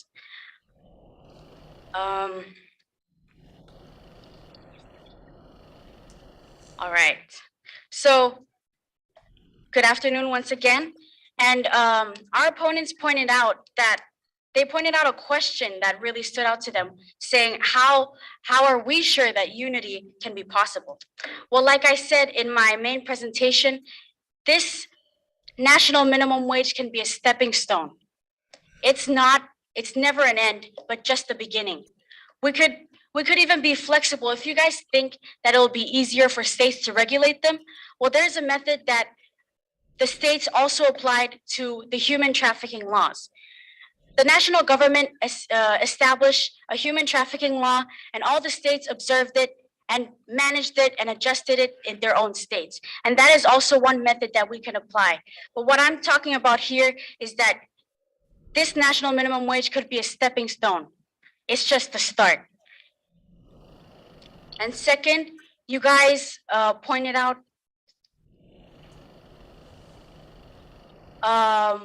low wage earners. Am I correct? Yes. In fact, it will impact the low wage earners because a lot of our low wage earners are below the floor. Establishing a national minimum wage will create a floor. At least they can be above water or at the surface of the water, right? And third, you guys talked about how it will not increase worker productivity, but turnover rates because employees will have to be laid off and they'll have to be jobless, and it increases unemployment. Well, this is why establishing this national minimum wage, it really does increase worker productivity because workers strive to not get kicked out of jobs. When they know that they're going to be paid a higher price, then they'll tell themselves that I have to work hard so I don't get fired. All right, that's it. Thank you. Thank you, Team Chuk. It is now time for the opponent's main argument. Team Koshai, you have 15 minutes for your main argument.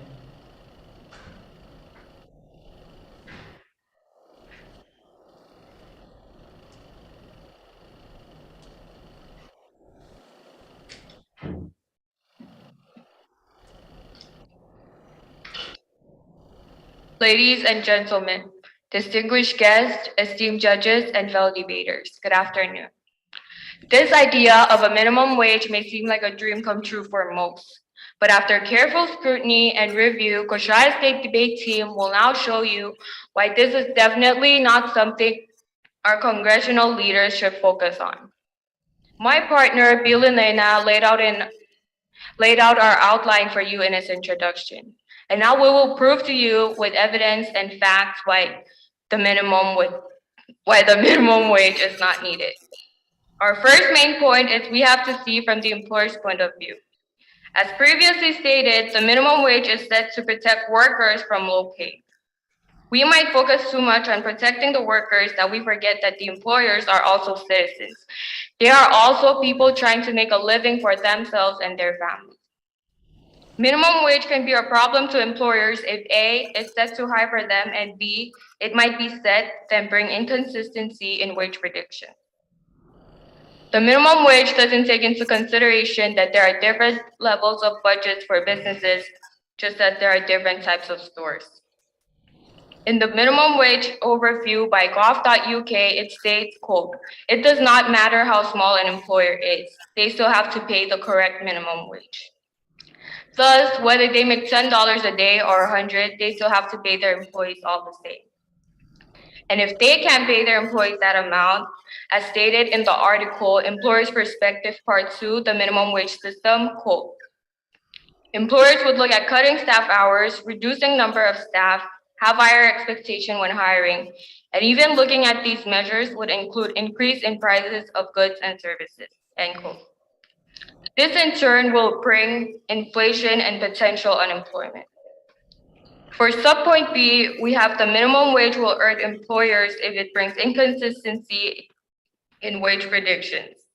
Wage predictions are everything for businesses. It is what gives them an insight of which direction their business is going in. At internationallabororganization.org, it states, quote, "Minimum wages effects are never fully predictable," end quote. Thus, it is inconsistent. And according to Fox Channel, quote, "Not having the consistency will raise a lot of problems for business owners. Will they have to lay off employees? Will they have to reduce work hours? Or will they raise prices?" End quote. To prevent this, we can hold off the minimum wage idea and let employers and employees agree on a right amount, because as American politician Zig Ziglar said, quote, "When management and labor both understand they are all on the same side, then each will prosper more," end quote. Our second main point is the danger minimum wage will bring to us as consumers.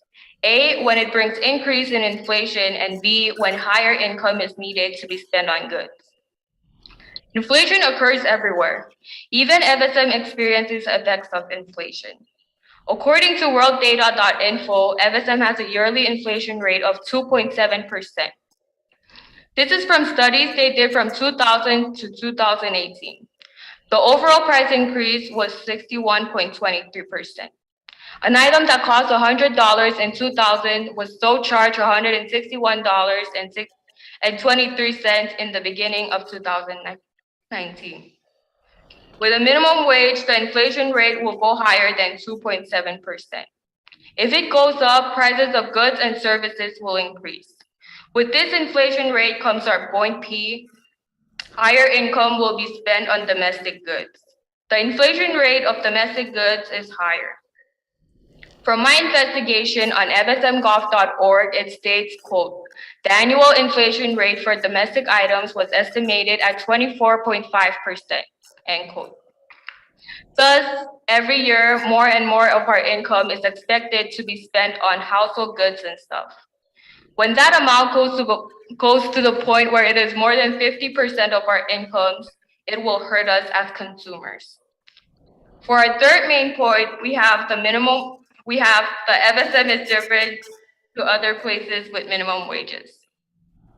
It is not a surprise that the FSM is different.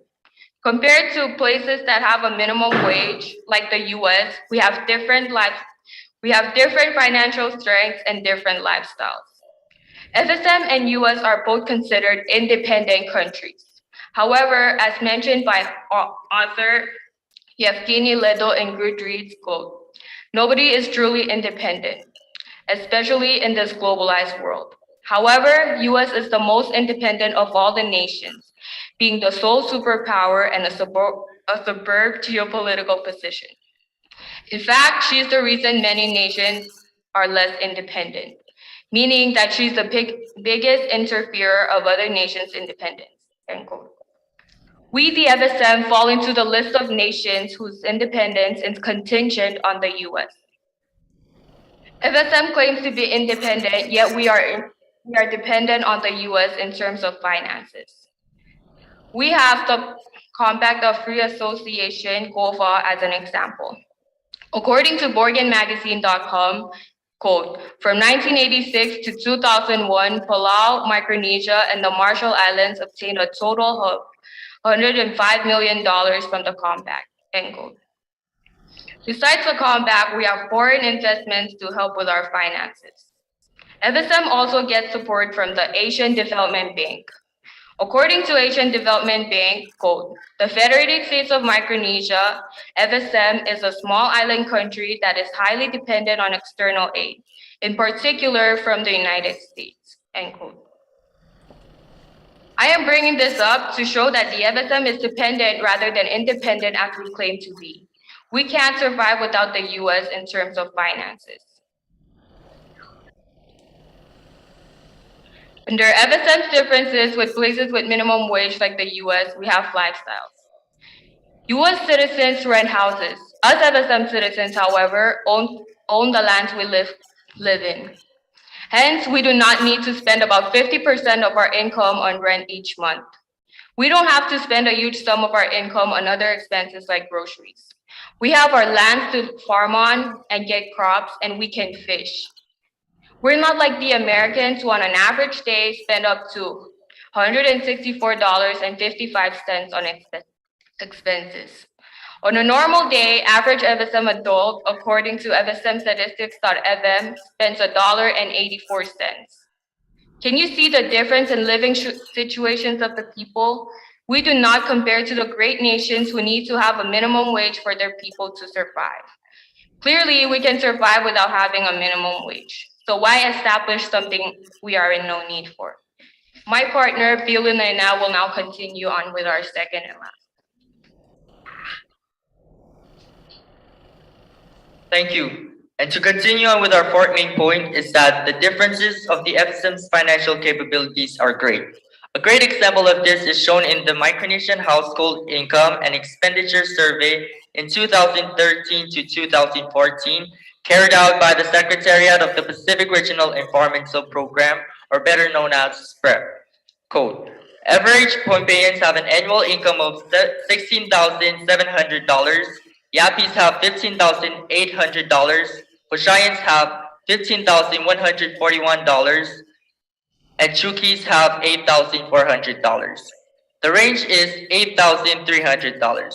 Almost half of the annual income of Pohnpei is the income of Chukis, end quote.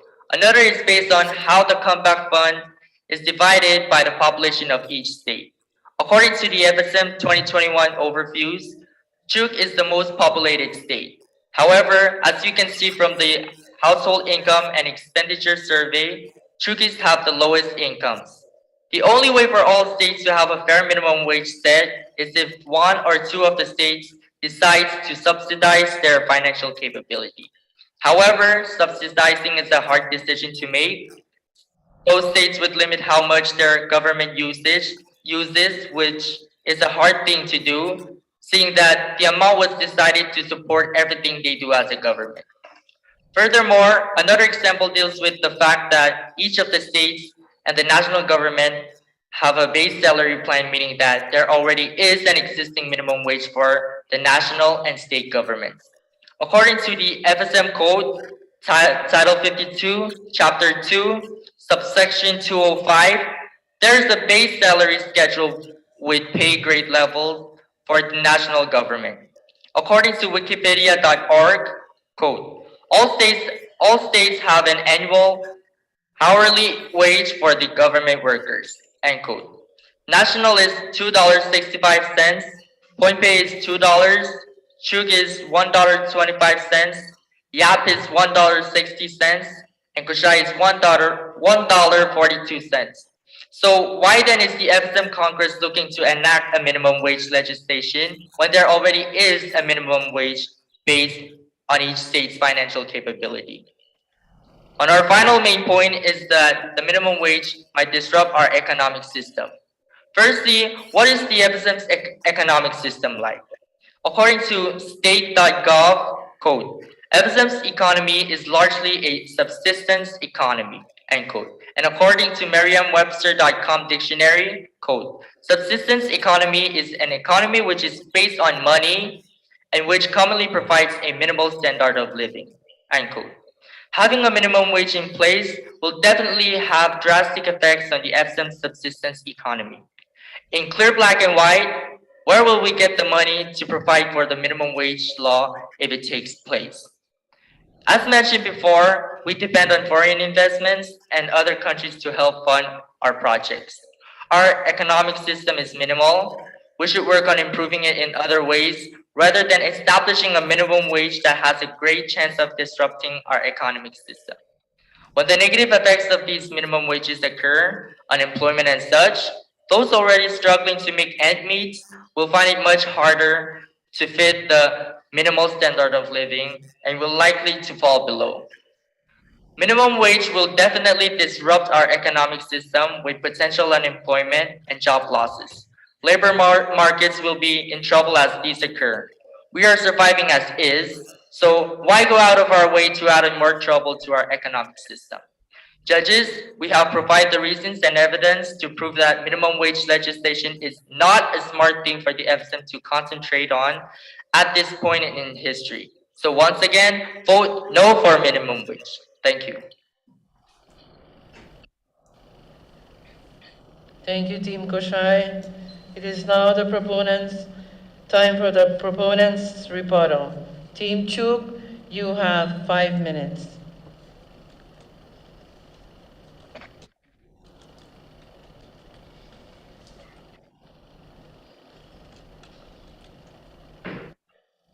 Good afternoon once again.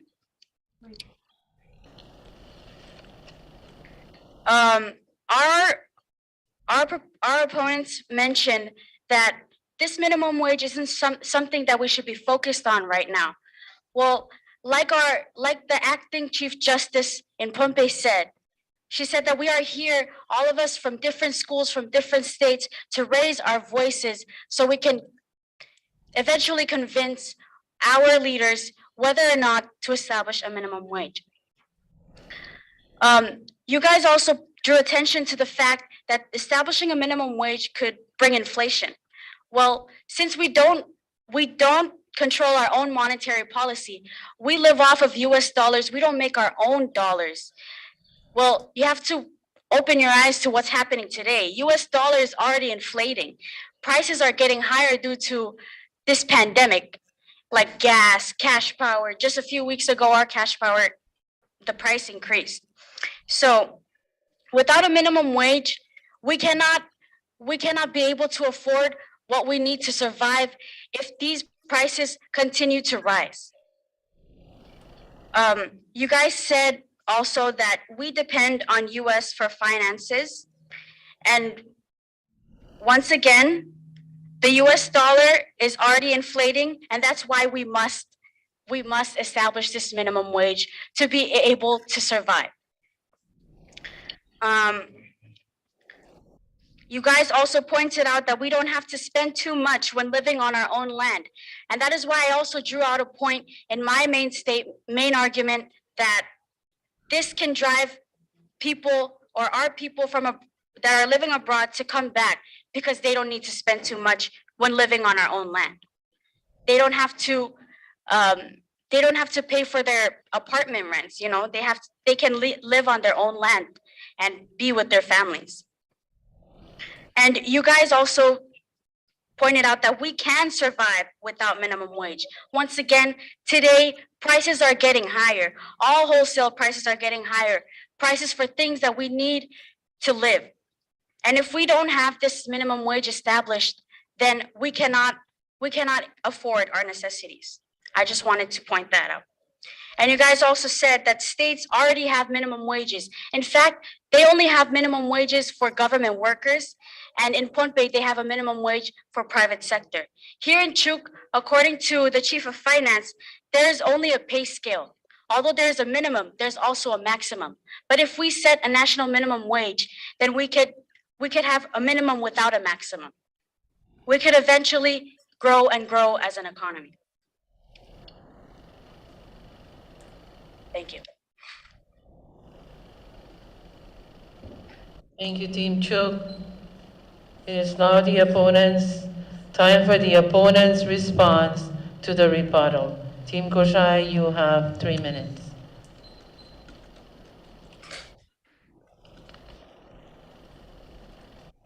Judges, I would like to respond to what the affirmative used to rebut against us by naming our points.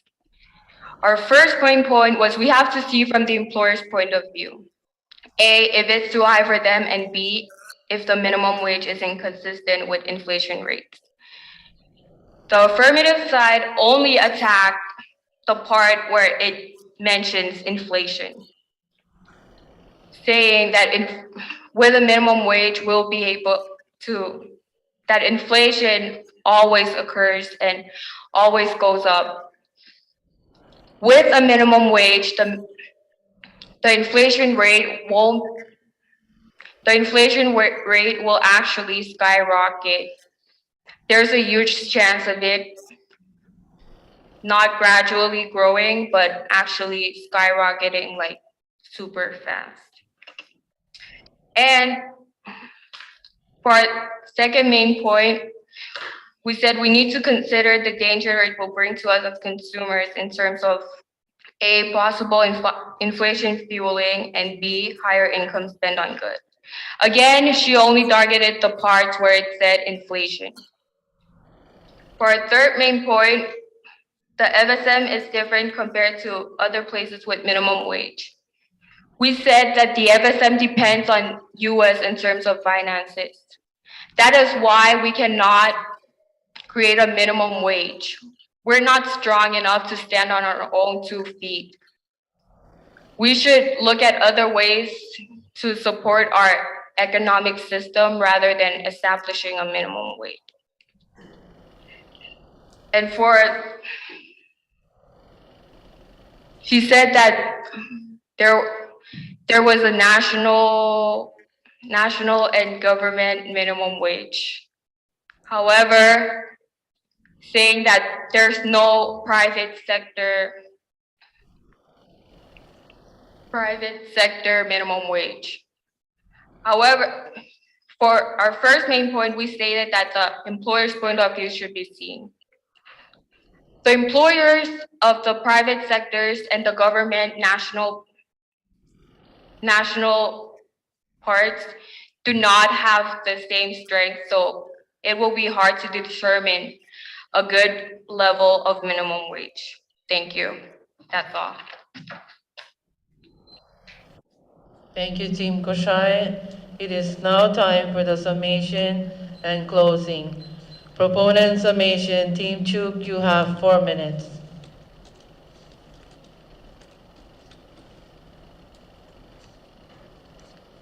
Good afternoon once again. Before I conclude, I would like to restate our opponent's main points. First, so that we have to see from the employer's point of view. Second, the dangers that minimum wage will bring to consumers. And third, the FSM is different from other places with financial weaknesses and strengths. Fourth, the differences in financial factors are great. And lastly, fifth, establishing a minimum wage would disrupt the FSM's economic system. Our main points are: first, it would promote social and economic unity among the 4 states. Second, it would increase the income of our lowest wage earners. Third, it would improve worker productivity. Setting a minimum wage should not be the end, it should be the beginning. A businessman that we interviewed said, establishing a minimum wage is a stepping stone. We should set the floor because there is no floor for minimum wage right now. With that floor, the citizens of the FSM are assured that they will be paid for their jobs. It would be unfair if citizens from one state were paid higher than another. Once again, thank you, and we urge you to vote in the affirmative. Thank you, Team Chuk. Opponents, it is now time for your closing and summation. Team Koshai, you have 4 minutes.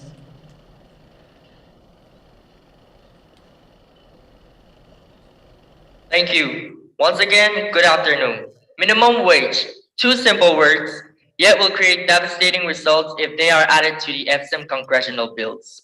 This idea may seem acceptable and worthy for other countries, but will not have the same results for the FSM. We are unique with our subsistence economy and traditional culture, and therefore must find the best method for our country to retain its identity and persevere into the future.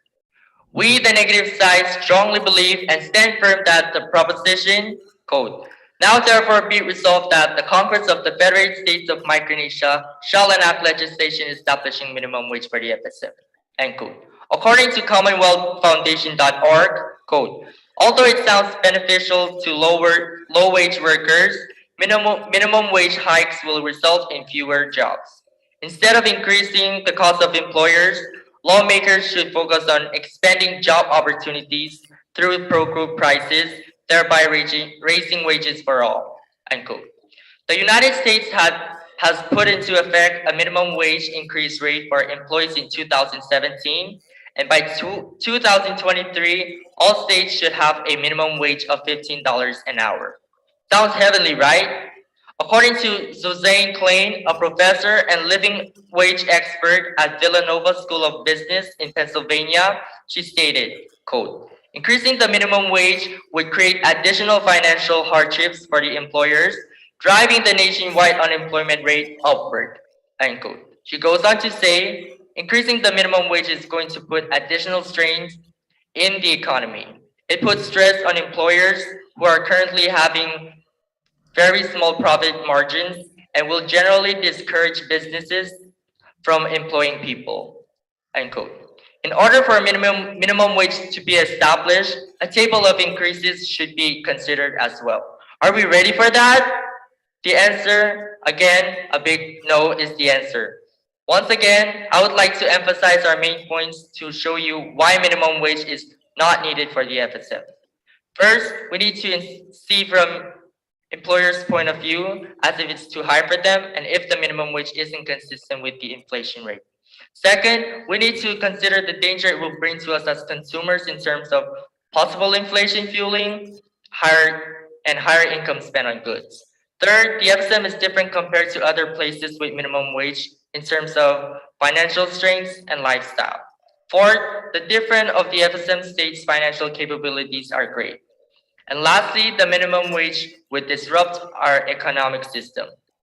What sounds like a good idea may be a good idea, but only for places where financial security is set. The FSM still relies greatly on the US and other countries to assist with finances and projects. We are nowhere near being financially secure. So for the last time today, we, the negative team, believe that the proposed resolution be set aside for future reference when we become financially secure. Thank you. Thank you, Team Koshai. We are now on the last part of the third debate. It is now time for the judges' questioning for clarification purposes only. Judges.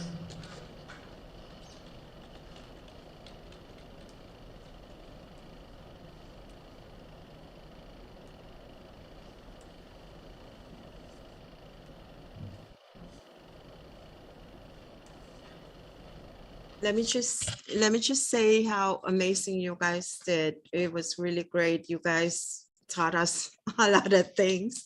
So thank you.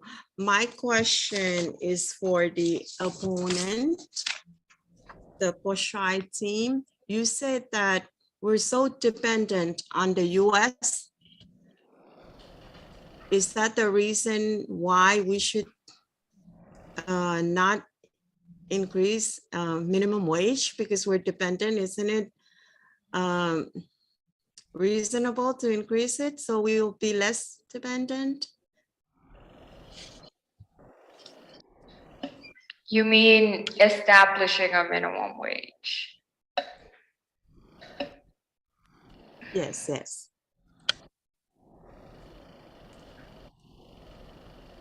The reason is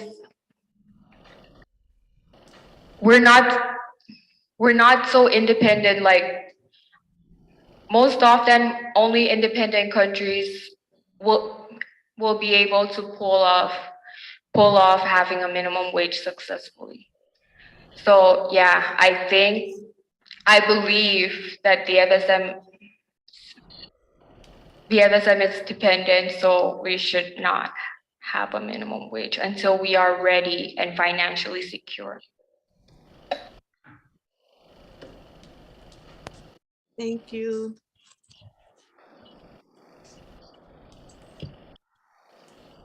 Okay, so I'll go for team 2 for the proponent of our minimum wage.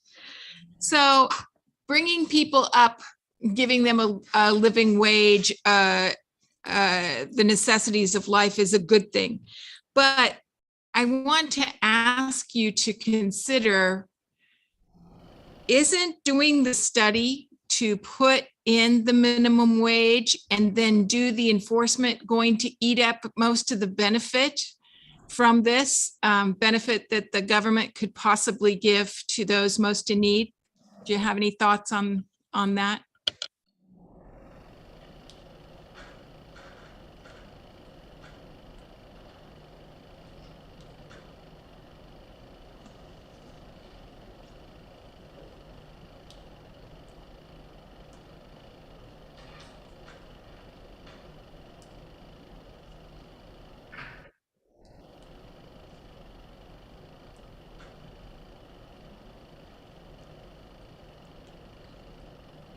Your question was, wouldn't the economic study cost a lot of hard work and money when we have other things to spend it on, right? That's what you were saying, correct?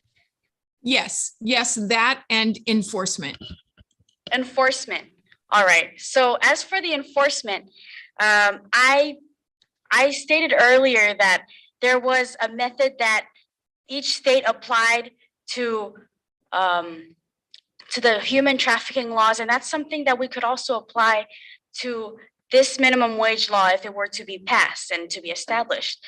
The human trafficking law was first established by the national government, and then each state observed it and adjusted it with their own states, because each state knows their own state, right?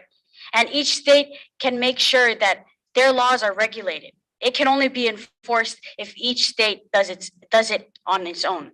And that is why we should promote this national minimum wage, because it's like playing follow the leader. When the national minimum wage goes, then we can follow after, and we can try to adjust with our own economic differences.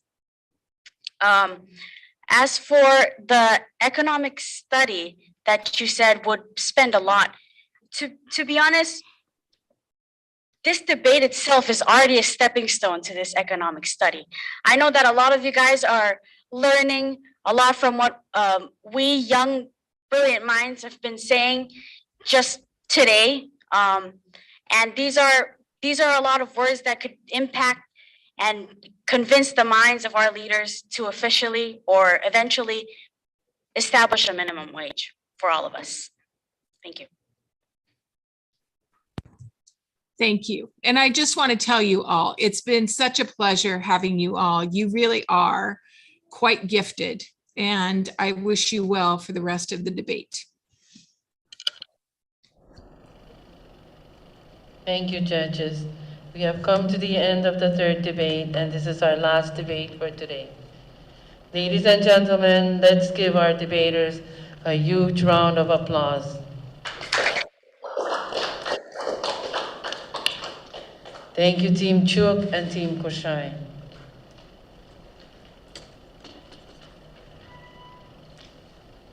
And these are the debates that are scheduled for today.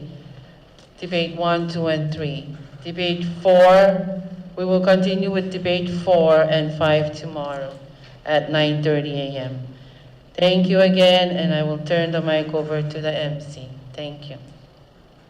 Thank you, moderator. Thank you, debaters, from debate 1, 2, and 3. You all did great. I'm glad I'm not one of the judges. Everyone, all the teams did amazing job.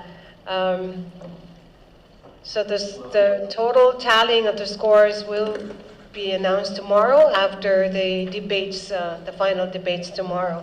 But at this time, I would like to take this opportunity to, on behalf of the FSM National Law Day, thank the donors, those that have helped to make this year's Law Day debate possible. I was informed earlier that the donations are still coming in. So these are the donations, people that have donated cash and in kind as of, I guess as of lunch today. So if your donation came afterwards, we will be announcing your organization or your names tomorrow. But the ones that we have received, on behalf of the FSM National Law Day Committee and the National Judiciary, we'd like to thank the FSM Development Bank, the Western Central Pacific Fisheries Commission, Etchide Enterprises, Caroline Fisheries Corporation, Metfarm, Casalelia Diner, Mr. Daniel Fitzgerald, RS Row Commercial Arts, Mr. and Mrs. Seth Foreman, Pacific Landscaping Engineer and Construction, Inc., the Pohnpei Women Council, Senator and Mrs. Ricky Carl, Associate Justice Larry Wentworth, iSolution, Transco, JNR Enterprises, Zion Cafe, Family Clinic, Ron Guilo Corporation, His and Hers Store, Ramp and Meada Law Firm, L5 Hotel, GEMVJ Corporation, the Truck Stop Hotel, Koshai Utilities Authority, MLSC Koshai Office, MLSC Pohnpei Office, Koshai State Court, Principal Judge Robinson Timothy, Associate Judge Marciano Wakok, YAP Delegation Office of the Congress of FSM, YAP Cooperative Association, or YCA, the in-kind donations are Office of the President of the Federated States of Micronesia, the FSM National Police, Associate Justice Nikon Georgiani, Mr. Belanyoma, Special Assistant to the President, Office of the Speaker, the 22nd FSM Congress, Chairman Isaac Fikir, Senator or Congressman Isaac Fikir, Governor and the First Lady of Pohnpei State, Governors of the states of Chuk, Governor of Yap, Governors of Guashrai, Pohnpei Supreme Court, Chuk State Supreme Court, Yap State Court, Koshai State Court, of course, all the Chief Justices of the state courts, FSM FIDL, Pohnpei STA School, and Pohnpei STA School Choir, the State Departments of Education, all the local radio stations, Micronesian Productions, Bombay Catholic High School, Calvary Christian Academy, Bombay STA, Bix High School, Our Lady of Mercy Catholic High School, Koshai High School, Yap High School, Yap Catholic High School, Xavier High School, Saraman Chuk High School, all the debaters, parents of all debaters, and I would like to give a special thank you to the National Law Day Committee. Special thank you to Her Excellency Ambassador Cowley, who joined us this afternoon. Thank you so much to the FSM Telecommunication who provided the live coverage. And all of our friends, families who are listening in virtually. So this concludes our Day 1 National Law Day event. And we look forward to seeing all of you tomorrow, starting at 9 a.m. Bombay time.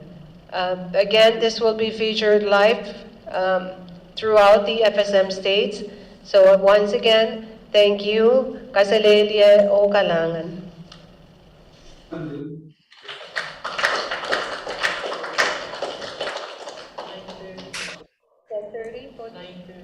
Excuse me, the start time tomorrow is 9:30 Bombay time, Kalangan. Signing off.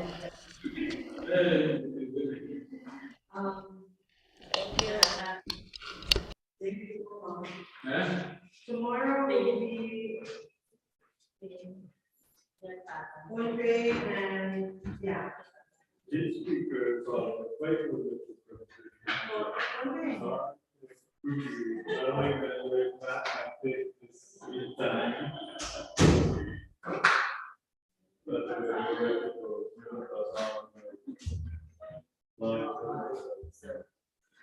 Because Sam, that cannot tell him is in there.